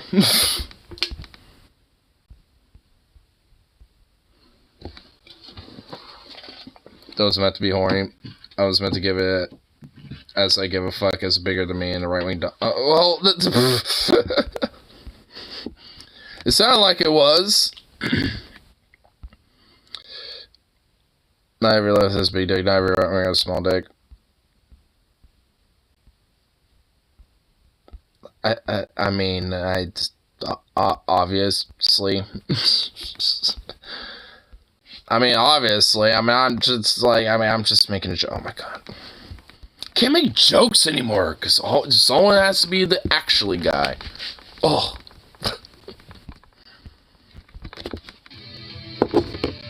There. Go to the bathroom real quick. I'll be right back. And of course, I say that, and this dog bounces right up, you know, from taking a nap. Little freak.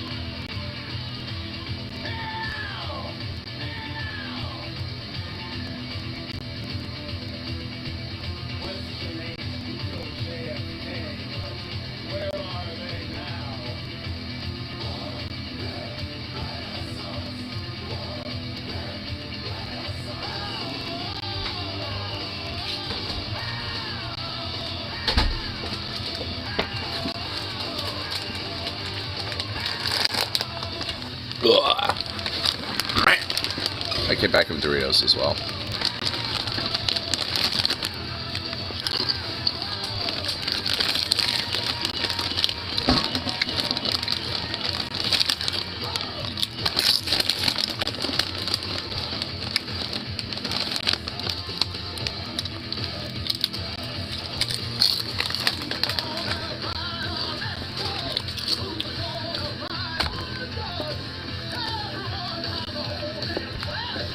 Sometimes take you to steakhouse, but Don's gonna close, so you have to wear his. Dude, a Texas steakhouse does not merit having fancy clothes. It's so stupid. It's like unironically dumb as fuck. Like, who gives a fuck?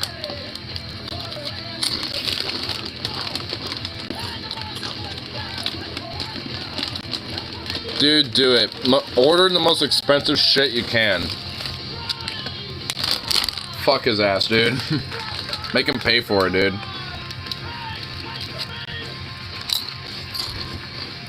And then order some shit to go. Like, unironically. Like, really make him pay for it. It's like, oh, I also want to order that to go.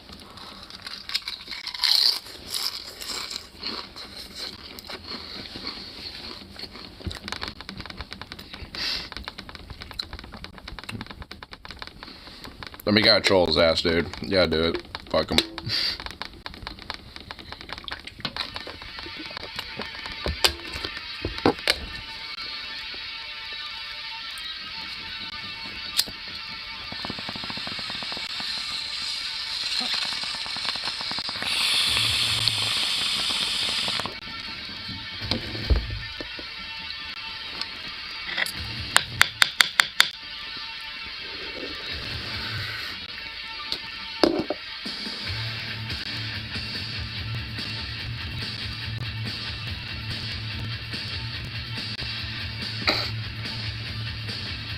Now you're all awake. Now you want to stare at me. Goofball.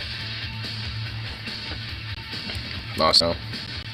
Well, at least good thing for you, it is definitely going to be, you know, something that will be over soon.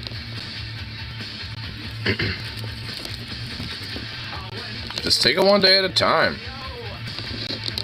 And I keep trying to tell you, it's just like, I mean, you know, at least on today's you ain't doing much, you know, just make that chance, you know, check out something new. Whether a new movie or like a, you know, a book, you know, that's like an audio book or some shit. I mean, something like that. I don't know. I mean, at least, you know, something new. That's agonizing. Well, hey, I mean, all in all, you know, gotta do what you can, and like I said, take it day by day.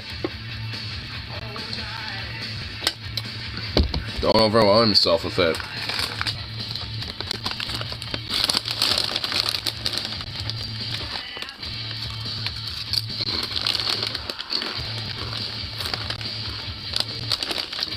Oh. Ow.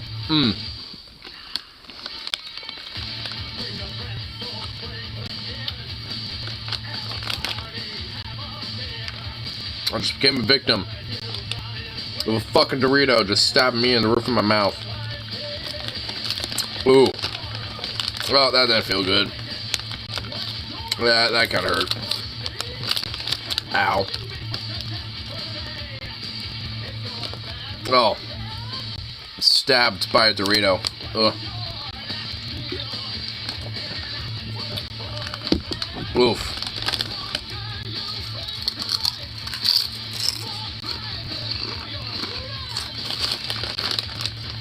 You know you're a veteran of that though?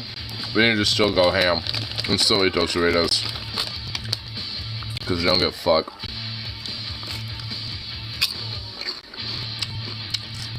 But you want some ignoristic today, damn it. Well, too bad. It'd have to be another time. Quit being a patient little hoe.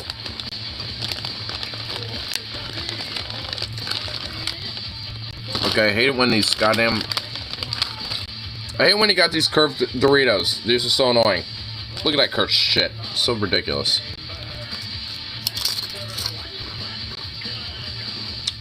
I'm not patient though. Well, learn what the hell that is, sir.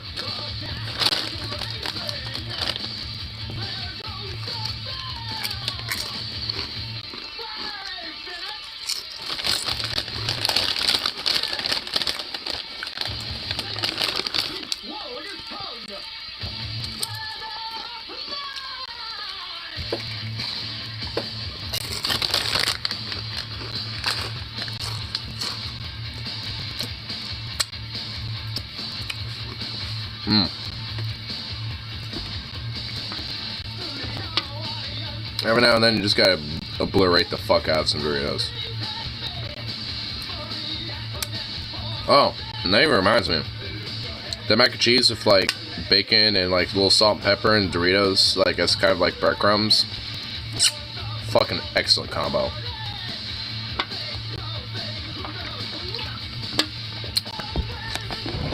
Well, 6 to 3 to 7. Oh my god, no.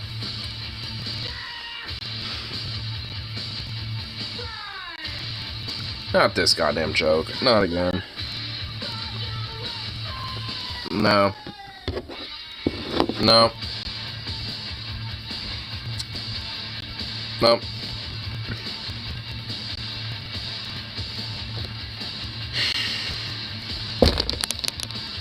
No, it's actually because 172.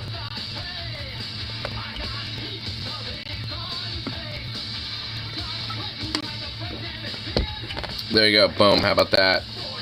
It's because 7420 to 69. There you go, how about them apples?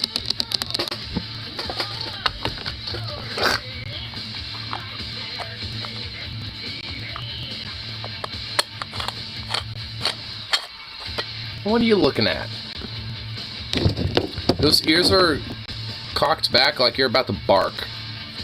I swear to God, if you do some barking...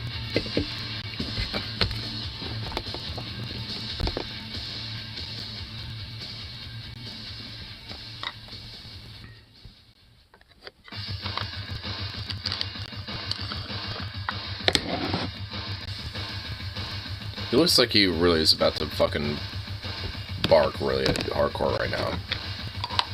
I can see it in your eyeballs.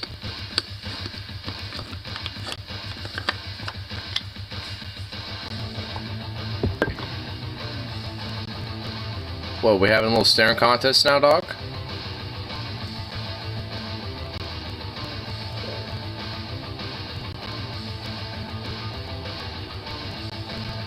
Yeah. Yeah, we're having a little staring contest? Oh, well, you lost. You looked away. How far friend Menard is that? Yeah, dude, he's just straight staring at me. Being a little creep.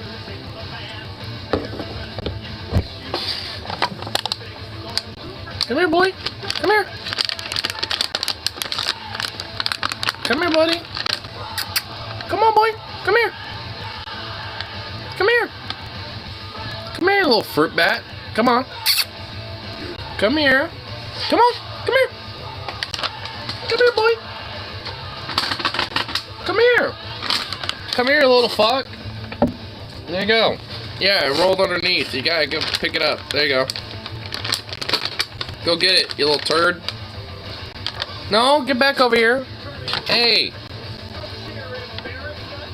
You goofy little butt. Come here. Come on, boy. No, don't sit down again, you son of a bitch. Hold on, let me do this real quick. Here. Come here. Get the fuck over here. Come on. Come here. Come here, come on. Get the fuck up. No, no, no, no. Right. Me. Oh my god, look at you. Oh my god, you stole my chair! You stole my chair! Oh my god, you bastard, you stole my chair! You piece of shit, you jacked the chair! Okay, oh hell no. Hell no. Oh hell no. Ugh. Get over here, motherfucker!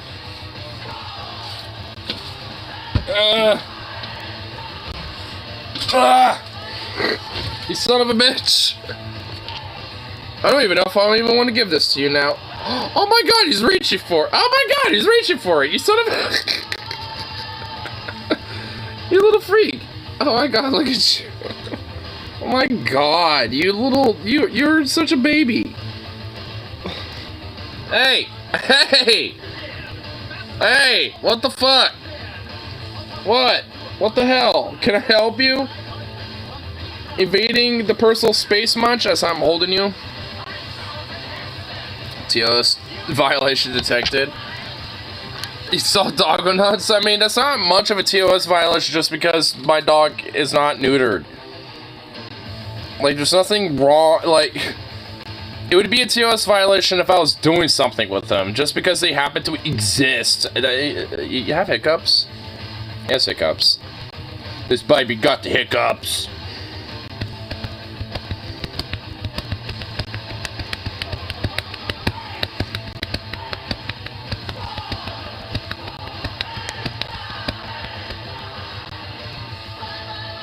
Dog should be wearing pants. Yeah, my dog should be wearing clothes. It's the dad admits to mom you want to be taken to Arizona because he's seeking promotion at work. So work before humanity. When my seeking his promotion affect him taking us, he said maybe. Wow. You got hiccups, boy.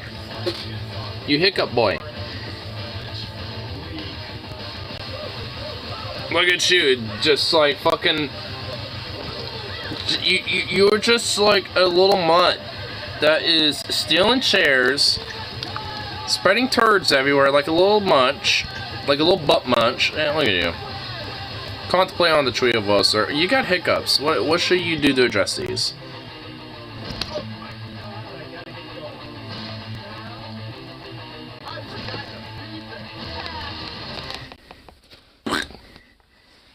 Look at you. Oh my god, you're a freak.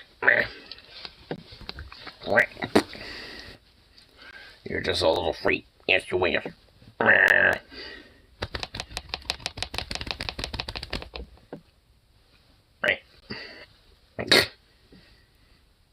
My lord.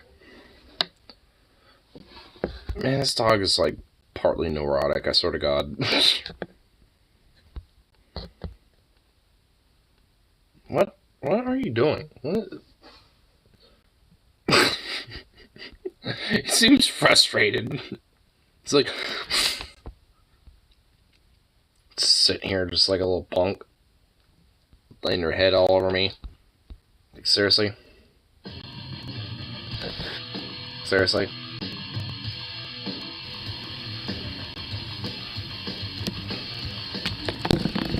This little dude's a freak.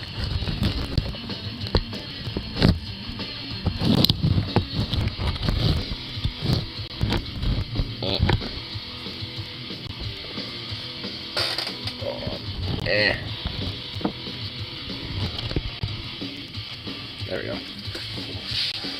It's so easy to flip him over right now. Like, look at him. I have a way to where I can just kind of flip him. What? He's just like, what the fuck?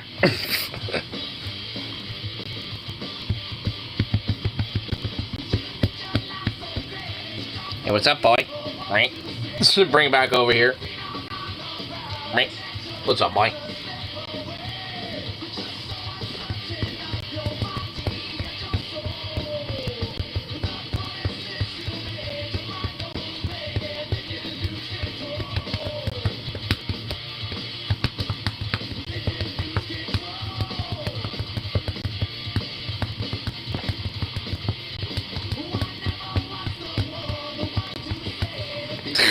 What a goof.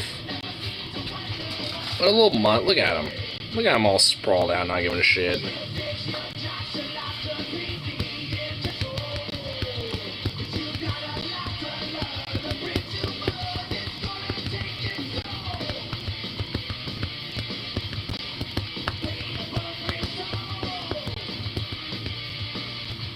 You're just so sleepy. Look at you. You're just a sleepy boy.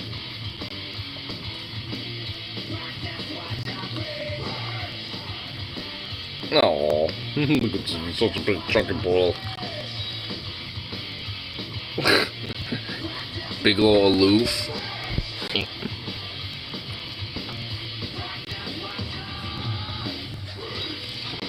Right. What a little goof. Look at him. Oh my god, what a little fruit. Look at this. What? Oh, hi, the big old chunk, you smoosh face.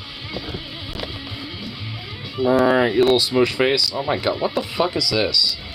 Here. You're a goof. This is my Saturday night. Well, you're not gonna be there for the whole year. Eh.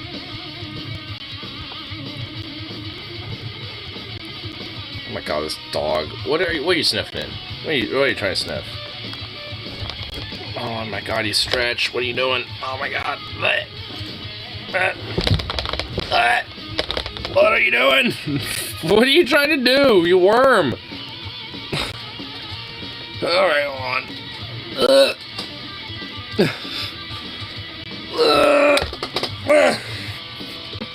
Damn.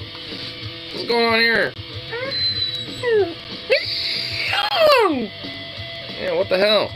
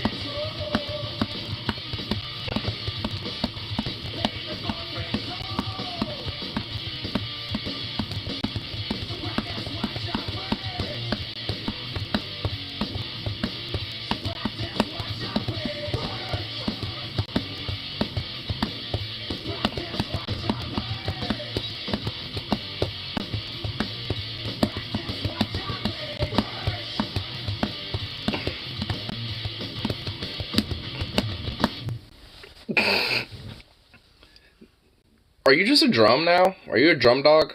Do you identify as a drum? As a percussion instrument? Oh, look at all that chest meat. Perfect for a drum. Little drum dog. He's just a sweet little boy, oh my goodness. I mean, I wouldn't do it so much if he literally just did not give a shit. He was literally sitting there just like... It's gotta go along with it. Like, what a fucking fruit. Dude, why are your legs all, like, why is everything in your lower region just sprawled out? I don't need to see any, like, can we, like, address these feet? Yeah, can we, like, do that? Can we have the tail, like, curl like that and hold your tail or something? Yeah.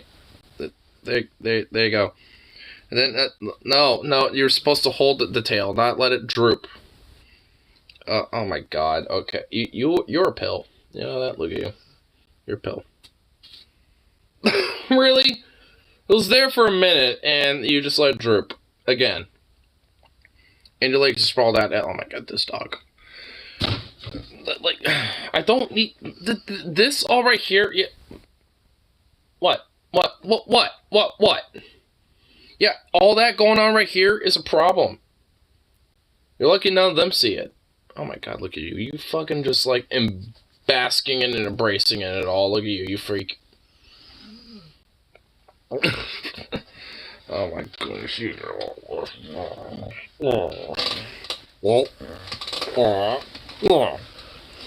You're just a little fruit bat.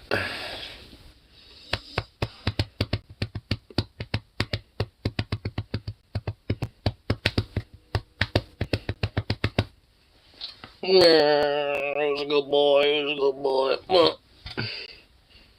God, you're so heavy. Oh my god. Oh my god, why do you make the sun jolt movements? What the fuck, bro? What the fuck? Oh, why? Oh my god, you fuck, he's doing it again. Why? Oh my god, your fruit. Alright, you're done. There you go. Oh my god, why? What are you doing with your feet? What? Your feet? Oh, god, again. Assault! Being assaulted by my own dog. Oh my god. Getting kicked in the fucking leg and shit, at least. Not my damn jewels. At least that's fucking the difference this time. Live by the Bama, die by the Bama. My god. It sounds like if it stays in Vegas, like if, you know, what happens to Vegas stays in Vegas, but it's just, it sounds worse. Live by the Bama, die by the Bama.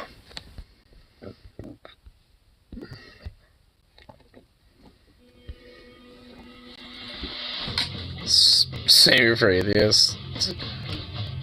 Okay, Stony, like, you're just kind of trolling.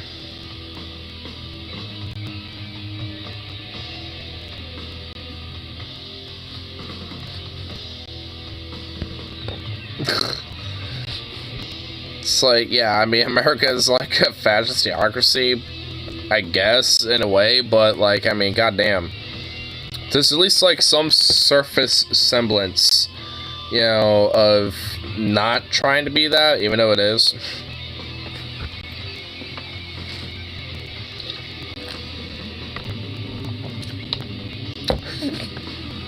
I'm joking. Well, honestly, give it, like, 5 to 10 years and you probably won't anymore. Probably unironically would at that rate. This country, anyway. Well, it tends to be a lot more pro-Christian than secular. So, I mean, it's more theocratic tendency-based, more so than outright theocratic, I guess.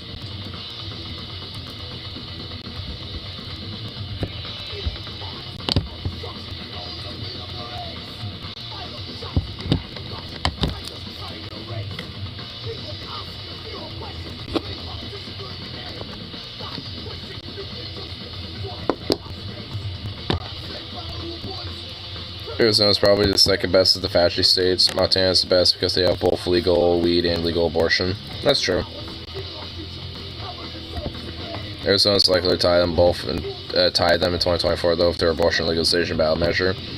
And if anything about Kansas, you know, says like anything that's like kind of a tide about where that result's going to go, it likely is going to pass in the sense that abortion rights are going to be defended.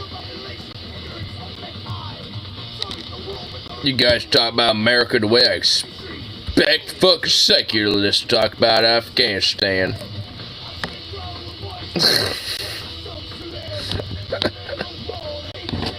Oh my god. It's like you think Afghanistan's a bunch of woke. Arizona's well too love Kansas, so I'd be surprised if they voted down. Oh. So I think it would probably be very likely.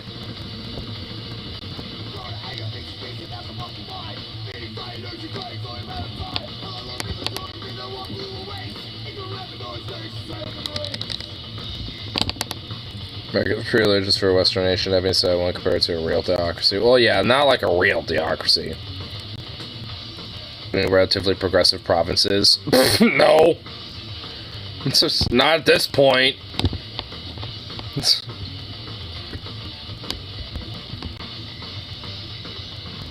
I mean, it's ran by the Taliban now. Like, nah.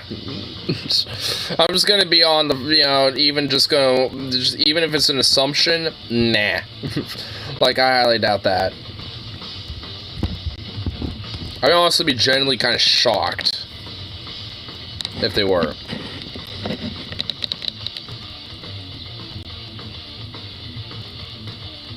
Has semi-autonomous Kurdish province as relatively progressive compared to the rest of the country.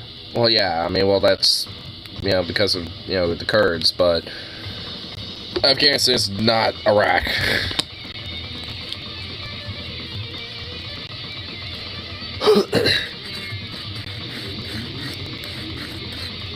Man, shut the fuck up. Dude, knock it the fuck off of shit, dude. The fuck did I say to you earlier? To ask people. Well, yeah, no one did, but who gives a fuck? I mean, that, like, oh my god, never mind.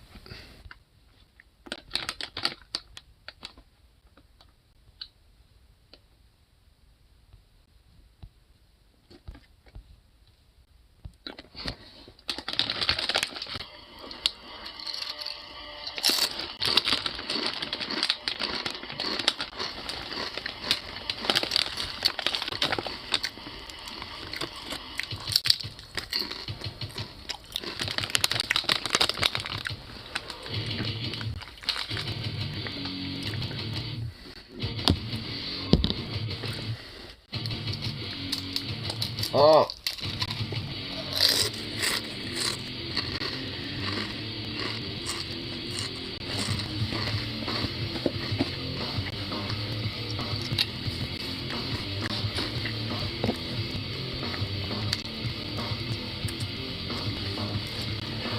The Afghanistan monolith. Oh yeah, Afghanistan isn't entirely a monolith. But considering the rule by the Taliban, they're very authoritative and very one-state minded. Like, even if there were, like, progressive provinces, you know, or at least more, like, quote, relatively progressive, in quotes, there sure shit ain't now, because the Taliban has total control. So, the Taliban are, like, fundamentally, like, extremely fascistic and fucking, you know, backwards when it comes to a lot of their ideological push and their ideas and ethics.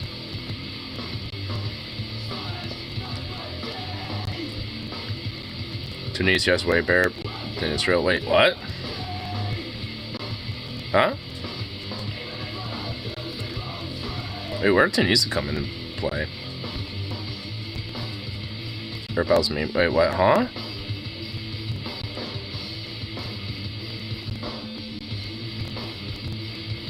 Did I miss something? Hell, Lebanon is probably better than Israel in that regard also. Maybe. This Afghanistan is more fascistic and religious than any Western country. Well, yeah, no shit. It definitely is, especially at this point. Ah!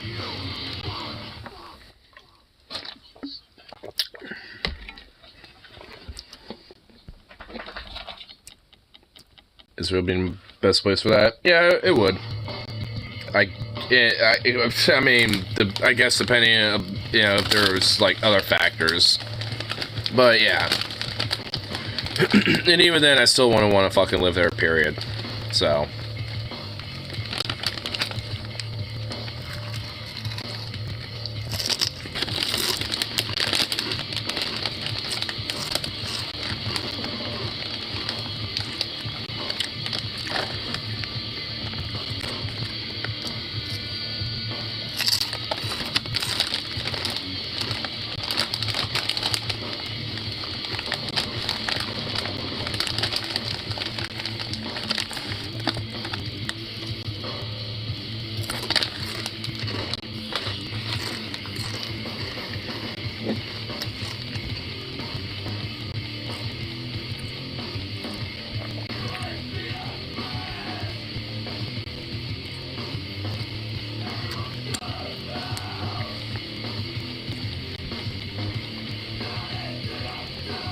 find it hard to believe cannabis is legal. Wait, you mean like illegal? Wait, what? For Israel?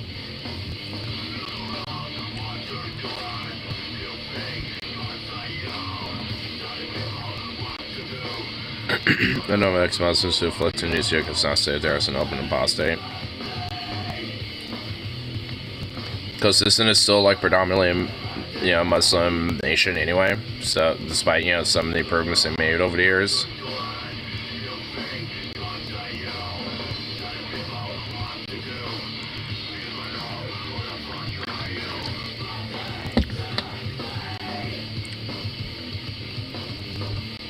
That's very true. Well, I mean, because he's the one talking, or at least the one chatting, yeah.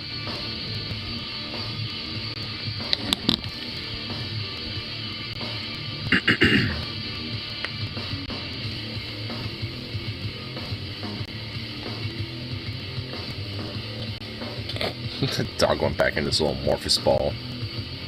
Cute little thing.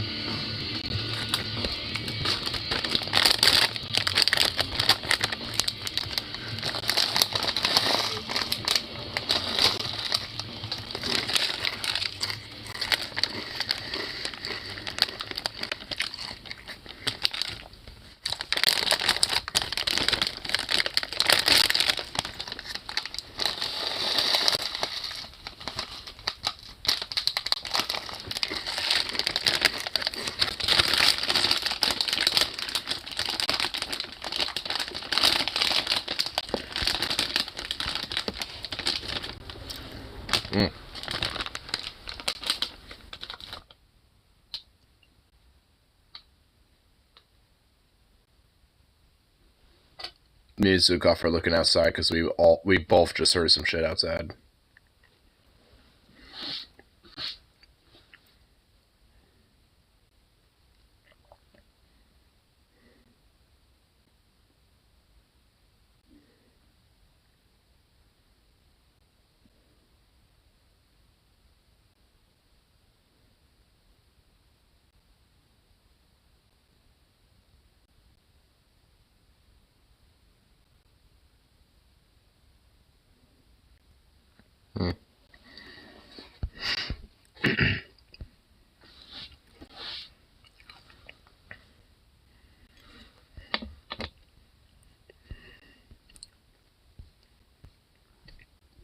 This is ranked higher.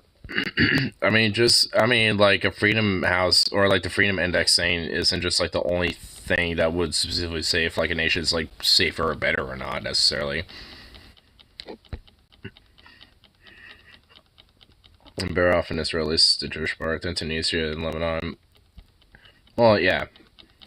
Because, like, in a lot of these other nations, I mean, there's still, like, a lot of different neighborhoods and communities and places, you know, within those countries that are still very heavily, very extremely Sharia, Wahhabi-based and shit. Or maybe not necessarily Wahhabi-based, but still, like, some sort of an extremer, you know, or extreme version, you know, of Islam and stuff that is very, you know, open about, you know, wanting to literally just throw gay people off buildings and shit. So, amongst other things. It's like, you know, like I said, like, Tunisia probably could be better now than it was, like, years ago and shit, but that doesn't mean those problems are gone. If anything, they're still there. Maybe just not as much to the same extent. We're tired of Panama now.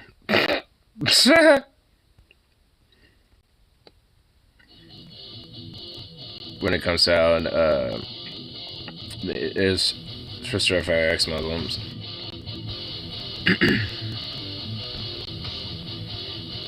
Yeah, a lot of like what Islam has to say about fucking like, especially atheism and Christianity when it comes to like apostates or just anyone who's like considered homophobic shit, it's honestly literally fucking worse than a lot of what like theocratic fascists here in America think.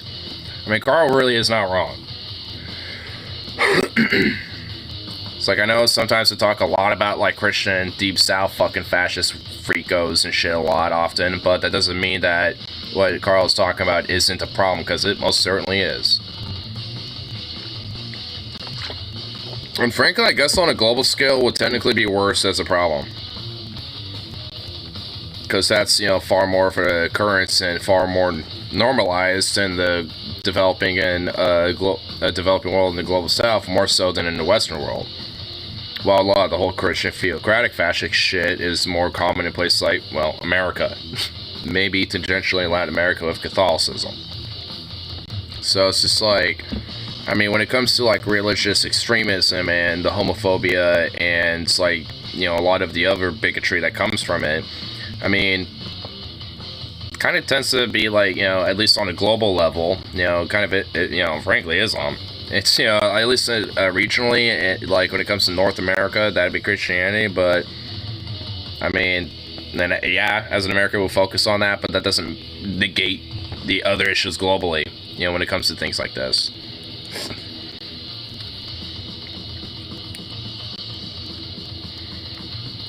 These guys jealous of stuff as long as guys should get away for like throwing possibilities off the roof.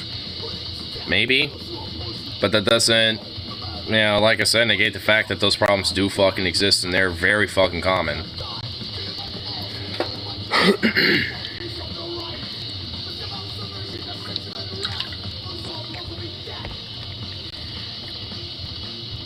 Man, Venom, even in between all this, like, conversation, you're still out here, like, thirst posting. My God.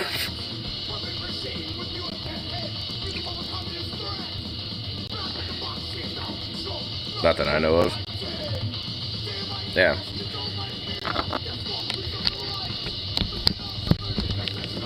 And for all intents and purposes, that could potentially just be, like, circumstances, or, you know, of, like, you know, where you live, or that could just be the fact that, like, you know, at least when it comes to most conservatives broadly, you know, they don't really give that much of a shit about it. There's a very loud extremist minority in this country, absolutely. I mean, like I said, we talk about that all the time.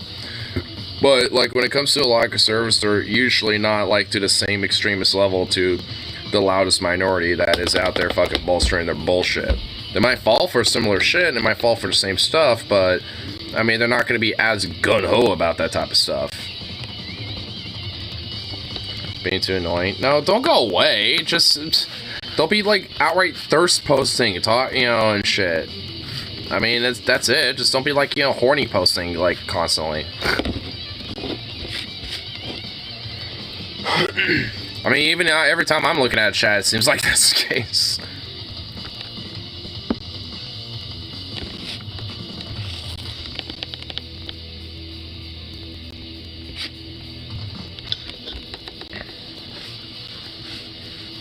Yeah, frustrating. I was supposed to see, like, the little execution of gay people in the Muslim world is flat ignored during Pride Month. That's frustrating for us. Yeah. I honestly would say that it, you know, at least I would argue that it should just be, you know, talked about, period. You know, not just in fucking Pride Month, but, I mean, even more exceptionally so then, you would think. It's like any, like, you know, persecution on a, you know, when it comes to the global level of this stuff, which would include the Muslim world, you know, yeah, when it comes to, like, you know, pride and queer liberation and shit, should be, you know, discussed and openly, you know, brought out to the spotlight. And that includes, like, yeah, literal execution of gay folks and shit, you know, when it comes to, you know, like, how gay people are treated in various different, heavily Islamic and Sharia law-based fucking nations and shit. It's not just Saudi Arabia that's, you know, got Sharia law enforced by their governmental policies and shit. Neither is Iran. Like, there's Burma, I think Indonesia's another country and shit, you know, and, like, and there's all sorts of other various countries, you know, that, like, have Sharia law, at least in some parts, you know, as a part of how they enforce their policies, especially when it comes to social views. It's not just Saudi Arabia or Jordan and United Arab Emirates. It's not just the Middle East. Like, there's a lot of countries out there, you know, like in Africa and Oceania, like I said, too. And they all have, you know, very similar policies when it comes to this shit.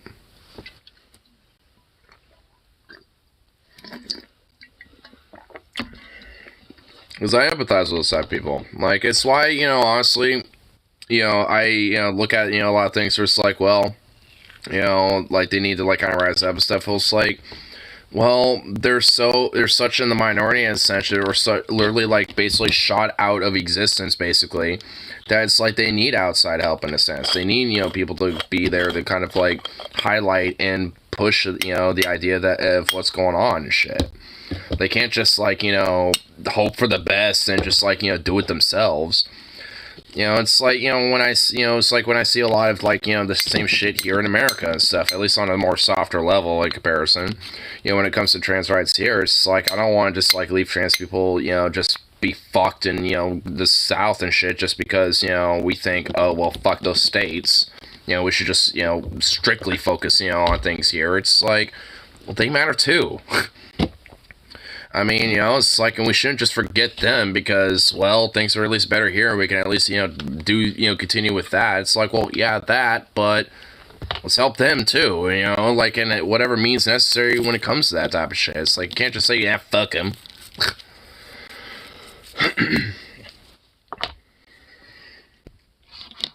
She's rare states are, they do tend to have, to be cheaper to live in. Yeah, they tend to. Don't make enough to live here. Well, Buffett. Sure, don't make enough to live in Arizona. Dude, Arizona's far different. Arizona's different than fucking Alabama. And honestly, as even despite the contrary, more quote-unquote expensive places to live, like, for example, Portland, like, have higher wages because of that, usually. Despite, you know, even if the minimum wages in those places, you know, tend to still be shitty. Like, despite that, like, you know, rent tends to be at least a little bit more dealable, basically. That's what I'm talking about when I see a lot of American producers live just saying Christian, they don't care about people in those countries. Well, yeah.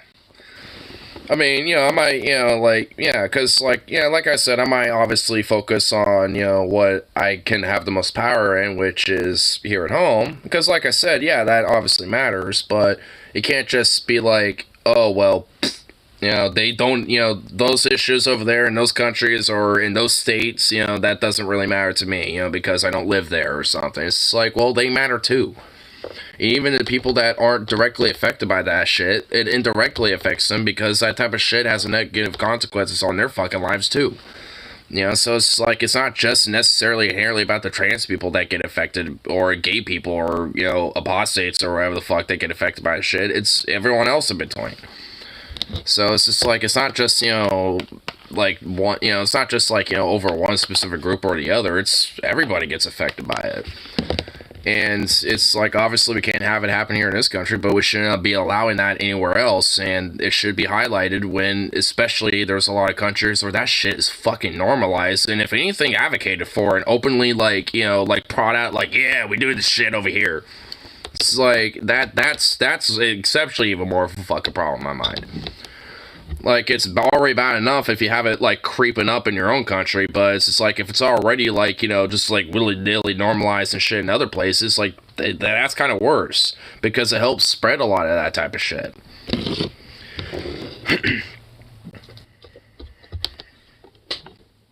I mean, it's not necessarily the fact that, like, you know, they happen to just be Muslims or whatever necessarily. It's just the fact that they happen to believe in these type of ideas that are just inherently fucking dehumanizing. And just, like, fundamentally, like, anti-human, really. I mean, that's really it. Like, if there were all Muslim states or Muslim people, you know, countries and shit that just, you know, never espouse these type of things, and if anything, advocate, you know, against, you know, these policies, you know, what's the me bitching about it? But then at that point, it wouldn't be a problem, would it? It's the antithesis, you know, because they, you know, like I said, it's a big avocation. Because it's basically openly, you know, advocated within their fucking religious texts. Same thing for Christianity, but just as much, you know, like there, it's in Islam too. And unfortunately, all things considered, more prevalent in Islam. Just considering, like I said, when considering global scale things.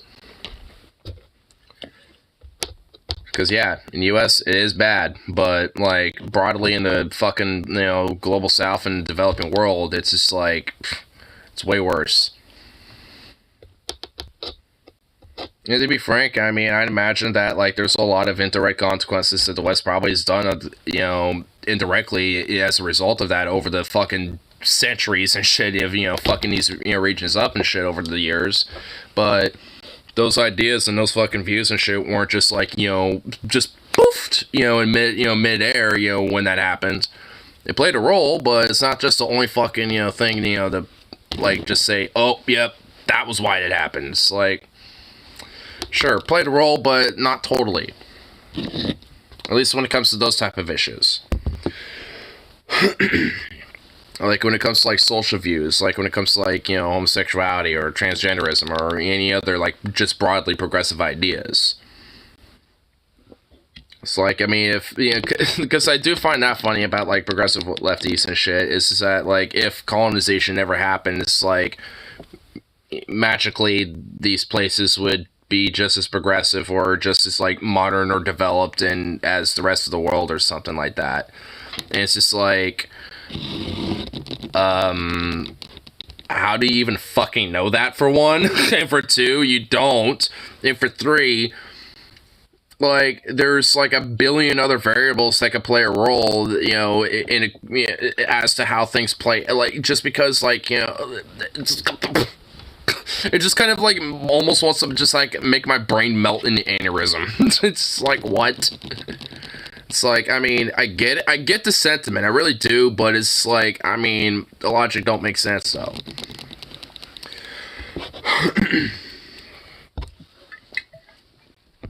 It's like the, you know, the heart's in the right place, but you're kind of doing it wrong. You know, it's like, I get the sentiment, I get the heart's in the right place, but just not doing it right, you know?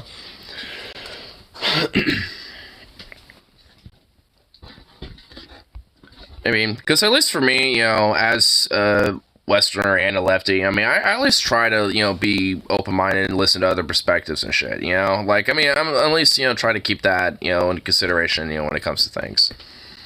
And, you know, especially when it comes to the facts of how things are, it's just like, yeah, I mean, you know, I'm going to, you know, believe what, you know, is the facts of the reality of things. And the facts of the reality are, it's that, especially when it comes to homosexuality, it's heavily fucking persecuted in, you know, in countries that have Sharia law and have very heavily right, socially conservative and socially extremist views, and also are Islamic as well. And yeah, it's like you can find that, you know, I guess anywhere, I suppose, but it's just like, it's still very heavily predominant thing that is very normalized in that type of shit. And it's like, and that should be called out. I mean, it's like, that doesn't mean that, like, the people are inherently fucked up, you know, just because of that, but those ideas are.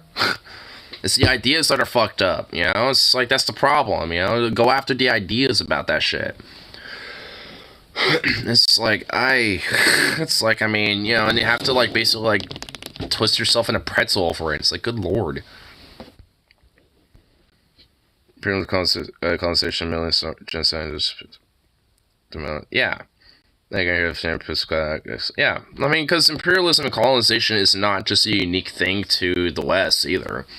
Like, I mean, it's just kind of unfortunately like a thing that empires, regardless if they're Western or not, have always done, unfortunately, throughout human history. It's just a part of the fact of, again, it's just part of our history. It sucks, but it just is.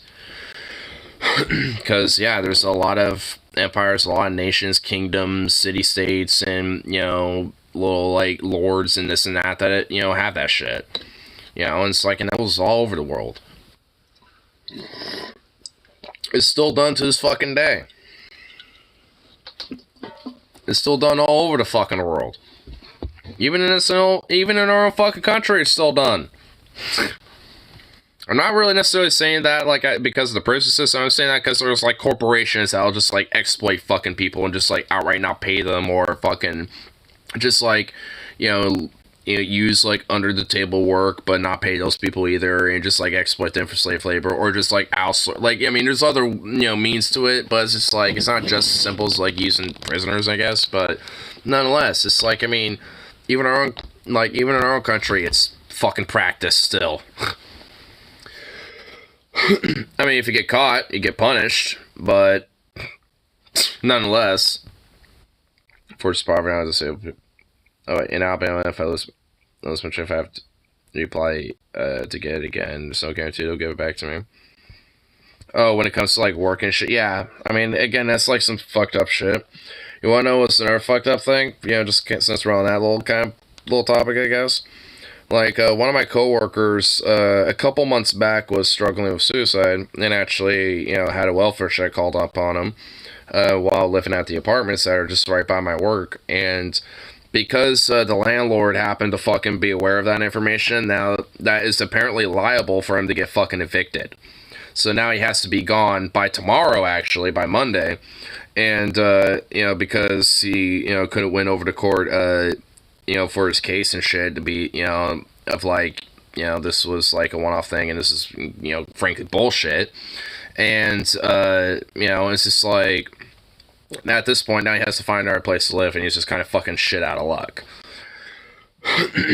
Which, I mean, I really hope he's able to find another place, but it's just like, you would think that someone who is who at least at one point, he isn't anymore, but at least at one point was struggling with suicide, and, you know, like, you know what's good to help them out?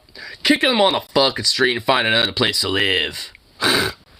It's like, let's evict you and shit. It's like, what the, it's like, the fuck? It's like, you think that should be like, hey, maybe, you know, we'll relieve your rent for a month or two, so, you know, you don't have to worry about that, you know, or some shit, because you're struggling right now, and obviously, you know, blah, blah, like, you think, you know, it should be the other way around, where it's like, hey, we'll alleviate maybe a rent or something, or, you know, help you out, or give you something, you know, or, like, give you some resources or some shit, but nope. It's like, it's ridiculous. So, fuck landlords, since, you know, we're on that part of, you know, the broader subject.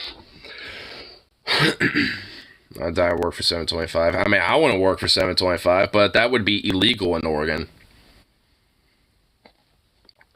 I mean, because, like, at least in Oregon, I mean, some minimum wage is way more than that shit. I think it's at least a little barely under double that.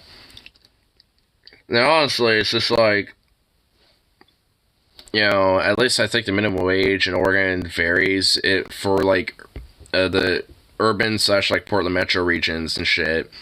I think it's like, I think 15 at, or what's it at? Oh, it's, I think it's at this point 17 something. For like suburban regions, it's at like 15 something. And then for like rural counties and like rural areas, it's at like 1370 something. So, like, I mean, based on, like, you know, the zoning area, like, it will kind of slightly change a little bit. But basically, it's all within, like, kind of $1 difference of each other. $7.25 is awful. Yeah, it's the fucking government federal minimum wage as well, too.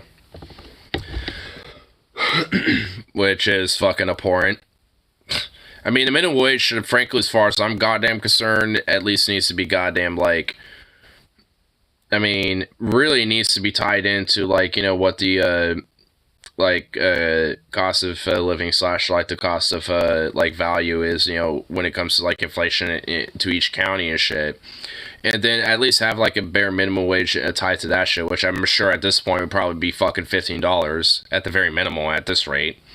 You know, like, because I bet if there was, like, if you broke down, like, every county in this fucking, like, country and shit, like, I bet, like, on average, like, the minimum that would need to sustain, you know, would at least, you know, for especially, like, you know, considering rural counties, would probably be about, like, 15. So basically just, like, make every fucking rural county 15, and then consider, like, suburban and urban areas, you know, for a different, you know, minimum wage set, and then just, like, you know, tie it to inflation / productivity, you know, from there, and just, like, you know, and at that point you wouldn't even really need a fucking minimum wage. At least that's how it should be, at the bare fucking minimal. Because if it's tied to, like, either productivity or inflation and shit, then at that point, you know, whether it goes up or even slightly down, or given the circumstances and shit, it's still going to be tied to, you know, wages and shit that will still be livable. Never saw a page I missed. Well, I mean, to be fair, that was your stepmom being a fucking cunt. Like, if she wasn't being a fucktard, you know, and fucking with you and shit with that. Again, toxic people, and, you know, and shit, fucking negative shit, you know, around you. You know, just, like, enabling all this type of stuff. It's just like, you know, just sue her. Yeah, you know, frankly, you probably should. Your mom's a lawyer. It's just, actually, you talk to her about that, yeah. She knows about that, doesn't she? If she doesn't even know about that, for one, I don't even know why the fuck she doesn't. And two, like, seriously. Statute of limitations. Nah, dude, really? Whole family sound. Yeah, I mean, besides her mom, you know, it's like, yeah. The only other people that sound kind of cool don't even want to talk to you because everyone else in your family sounds shit. So it's just like, yeah. Besides your mom, they really sound terrible.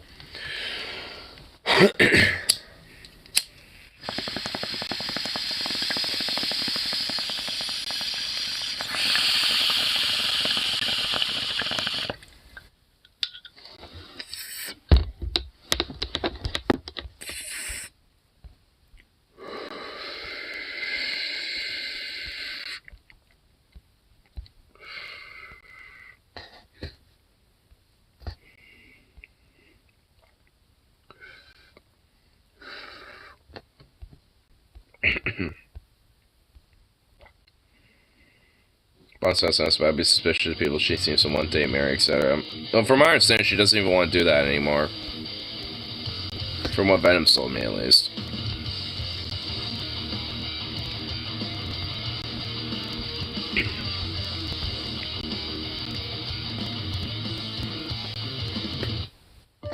Yeah, what the fuck? Yeah.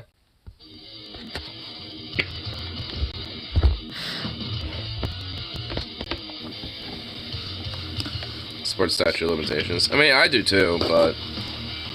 I mean, in that case, I mean, that's still kind of bullshit, though.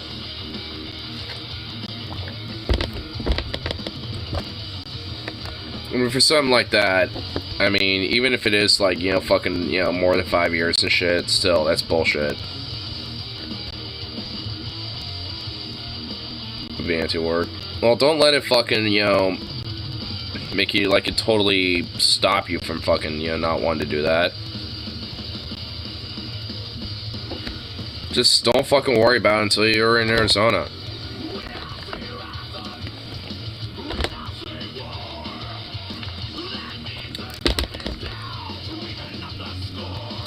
I mean, again, don't fucking, like, overthink shit. Fucking get overstressed about it.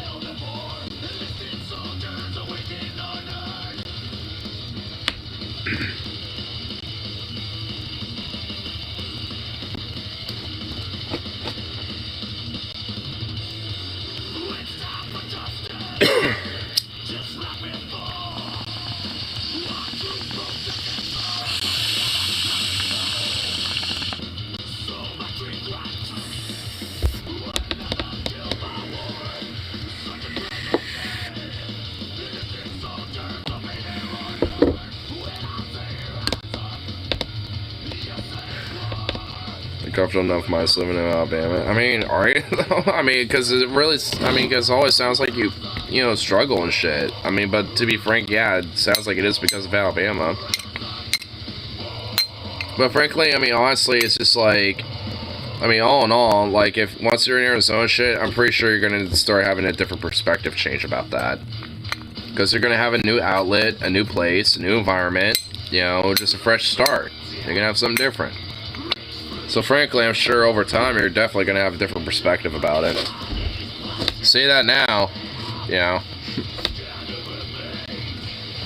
But especially considering when you got a new environment and a new place that you're living in and shit, you're probably not going to feel that way.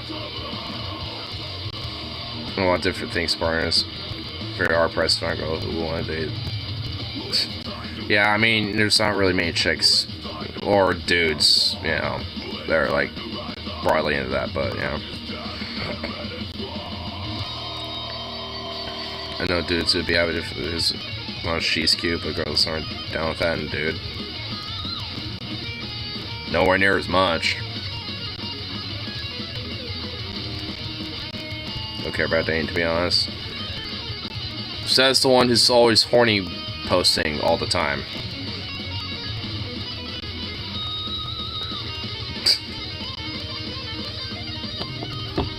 I mean, that don't sound honest.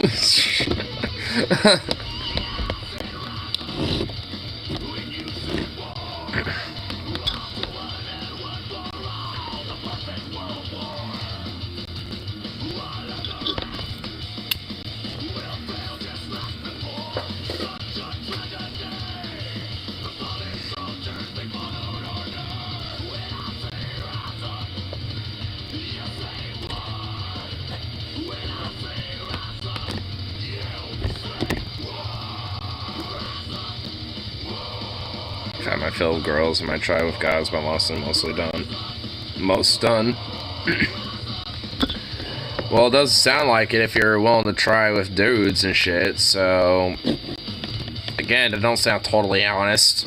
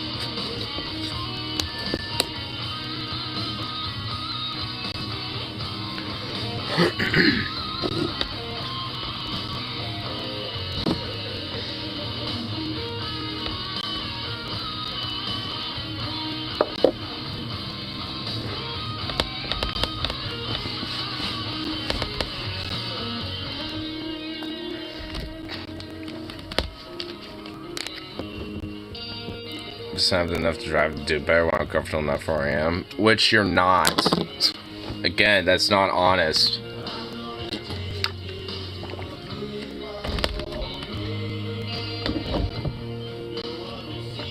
Just don't care to be gone. I can't, you know that's bullshit.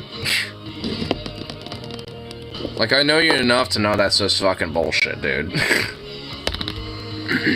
I mean, for the college thing, I mean, whatever. I mean, I couldn't do it because of finances.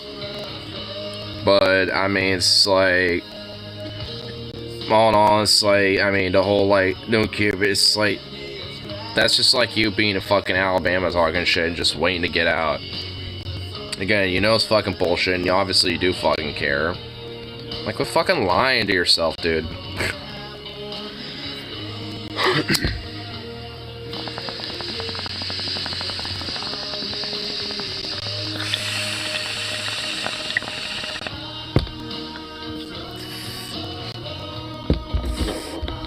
For grants. I had grants and I still fucking couldn't keep going with it. Notice how I said I, you know, couldn't keep going because of finances. Like, if I had a free ride, I could do it. Sure. But I don't.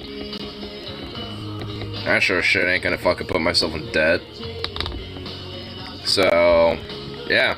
I'd rather, yes, because I'd rather not do that, I quit. I dropped out. Just because it was something I knew I couldn't afford. At least not anymore.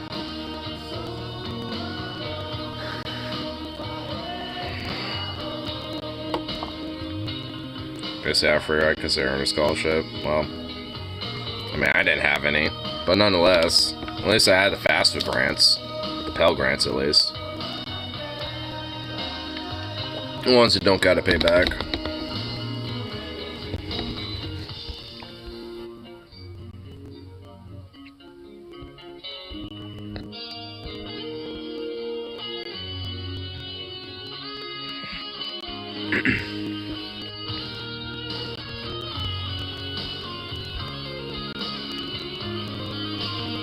That's why I'm drinking farm buys and work in college. You know, you could do both, because I did. Well, that and also working too, and going to college. Me going to college, I mean, if you thought you had it really bad, like, I had to just do it with, you know, fucking, you know, the fucking savings in my account, and Pell grants, and while working part-time. Like, I was doing all that shit all in, like, one fucking goddamn banger, basically.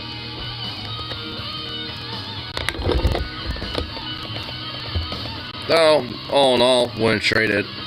Wouldn't trade a second of it, though.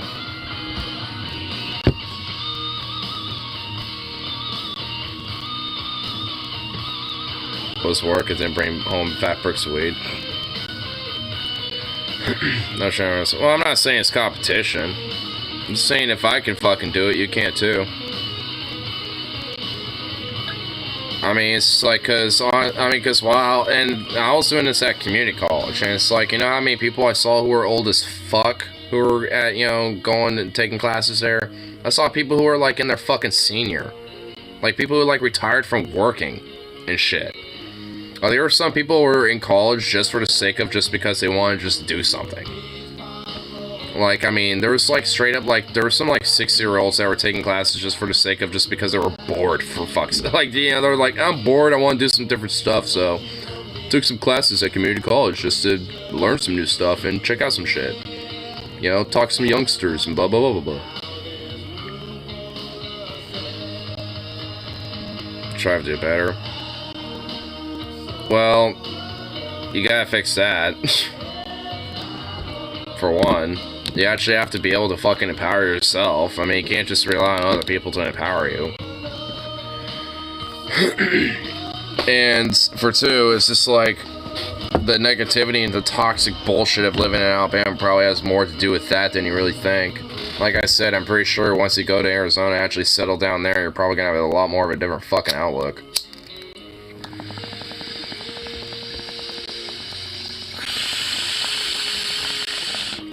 This bullshit you keep feeding yourself is gonna start fading off. Because I told the same shit to myself before.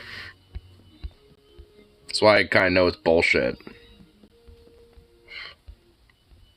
Because you don't think I've struggled with this before too?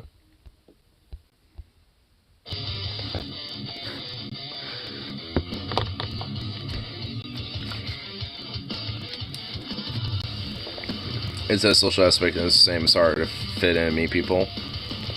It's true. I mean, I'll grant that.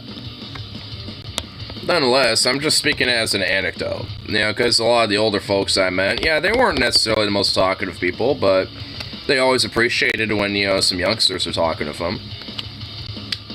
That's like another little anecdote. And actually, I'm kind of sad because he passed away. But,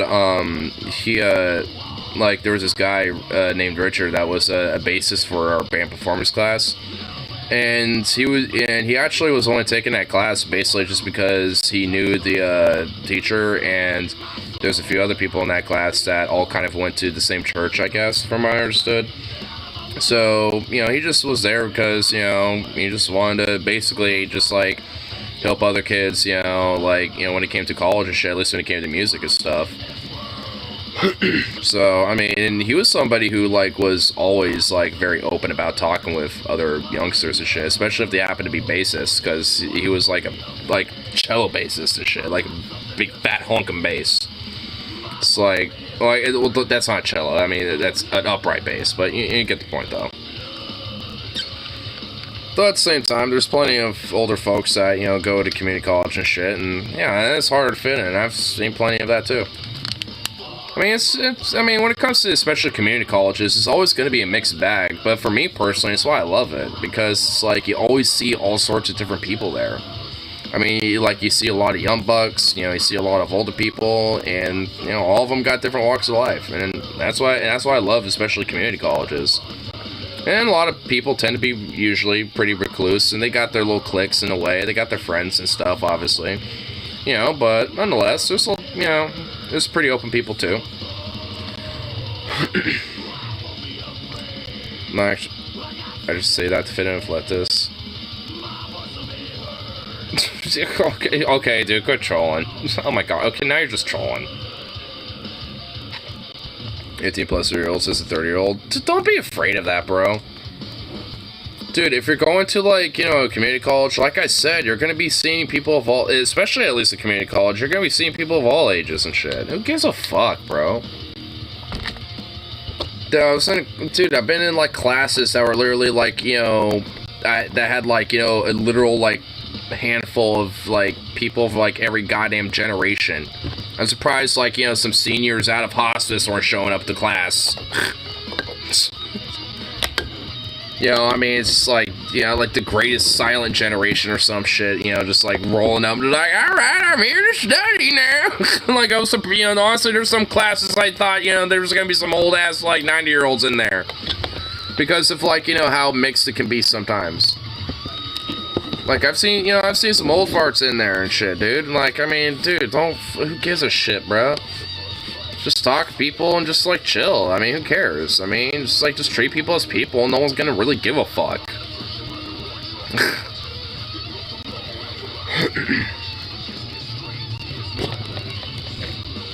At least when it comes to just, like, community college setting. I mean, I can't really speak for universities. I mean, that's a little different, to an extent.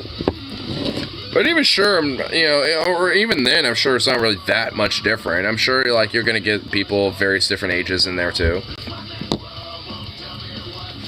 But even then, so what? Who cares? It's like society has people of various ages and different generations, and, like, it's like, wow. Humanity has, like, people who are old and young. Okay, now I'm just kind of fucking with you a little bit, but still. I mean, but you get the point, though. I mean, it's not that big of a deal. Like, so what? Who cares?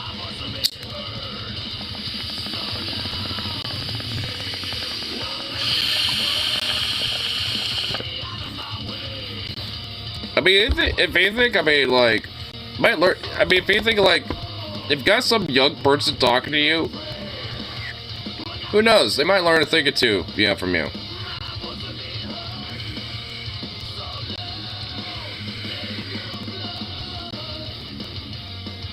Dude, honestly, I bet if you polled, like, at least America, I guarantee you, like, over half of this country would say they would rather be a, quote, NEET for the rest of their life. Like, if you knew that everything that you needed was met, like housing, food, water, utilities, the whole shebang. Like, if your needs were met, would, like, would you never work again and just, like, fucking basically do nothing? For, like, an absolute fact, like, a majority of people would just fucking say yes. Like, of course, even I would say yes to that shit. Like, yeah, if I could get away with it, yeah, I would be a, quote, NEET, because then I would just have my little dream place and just, like, I guess, work, in a sense of, work, maintaining my place and living there and shit. But beyond that, like, yeah, I want to give a fuck. Because, yeah, I mean, fuck working and shit, but unfortunately, it's what I gotta do. And luckily, I mean, there's at least the other, opportunities and shit, when it comes to, like, work, at least around here. Just biding my time with it. Guy or shit I need to deal with anyway. You seem like that type that enjoys working. Well, depending on what it is, obviously.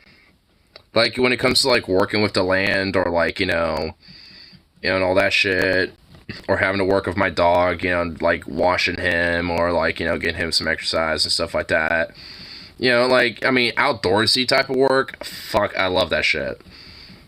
I mean, I love doing, like, outdoorsy type of work and shit. Like, I mean, that's kind of the work that I love. Like, some that, like, tends to land. But, like, when it comes to just, like, the, like, hyper-industrialist, like, grudgeless, like, minimum wage work shit, yeah, fuck that shit.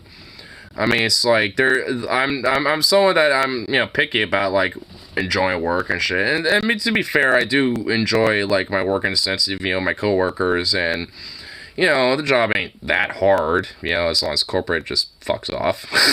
You know what I mean? It's just like, all in all, I mean, it's just like, I mean, like, I don't necessarily hate my, job, and I don't necessarily absolutely love it, but I enjoy it where it counts. And, and that's what, to me, at least what fucking matters and shit, like, cause if there's nothing that I can enjoy of my fucking job, then at that point, what the fuck, it's worth it then. Because at least there's, part of that, it's like, if you can at least find some stuff about your job to enjoy and shit, then at that point, then it probably isn't worth working there. You know what I mean? If you can at least find some stuff that you can enjoy about your work, at the very minimal, at least, if you got, like, a cool, crew that you work with and shit when it comes to, like, coworkers and stuff, and you're pretty buddy-buddy with a lot of them, at the very least, and there's something to enjoy about work and shit, knowing that at least, the people that you work with are chill, you know how to work with them, they know how to work with you, and you got, like, a, kind of a system set, and you all hang out and shit, and, talk with each other after work and stuff like that, and blah, blah, blah. You know, so it's just like, I mean, you know, that's at least, you know, especially for me, something that I enjoy about my workplace, that, you know, at least for my department, we're all chill like that. You know, so it's just like, you know, at least, you know, enough. You know, we're chill enough to where, like, we might not always hang out after work, but, you know, some of us do. And it's just like, I mean, and at the very least, you want that. I mean, you want to at least be able to have some coworkers to be chill with and to hang out with, and at least make the work more tolerable. You know, as much as corporate probably wants to try to keep y'all from, you know, communicating and talking to each other. That's why I say, as long as corporate fucks off, you know, work can be at least somewhat okay.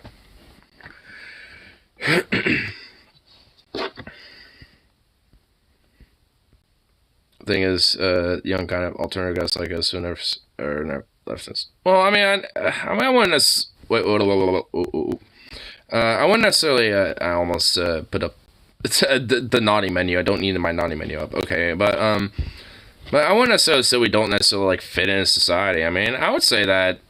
I mean, I'm kind of like an outcast in a sense. I mean, sure, but like I don't know. I wouldn't necessarily we don't fit in society. We just are kind of like have a weird quirky fit. You know, we're a quirky fit in society. I would argue more.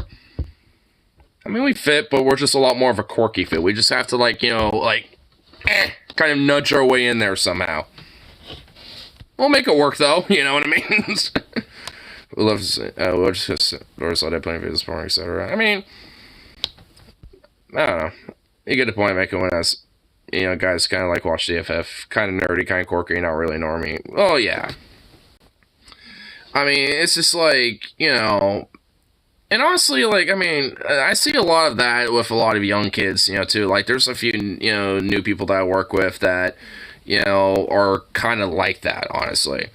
But, you know, nonetheless, I mean, you know, it's just like, they're still out there kind of bustling and shit. They still got the, like, friend groups and stuff, you know, so it's just like, I mean, you know, like I said, it's like I get what you mean, though, but, you know, it's like, it was more or less like, I mean, it's not like we don't fit in, it's that we have our quirky fits. I mean, we're more niche in a way.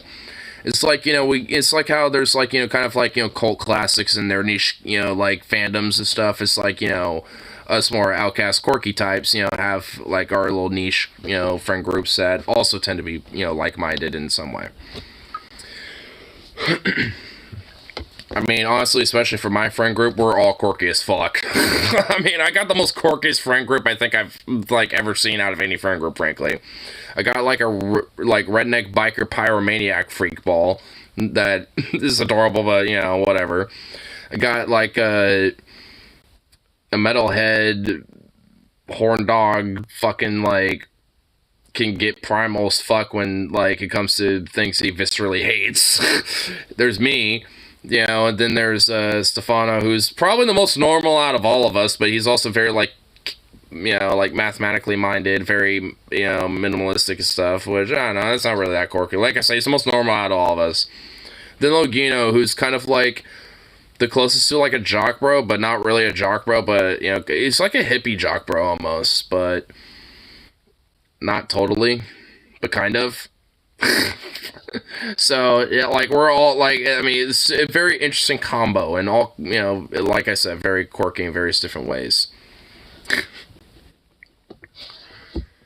Nonetheless, we all somehow fit in that little circle, somehow. How? Don't know, but we do. I mean, just like in this little circle, it's just like, hey, we all fit in here, but, you know, how? We don't know. We all, you know, we just, like, you have the shapes, and we just, like, shove it into place, and we called it good. Sometimes you just gotta do that with shit. You just gotta, like, just shove it in there and just call it good, and just let it sit there. Get some Loctite to really seal it in place.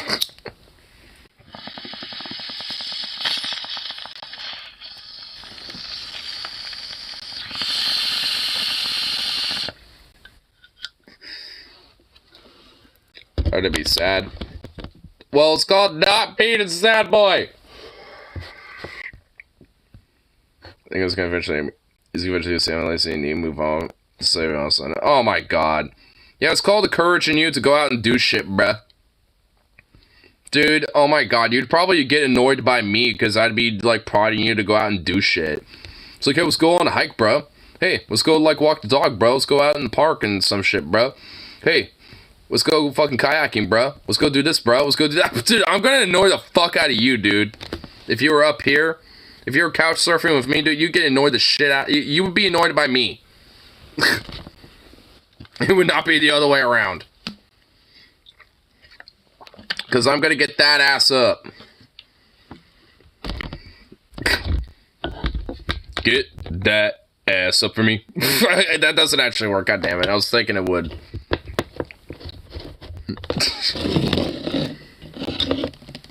Get that ass up for me. Won't do activities. Just never had a chance to do anything. Well, then... So what's the problem then? So, wait, how... So you being, quote, lazy would not be an issue because then you would be going out and doing things which thus will give you dopamine and thus make you feel better and thus make you want to do more shit. And thus, I would not actually be annoying you. How would there be a problem? You just need to get up here. You need to escape up here, honestly. Have a moment of, stabilization and, getting yourself a little bit more set up in Arizona, then eventually escape the fuck up here. I feel like, that's, at least when it comes to chores. I mean, honestly, it ain't that big of a deal, as long as you at least, like, do a couple, like, I'm trying to make you a fucking maid. I hate doing dishes, for example. I do too, honestly, but I have to do that for my job, so I honestly have an absolute valid reason to hate them. Because I have to do it for work. It's horrible. Oh my god, dude. What I really hate is that we don't even have, like, steel wool anymore. They won't, like, and they don't even carry it in the store because I think they caught on that we will, like, take some from the fucking shelf if we don't have any. So it's just like, like, I mean, it's so annoying because it actually gets a lot of the grimy bullshit off of our pans and stuff, and it's like, they want everything nice and spick and span and clean, and it's like, well, sometimes there's a funk on that shit that's hard to get off, and the only real thing that will get it off is some steel wool. And you don't want us using that shit, apparently. And that's always been the case, but now they're, like, really harping on it, I guess, at this point. It's just, like, so fucking stupid. We use it in restaurants. Apparently, it's a, quote, liability because it could get stuck in the food pans and stuff, and thus can potentially be in the food. Which is so stupid and bullshit. Like, it's such horse shit. Like, I know that's not even remotely, like, fucking the case. And yeah, it's like, because, again, like you said, it's used in fucking restaurants. Like, I had it, there was a guy that used to work in my department that used to work at the restaurant industry. And he used steel wool there. So, obviously, it was not a big fucking deal. But apparently, it's like it was for our shit, which, again, it's not sure. They just want to make it so the working conditions are just worse. And the mayonnaise at Burger King got fired for it. Well, good. Like, honestly, good. Like, unironically, fuck that guy.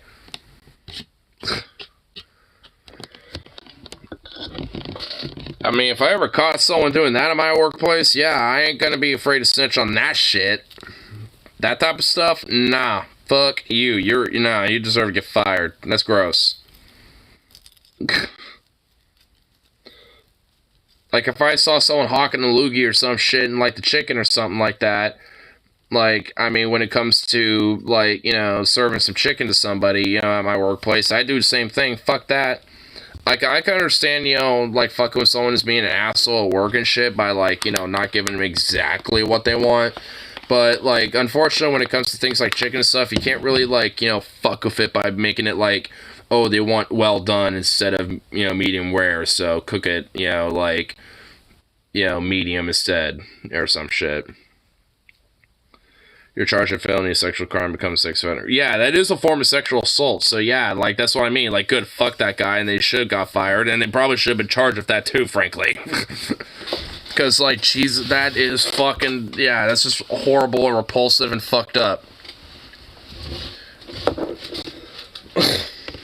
I mean, it's like, I know for, like, because, you know, when it comes to, like, coffee shops and stuff, or at least, you know, Starbucks, at least how Paul Zigo was talking about it, like, in his ideologies in the past, there'll be this thing called doing the decaf. If you have a Karen who wants, like, you know, triple cafe espresso or some shit, you know, or triple cafe espresso, whatever the fuck, and it's just being a fucking absolute piece of shit and an asshole and a Karen to you, then they don't get any of that triple caffeine espresso. They get a decaf espresso. They don't get any caffeine, so they're just, you know, kind of crummy for the rest of the day. You know, so, like, it's basically that method. It's basically the what I pretty much have adopted it as, calling it the decaf principle. And I do that at work sometimes. Like, you know, as a way, like, you know, when it comes to, like, you know, people, like that 100-piece order I was talking about at the beginning of the stream. Like, you know, that happened earlier today. I was like, honestly, like, I mean, they basically, you know, got, you know, about 100 plus then some and shit. And I was just like, you know what? You know, it's like, I mean, like, charge that shit as 100 and shit. And if honestly, I thought about it later and I realized it was more than that, I went, fuck, I should have put, like, you know, 100 and something like that, because, you know, adding to, it's like, because I knew there was more than just fucking, like, 32 pieces in there, because I've been counting this shit, you know, and it's because, either way, I mean, it was like, because honestly, it's like, it was a moment I unfortunately was not able to do the decaf. But, I mean, it's like, I'll do that shit sometimes. If I got, like, a Karen and shit, you know, that's being, like, a total piece of shit, I'll do the decaf. But if it's just, like, some person that's just, like, you know, at least being nice and reasonable, or at least just being cordial and just being like, hey, it's okay, we'll wait and whatever, then, yeah, I mean, you don't need to do the decaf. But if someone's being a prick and a piece of shit, then, yeah, decaf them.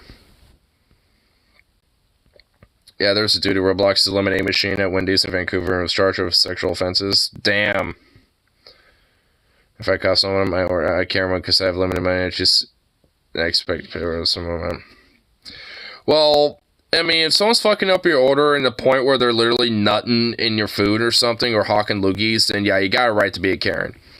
I mean, yeah, okay, yeah, I guess if they're screwing up her, yeah.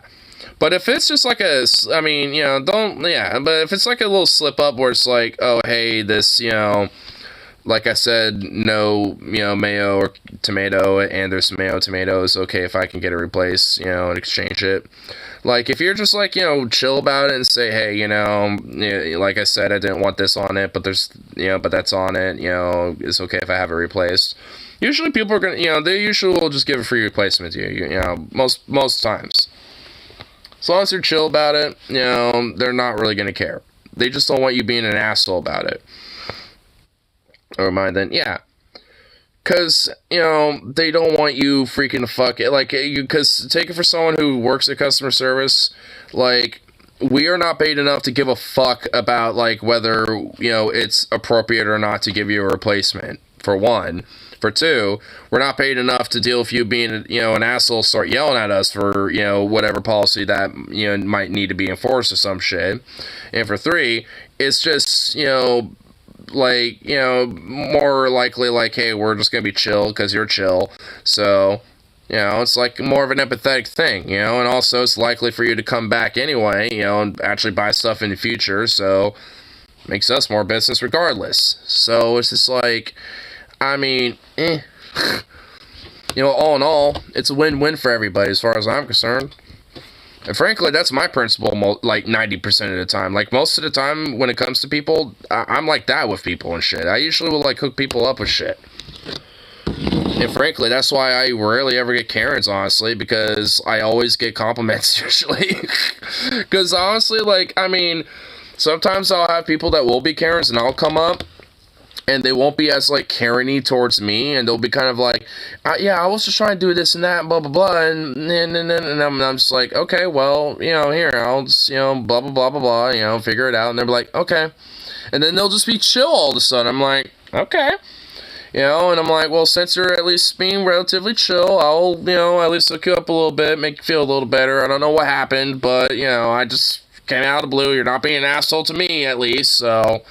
And usually they'll actually kind of chill out and, you know, be like, oh, okay, thank you, and usually leave. And because of that, sometimes I'll never, you know, get, like, customer complaint shit either. Because I've actually have, like, saved a few employees from random bullshit like that, where they might have, like, been accused of doing something, like, being rude or something like that when they weren't. Because I remember once, it's like, yeah, I mean, it seems like he was having a bad day. I kind of wanted to, like, you know, report to customer service about that, but, I mean, you know, like, you know, honestly, I mean, because you're being nice and stuff, I won't, because it just kind of seems like a bad day thing, and blah, blah, blah. I'm like, yeah, I mean, it's been a busy day, kind of stressful and shit. I mean, you know, don't worry about it. It happens. It's not, you know, blah, blah, blah. And they're like, okay, and left. So, I mean, there's,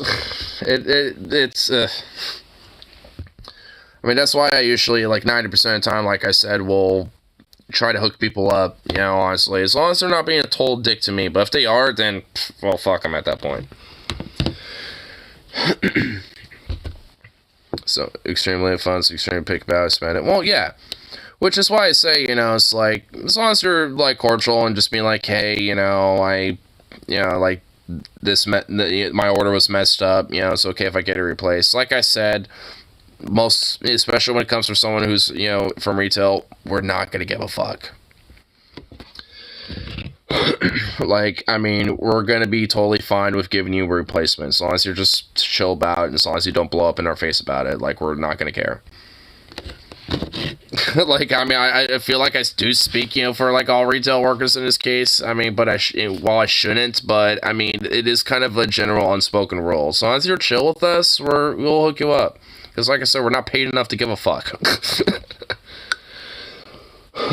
So, like, I mean, if we were, we probably would have a different tune, but then, you know, circumstances about society would be a little different, would it? So, I mean, you know, like, all in all, we don't give a shit.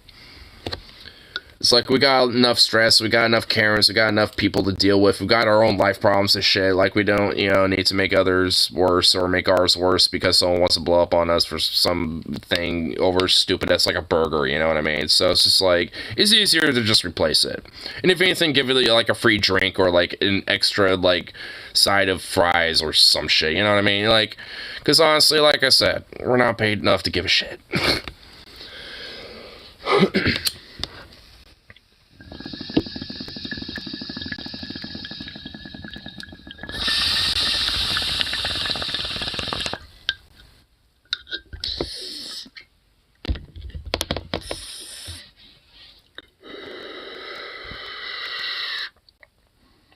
For the slave wages. Well, yeah.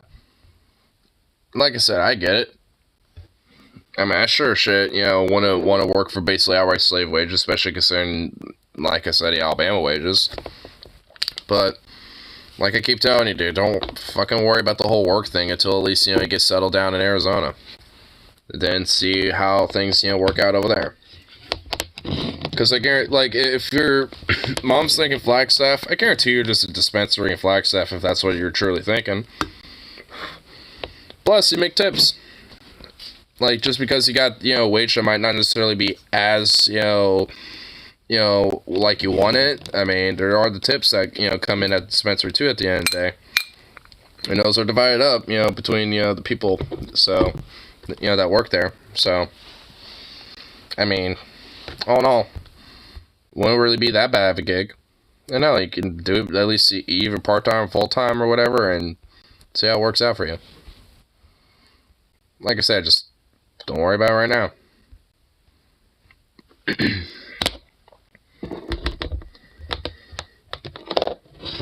So talking about gonna set me off. I mean, no, I get it.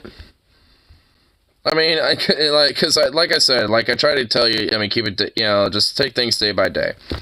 Though, at least, you know, like, you know, at least from our, you know, side of things, we're just trying to kind of empower you with it. Like, you know, try to, like, you know, get you into, you know, better mindset and also just kind of a better, you know, say for yourself. You know, and, you know, but your not granddad, but your stepdad is, well, he's just a shithead. So, I mean, who gives a fuck what he really has to say about it? But that's why, at least for me, you know, it's like, you know, take things day by day. But, you know, at the same time, I mean, you know, you gotta also, like, consider, you know, what, you know, like, the different, you know, like, thoughts about, you know, different things that people say, you know, as well. But, I mean, don't let it overwhelm me. I mean, you know, you gotta let it stir the pot for a bit, you know? I mean, you know, let it stew for a little bit, you know, let it simmer for a while. No, so well, again, I mean, once you get the fuck out of Arizona, I feel like when I keep flipping, I keep, like, whatever, anyway, you get what I mean. Once you get out of fucking Alabama, like, I feel like you're gonna have a different mindset about it.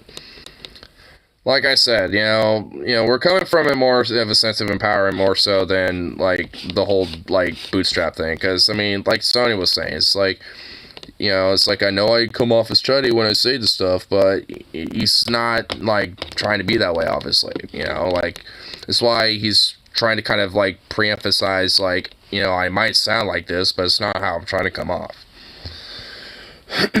I'm pretty sure Bama is 80% of the problem. Flagstaff would be 20 times better. Exactly. Better environment, better place, you know, plus Arizona's got a lot of cool nature shit for you to check out and things that you can do, for sure. And, you know, also, you know, there's just, like, new stuff to check out just broadly. I mean, you can go, like, visit different parts of Arizona, you know, have a little, like, weekend in Phoenix or something, you know. Because I've been to Phoenix at least once. I know there's at least, you know, a couple things around that area that's, you know, pretty cool to check out. Yeah, less chuddy, you know. So, I mean, honestly, it would be a better environment, better perspective, you know, you would have a lot more of a clear head, honestly. And new people to check out and talk to. You know, all in all. So, I mean, I mean, yeah, like I said, I feel like, you know, just being in Bama is predominantly the problem. Once you have a better, you know, environment to have a more clear head, I think, like I said, you know, like, you would have a different perspective about things. Smoke at the cactus? Exactly. Smoke at the cactus. But you know, dude, I am a cuddly fuck. Unironically, I do, actually. I'm very cuddly. I like to cuddle. No cap. Unironically, like, I still have, like, you know, a big plush wolf that I will cuddle with and shit, because I do like to cuddle. Work sucks, but it's not like your job is equivalent to sign yourself to the Marine Corps or something. I mean, yeah, it's not like going to the USMC, you know.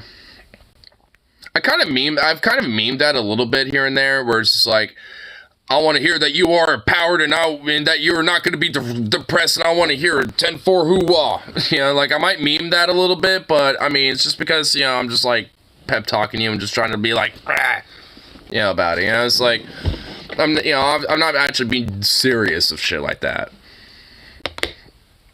As long as possible. Oh my god. Alabama Venom will definitely just, like, be crushed one of these days, and the Arizona Venom will be the phoenix that rises.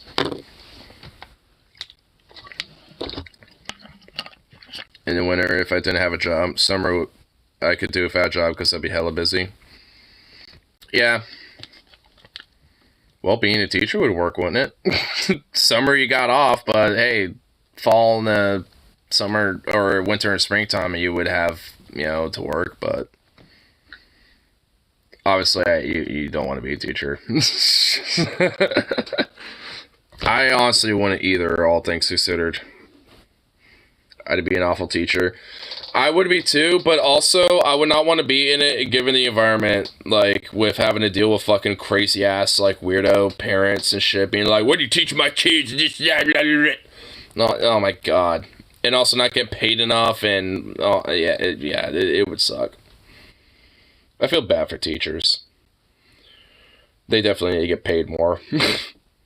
I'd be bored without a job than my life. I'd rather be bored without a job than dependent on oh my god.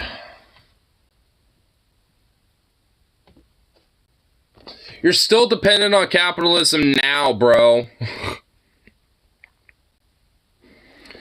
Like, I mean, like, I mean, you just are less so in comparison to, I guess, someone who does work. I mean, but still, I mean, either way, I mean, never mind. I mean, it's like, it's not like something that, like, I mean, like, it's a global thing. Like, I mean, it's not like everyone, you know, is like basically a victim and a perpetrator of capitalism, like, you know, in one way, shape, or form. You can't really, unfortunately, escape that. As much as people try, unless you're like absolutely, like, you know, self-sustaining and like living off the grid, self-sustaining somewhere, and like, you know, or some shit like in the woods in the middle of bumblefuck chuckle buttfuck nowhere. Like, I mean, like, and even then, to some extent, you're not even like totally exhumed from it. It's just like, I mean, you can't really get away from it as much anymore, unfortunately. There's actually a big protest movement, that dynamic would shift towards fuck capitalism. Well, I feel like that mentality is slowly kind of shifting towards that, with a lot of young people at least. But, I mean, it can't come sooner, can it? It's like, it'd be nice if that just, like, happened, you know, I don't know, yesterday, but I guess we have to wait, like, another, like, I don't know. I have no passion. Bull fuck, bro. Oh my god, dude. Oh my god.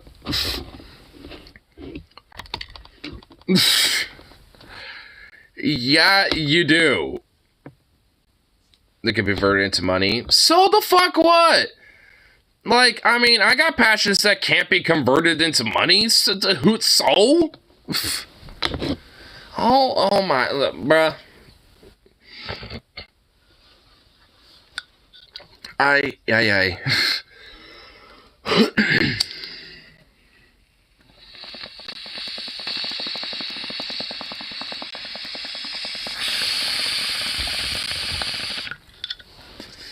Go to therapy. Dude, I've went to therapy. And I've turned out better for it, frankly.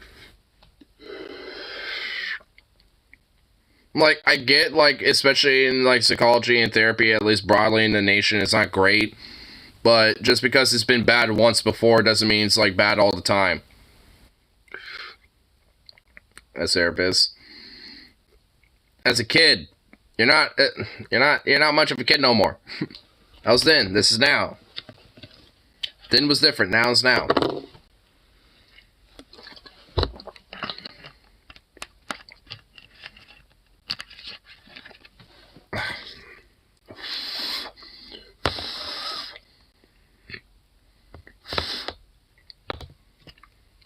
Christian conversion therapy.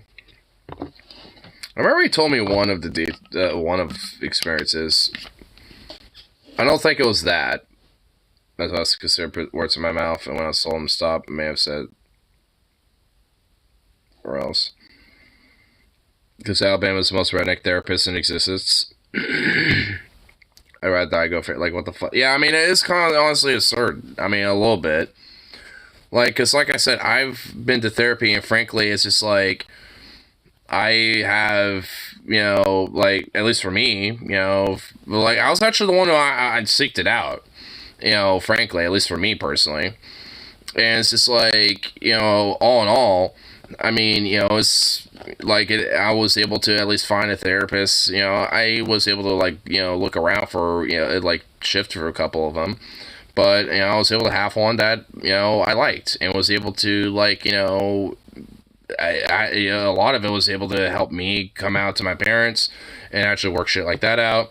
Actually, it's how I got my fucking job, funny enough. You know, it's like, there was, because she helped, my therapist helped me, you know, work out my resume and figure that type of shit out. And also kind of figure out how to, like, you know, deal with things like W-2s and shit like that. At least to an extent. And fucking, you know, and also how to deal with a lot of, like, you know, family bullshit, you know, when it came, you know, different, like, struggles and strife that I, you know, had dealing with my parents at the time as a teenager and shit. But, like I said, all in all, you know, came out really, frankly, for the better for it. You know, and at this point, you know, relationship, at least with both my parents, I'd say is at least better than it has been in the past.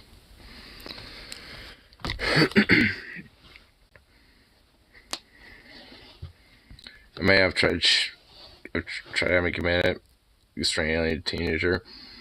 Well, I mean, like I said, being in Alabama would probably have more to do with that bullshit more so than anything, because it failed to actually address, you know, your issues and your health properly. Well, unfortunately, yeah. Well, I guess, you know, for me at least, you know, I had at least, you know, things in place in a school district that at least was funded enough, you know, to at least have these type of things, you know, where unfortunately it's a fucking privilege instead of, you know, just an inherent right and something that should be just fucking guaranteed.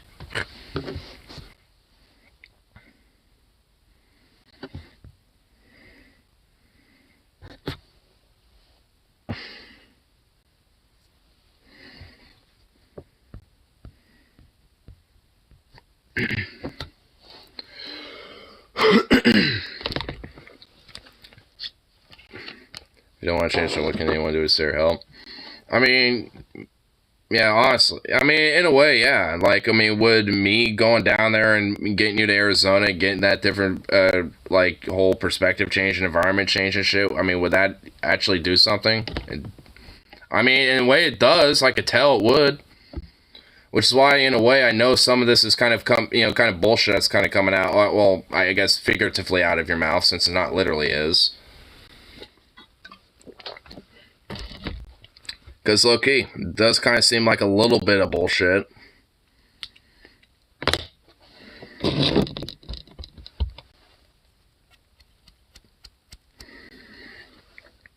Because a lot of, because in between every now and then, you always say, I'm just sick of waiting to get out of Bama. You know it's a thing, but you just are sick of the wait.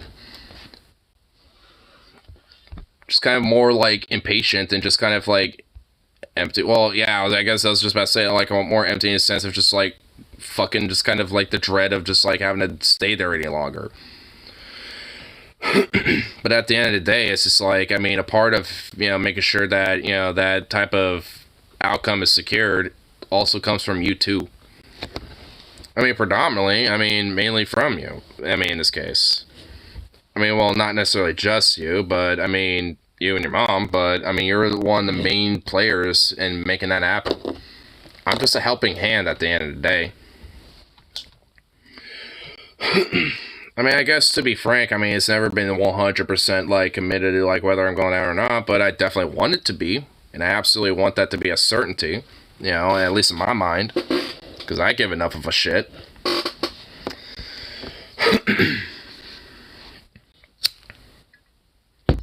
Expect people to revolt by wrong before. If Republicans and the GOP are really that desperate to try to cut Social Security, it's like there would be a lot of backlash for something like that. I remember it was a couple streams ago. I remember we were checking out like fucking Mike Lee basically like trying to say, oh yeah, we'll cut Social Security and this and that and blah blah, and like in a room full of old farts, and some of them were just like barely clapping, like just barely at all. Some were, like a handful, but a lot of them were just like, eh. It's kind of like hands crossed, just like, I don't like that. I kind of rely on that to live. Automatically, without the GOP doing anything. Oh, so it's only a matter of time. Well, wonder what the Democrats would do about that. That's like in 9 fucking years. It's less than a decade. They better actually fucking do some shit about that. Besides just like, don't cut it.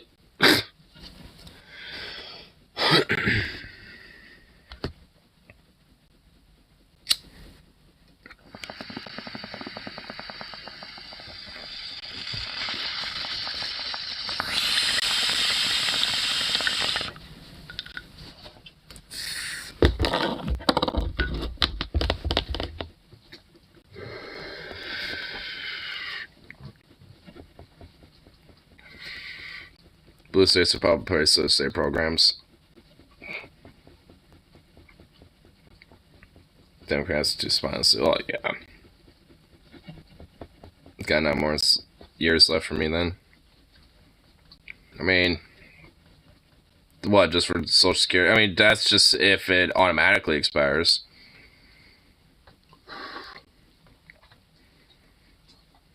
I think it's 20% cut if I remember correctly. Ugh. Lovely.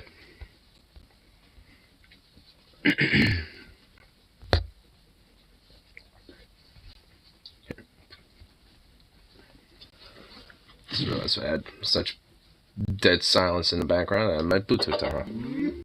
Get this fucker back on. There we go. Good-do-do.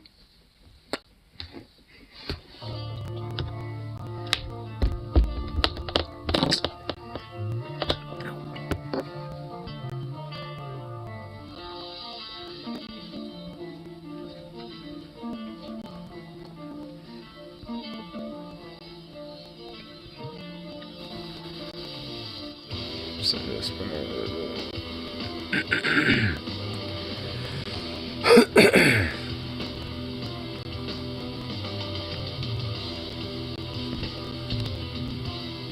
could be fixed forever if they just raise the Social Security tax, or just kind of like make it a permanent program.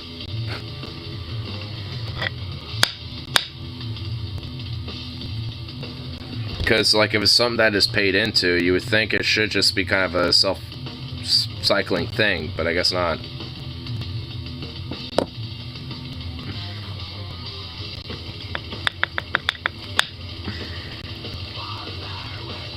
And people here raise taxes and raise and tax together and freak out.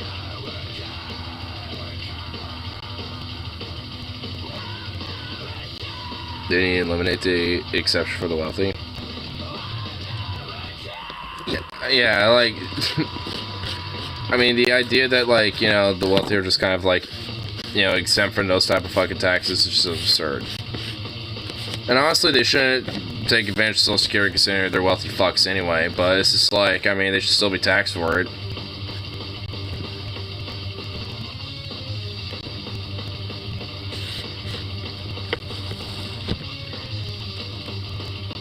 I found the graphing on. Oh shit. Mornax and Ripcity are about to get at it. Social Security has a separate budget funded by the payroll tax. Whoa. But Mornax got a graph. He has a graph, bro. What are you gonna do about that, huh? Get owned, lib. He has a graph. What are you gonna do about that, bro?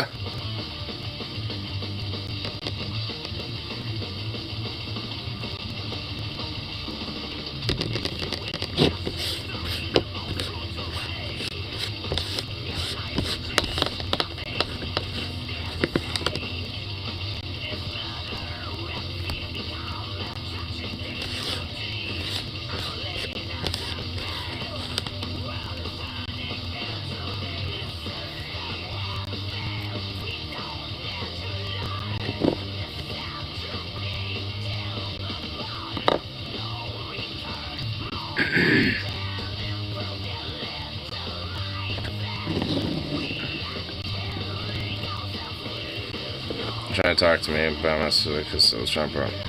Well, I mean, I think well, Sonya was saying that you were, but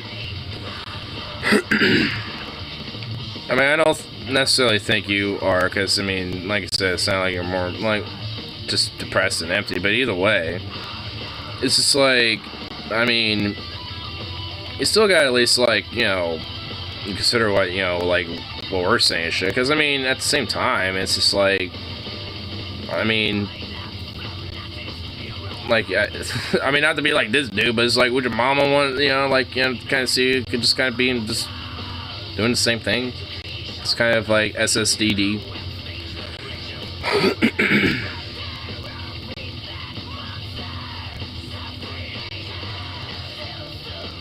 Well, blame needs to be placed on whenever America's America, so fuck that, because America's ID, and let me so want to be fucked in the ass by autocracy. Well, yeah. A lot of people who have had that severe learned help us to who were, you know, stick tricks over, and the one thing they all have in common is.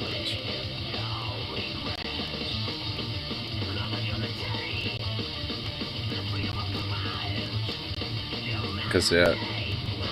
Because of that, they felt they didn't deserve to have a good life. Yeah, well, I mean, it's just because there's a lot of, like, you know, like, kind of, I mean, it's a lot of it's just due to trauma. like psychological trauma is where it comes from. But she doesn't care about me. Well, I mean, either way, she probably still cares about like your general outcome, about like how, you know, your general well-being is.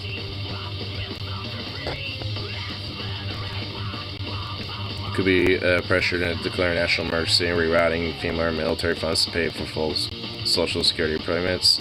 That could be an option. Maybe.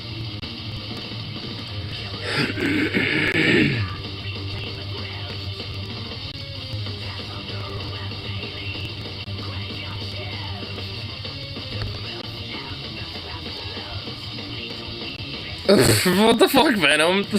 Are you trying to, like, incite Rip City for some reason? I'm Trump president 22.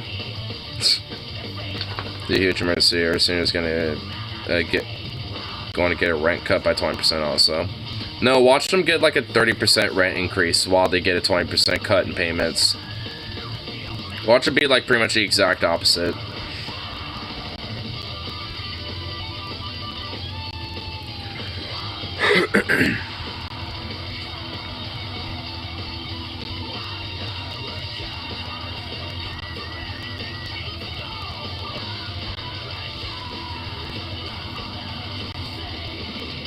And then shit lives will continue to blame the homeless for being homeless. Yep, exactly. Oh shit, he has a chart. He brought the charts, dude. He got the charts in. Get owned, lib. Will happen until the 24s, but it's a coming. It's a coming. Oh shit.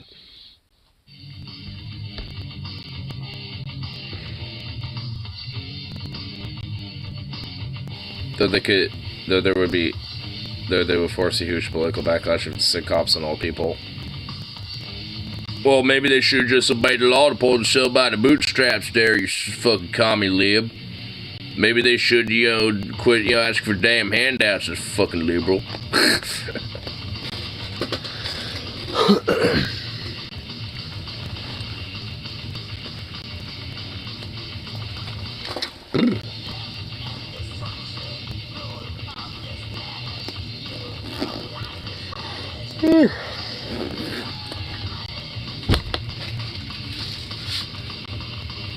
They keep pushing back day for some reason. Well, I think it's because of what Mornax was pushing there. With his little charts. I kinda wanna see it actually. Chart 7.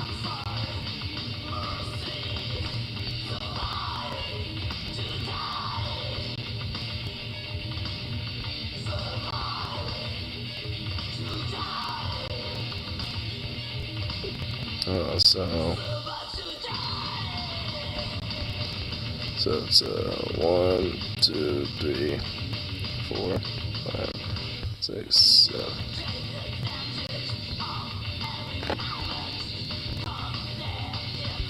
So this one.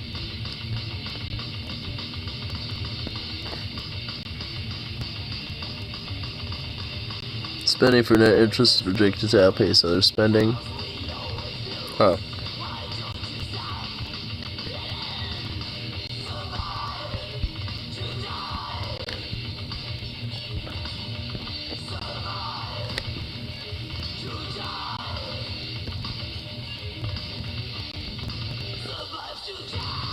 The American people want this, but they want Social Security, but they don't want to pay for it. They don't want to vote for anyone who will keep around. Because they're always, like, basically been, like, dumbed down to be, you know, been told by, like, different politicians and media to, you know, scapegoat and pin the blame on something else. And while that's going on, the backroom deals is, you know, cutting their fucking, you know, Social Security and a lot of their fucking, you know, broader, you know, welfare that, you know, they frankly rightfully deserve.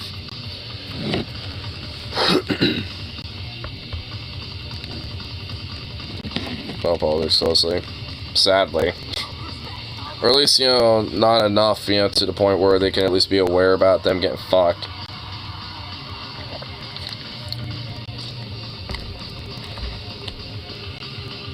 At least I have a hands off my Social Security for a while. I mean, maybe I mean, I feel like there would probably be, you know, some genuine massive backlash over some shit like that. And all things considered, I mean, you know, there probably would be at least, you know, some sort of, you know, like, you know, massive, you know, culmination of different things that could probably happen, you know, during that point, if things weren't, you know, to change for the better, given that time. Not gonna revolt. Well, at least for me, I didn't say there would be a revolt. I say backlash. I imagine there'd be a lot of protests, a lot of different, you know, rallies and shit like that, but like an outright revolt, I mean, I don't think people are gonna be like taking the guns to the streets and shit, you know what I mean? So like, I doubt that shit's happening. Maybe a riot or two, because cops are like, you know, fucking, you know, tear gas and protesters and shit like they usually like to do. So such a racing more no whatnot. There's no revolt. So yeah. I mean, if anything, we might see a level of like the George Floyd protests. I mean, we might see a similar level, if not maybe a little more than, you know, that. But I mean, I doubt we're gonna see a full fat revolt, you know. Sadly, at least for Americans, it's gonna take a lot fucking more for us to fucking go full revolution mode. In France, I mean, well, they're already, like, doing, like, a fucking mini little strike already, like, when it comes to, like, the nation over there. So, like, they're already, like, being like, fuck you, you know, to Macron over there and shit, you know, so.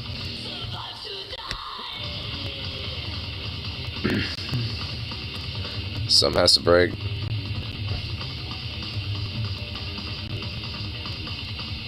Let's see what I'm talking about. Mac. The sound of my brainwaves, especially considering how late it is right now. Custom military unless the feds want massive riots. I mean, they should be cutting military spending like now, but yeah, could just default. Yeah, could do that. My check was restricted. This took it away. With the Frenchman, I used to having the government actually looked after him, and it's a complete corporatocracy. Yeah. Not totally.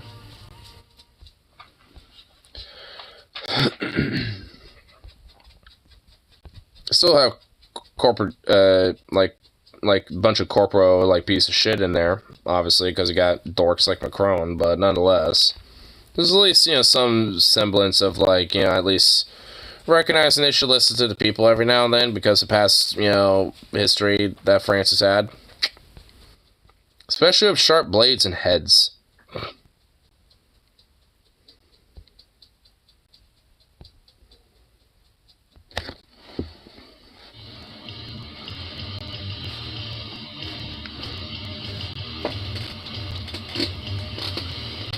Boop.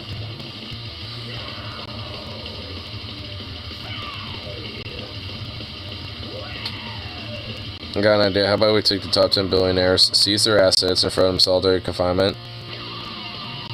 Based. I like that. I like that idea. Sounds amazing.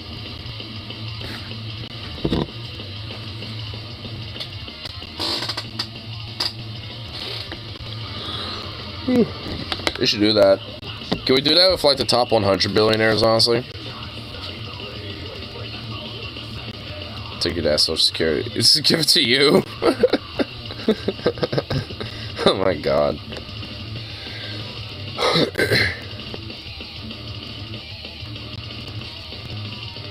If everyone else needs to remember that means states have direct ballot initiatives.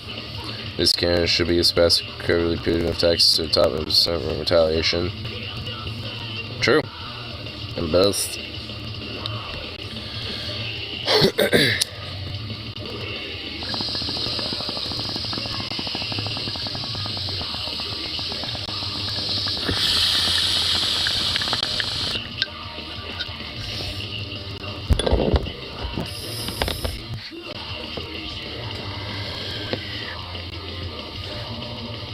But Ripsy, what if the top 1% decide to move? It's like, you know, oh, you want to have a bunch of punitive taxes on a bunch of the top 1%, the hardest working people among us, and they just leave. No top 1% tax, damn bitch. Get on, Libra. Get on, Libra. What you gonna do about that, Commie?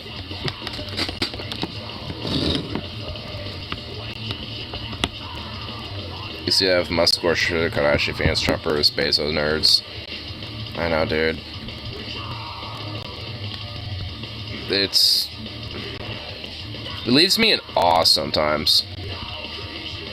The feds are delusional if they think that they can keep me make the lives of non-white people worse. Bet. It's not necessarily just the feds, but it's mostly just like the cons and the billionaires and DNC corpos and shit. And far-right fascists and NIMBY centrist lib fucks. But no, they'll try. No, it's like a bet. To them, they see that and they say bet. Of the stupids in this country. Unfortunately, I think a lot of people in the older generation do kind of undermine the stupids in this country. And the ones that don't, at least I can, you know, give respect to, because at least they try to, you know, get their, you know, education out there. But kind of Social Security off, because that would mean a huge increase in homeless in their neighborhoods. Yeah. But then they'll just cry about cops, you know, needing to do more sweeps because they're so underappreciated, and, you know, and we need to respect them more because of how overworked they are, because of how many homeless criminals are everywhere. Blah, blah, blah, blah, blah. Ugh, man, I hate these fucking sons of bitches. You get me back on the NIMBYs again.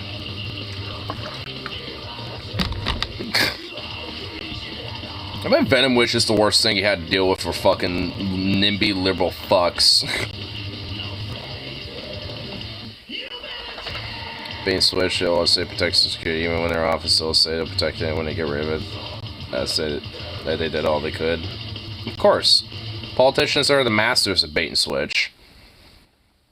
There are enough cops to round up homeless. A picture double the current number.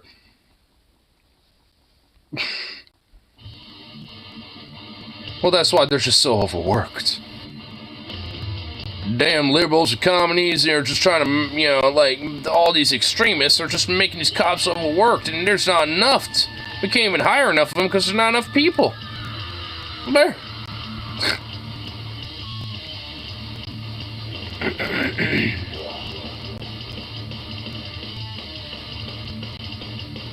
I don't even necessarily blame NIMBYs. I wouldn't want mentally ill. Well, I mean, to be fair, I mean, I wouldn't necessarily, you know, blame anyone either for that. But I would just be like, hey, you know, go away, fuck off. I mean, I wouldn't necessarily, you know, be telling that person, like, or call the cops or anything. I mean, as long as they're not outright being, like, a creep or a threat or, like, suspicious or anything. I mean, if they were just kind of, like, wandering down the street or something, I'm not really gonna give that much of a shit. If they're, yeah, wandering around on my property or something, yeah, I'm not gonna be really too fond of that. I don't think anybody would, regardless of what position they're from. Like, if you got some homeless person on your property, like, or anybody on your property that you don't recognize, like, yeah, you're not gonna be too keen on that, are you, you know?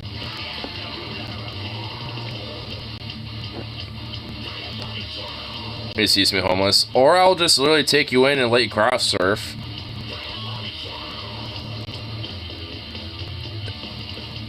They'll come back.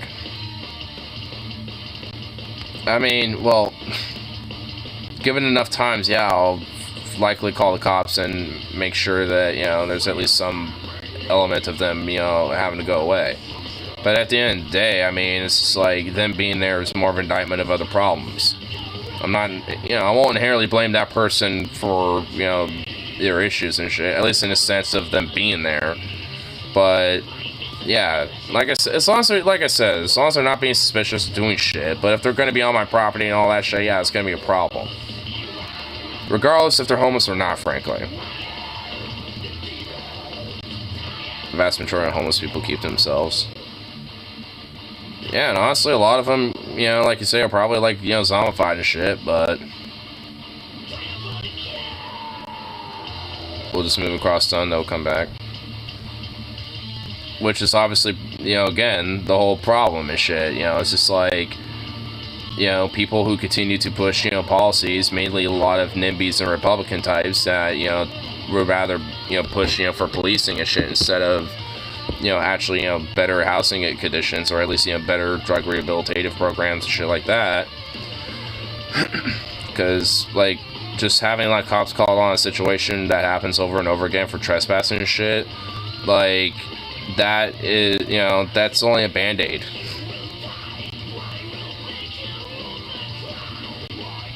Try my fair share being attacked. I mean, yeah. I mean, anyone who's had encountered with homeless people probably have had their, at the very minimal, their fair share of weird encounters. I've definitely had some really kind of close-edge encounters before, myself, personally. Not outright attacked, but, you know, I mean, I've seen that, but, you know, it's like I personally haven't. It's been a few times I feel like I was about to and shit. You know, so, but, yeah, nonetheless, you know. Yeah, I don't want, yeah, obviously no one should be in that type of situation. I went ahead of baseball bat because he was trying to get in my car once. Well, yeah, I mean, at that point, you're just defending your shit and just defending your car, you know, at that point. Like, there comes to a certain point where it's like, regardless if the person is homeless or not, like, you know, I'm not, you know, it's like, I'm gonna have to deal with that person accordingly. Like, if they're trying to get into my car or, like, throw shit at me or this or that or whatever the fuck, and it's like, yeah, no, I'm not, like, I don't really care if you're homeless or not.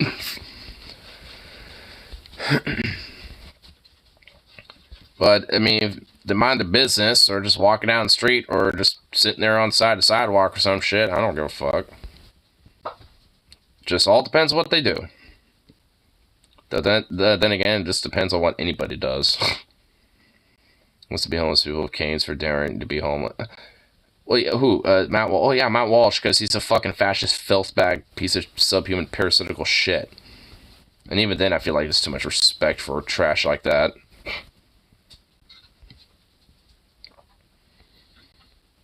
Or even San Fran homeless people. Well, it is SoCal, I guess. Because honestly, homeless people up here don't sound as nearly as bad, frankly, I will admit.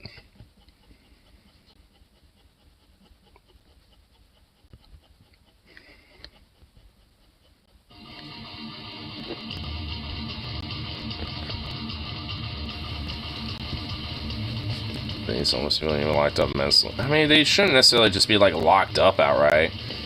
I mean, there just needs to be, like, outright, like, you know, like, well, I mean, obviously mental institutions and, like, you know, community, like, housing with a lot of different accommodations, you know, very humanely treated places, you know, at least the housing itself there, kind of, like, basically equivalent of at least at minimal studio level style, like, apartments, essentially.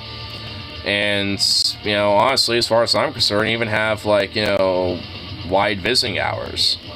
You know, like, I mean, they're still humans, so if they have relatives or friends or anything like that on the outside world, they should have access to be able to, you know, visit those type of people. Or at least have those people visit them. And honestly, for some people, not everybody, you know, I'm doing it not all right now, obviously, but, like, you know, for some people, I'd argue, you know, as long as they just need someone that is very dependent, you know, that they need to live in. You know, so it's just like, you know, they need somewhere to where they can get back on their feet, but for the most part, they can still be out and about in public, you know, so being in a facility or a place like that is, you know, something that could, you know, obviously is what they need, but, you know, if they want to go out and about in the public, you know, for some people at least, you know, I wouldn't necessarily see that as a problem. Just depending on the evaluation of how that person is, case by case type of thing.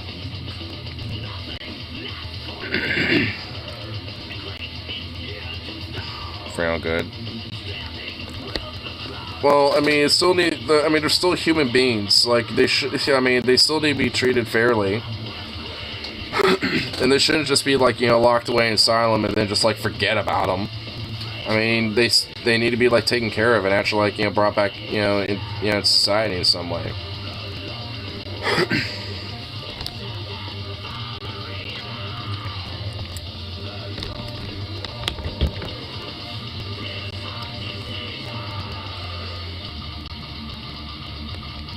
We should experiment on the homeless in exchange for housing. Organize a singular state mental hospital, and it is an overcrowded hellhole. Yeah, it's really bad.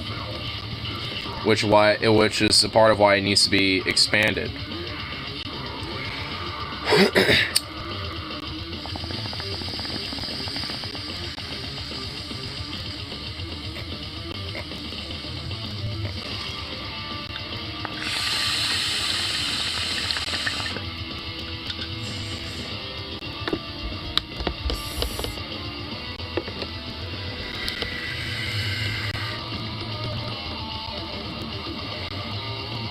Military and prison industrial complexes are a substitute for social programs, has consequences. Far more, yeah. You need 10 more hospitals spread around the state for that to be viable. Well, I mean, I'm not even necessarily saying just hospitals, but like actually full on like, you know, like institutions that are like, you know, propped up. Like build new facilities. Like there needs to be a massive program to like, you know, rebuild these facilities, and you know, honestly, yeah, I mean, even expand hospitals, so they have like more expansive mental health care wings of their hospitals and shit, so they have more accessibility towards that type of health care. I mean, honestly, it needs to be a little bit of both. Saying these people getting so just SoCal. Well, I mean, also not like every homeless person lives in SoCal either. I mean, like, cause I mean, because homeless people up here aren't necessarily the same type of shit that you know you experience down there. Maybe want to wander around, sure, stuff like that. I mean, and again, and honestly, I really highly doubt that they just want to be like that. I mean, it's just like, I mean, I don't think anyone wants to just like wander around shitting themselves. I mean, I sure shit wouldn't. Even if I was homeless and just, like, didn't give a fuck about anything anymore, I still wouldn't want to do that.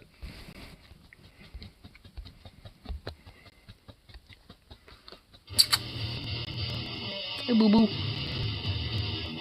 I won't do that, Ignore. God damn it, Venom. For St. Richard, build one for Portland, build one for Eugene, build one for Medford, build one for Bend.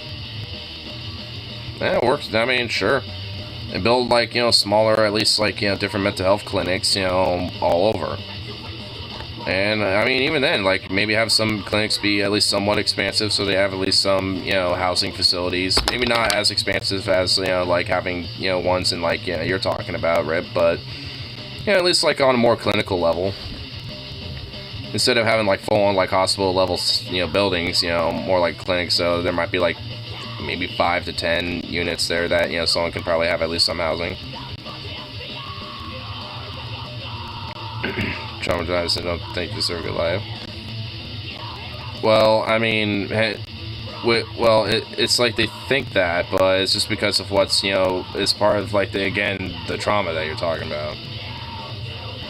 I mean, either way, it's like, you know, there are definitely going to be people that are going to need to probably be in, you know, hospitals like that, you know, permanently, but, I mean, majority of people who are homeless, you know, aren't going to want to be in that type of situation. And I never really have been to SoCal outside of one time when I was, like, a freshman, and even then it was barely. And it's just like, you know, so I don't know how homeless are down there and shit, but, you know, I've seen how homeless are in, like, Dallas and around here and in Eugene and Montana before, and I mean, usually they always just keep to themselves for the most part. I've seen some people who are just like, who are literally on that level of don't give a fuck no more and shit. I've seen that, so it's not like I don't know what you're talking about.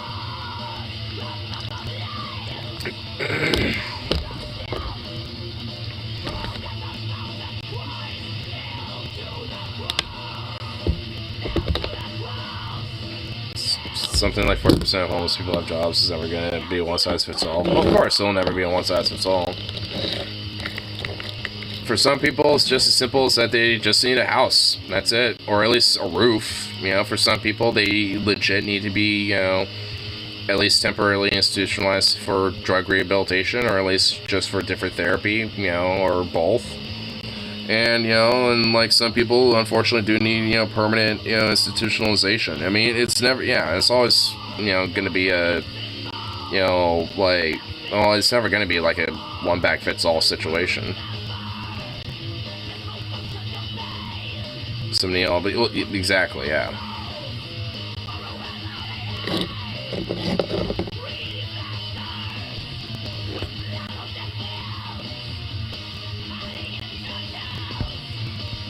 When I was in a mental health hospital, the nurse would lock one of the girls randomly solitary and jerk off.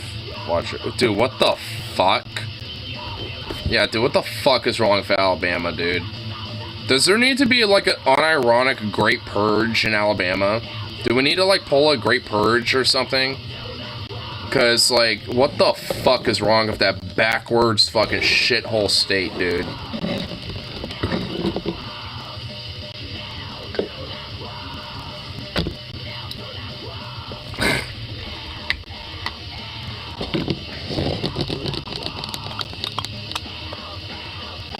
Bama needs to get Roblox, like, donated as a vessel to the People's Republic of Florida. Yeah, sir, like, or something, because, like, God, what the fuck, dude? The doctor I saw at the house was saying to keep me there forever. After I talked back to him once, I cleaned my attitude long enough to escape. That really sounds like a fucking just, ugh.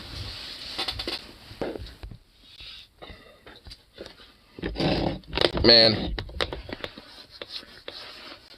the things that, like, fucking, you know, people do.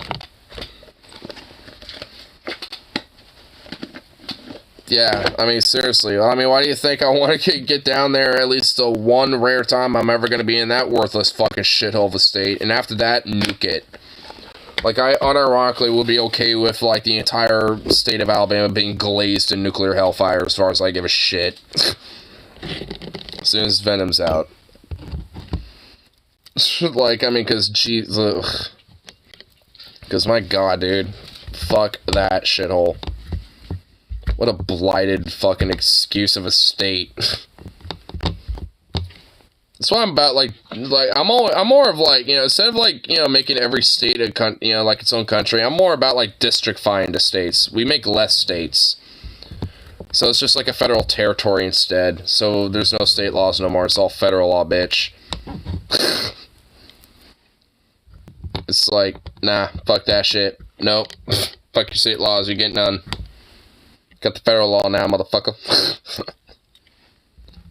It's like the District of Alabama.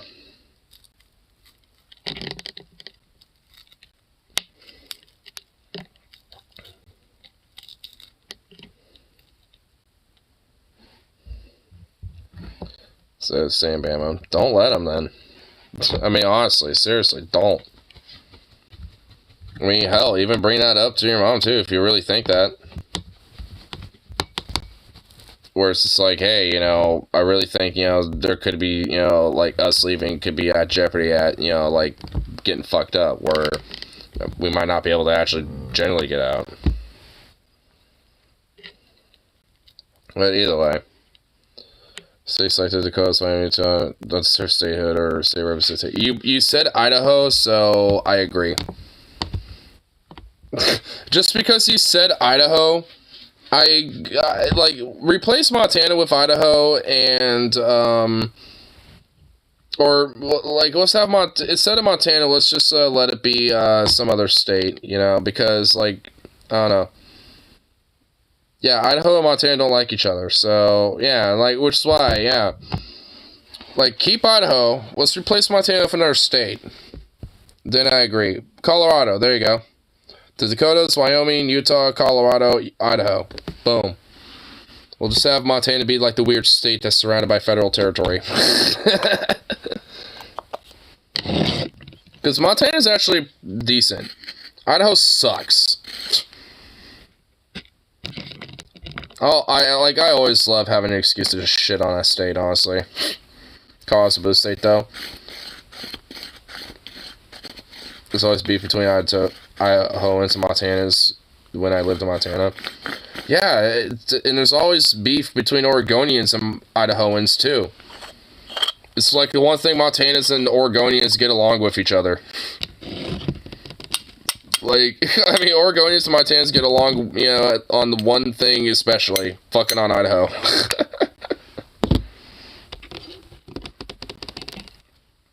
Idaho costs to target Montana drivers for speeding tickets. They also will target Washington and Oregon plates for potential people that might be trying to smuggle drugs in Idaho. Not fucking kidding. They'll have like their state patrol, you know, on the highway, you know, basically doing border stops, checking shit.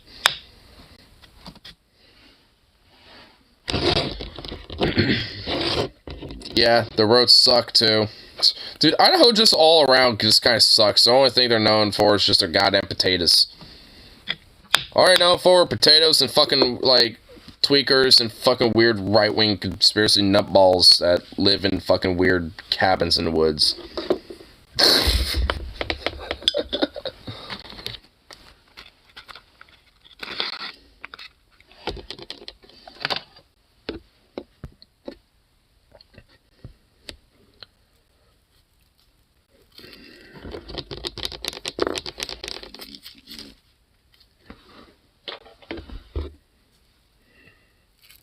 So they leave a stick fit. Yeah, and also quit fucking, like, overthinking shit, man. Like, seriously, what do I keep telling you? One day at a fucking time. Quit overthinking shit. Should lose statehood for being too woke. California should lose statehood because it's too much of a woke nation.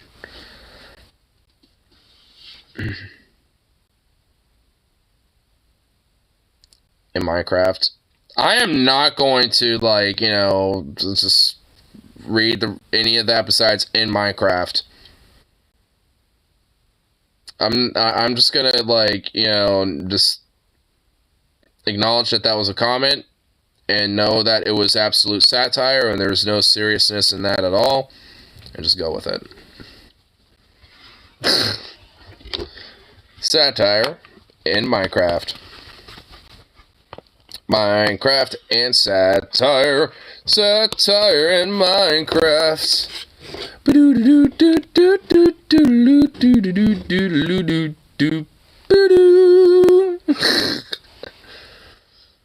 I like a Minecraft with a side of Roblox. Sir, this is a Windows.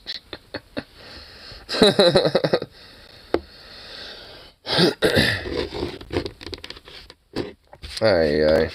Dios mío. Hey, we're going on for a decent fat minute. My God. My goodness gracious.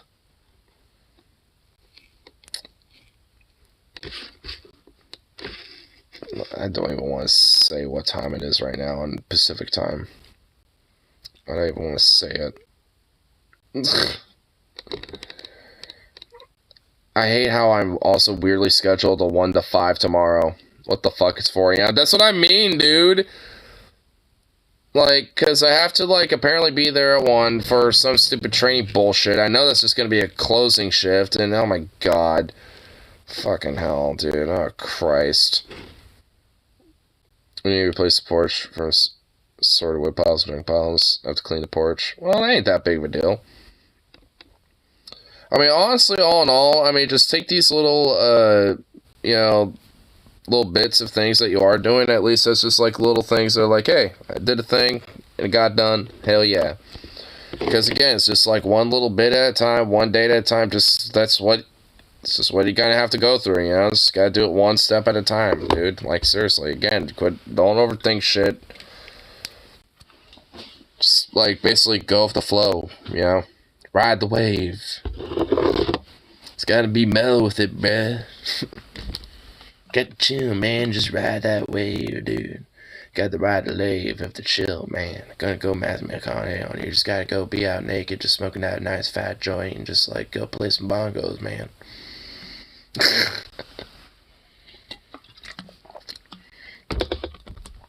Just gotta, you know, open that third eye and just, like, release, you know, the good crystals, you know, just line those chakras, bro.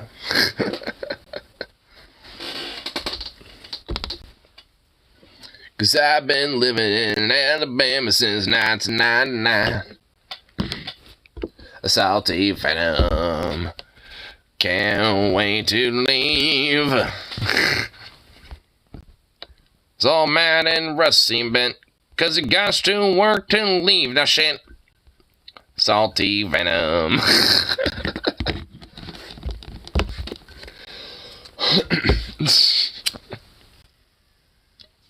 You knew I was gonna do a little meme on that one. Come on, you know that cheered you up a little bit, Venom. You know that, you know, there was I know I got a chuckle at you a little bit, even if you thought it was cringe. I got that, there was a chuckle in there. I know I got a chuckle out of you, you son of a bitch.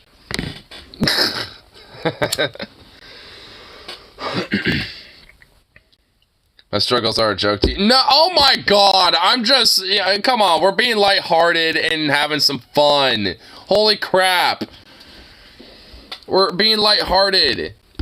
We're having a lighthearted moment, okay? Oh my god, you're making it so, like, deep, more deep than it needs to be. It's just like, they're not a joke, it's a moment of lightheartedness and a, you know, time of struggle. I mean, you gotta have that shit, you know, for fuck's sake. You gotta have moments of humor. God damn. You gotta have a little laugh every now and then, you know. It's like, holy shit, my god, bro. Just being douchebag. Well, I am too, a little bit. I mean, you know, we gotta be douchebags every now and then. It's how we, you know, maintain our sanity. That's how we do it. Joe Malloy. I'm assuming you probably don't have any updates about him. You're just saying his name. That reminds me, I should, like, at least on one of my days off, unironically, actually kind of send him an email. Do Portland Nibbies want to build shelters in Portland? Not really. They just want to do more street sweeps and criminalize drugs again instead of keeping them decriminalized because they think that will somehow make the situation better. So, yeah. Yeah, I haven't got a chance to do that yet. I have read her thing, but I just have, or her last messages, but I just haven't got a chance to respond quite yet. Obviously, you know, just work's been hell.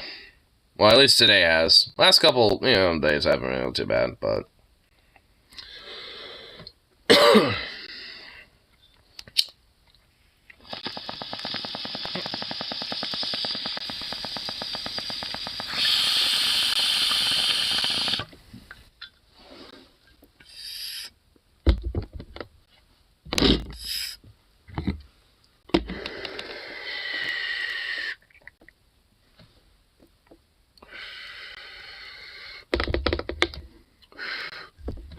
you're proper. I jumped in to say fuck working. Oh my lord. Again, just wait until you're in Arizona, and don't worry about that until you're actually, you know, like within like a couple weeks of that happening. Once the date's set, and you'll know when that is. Just until then, don't worry about it. Oh my god.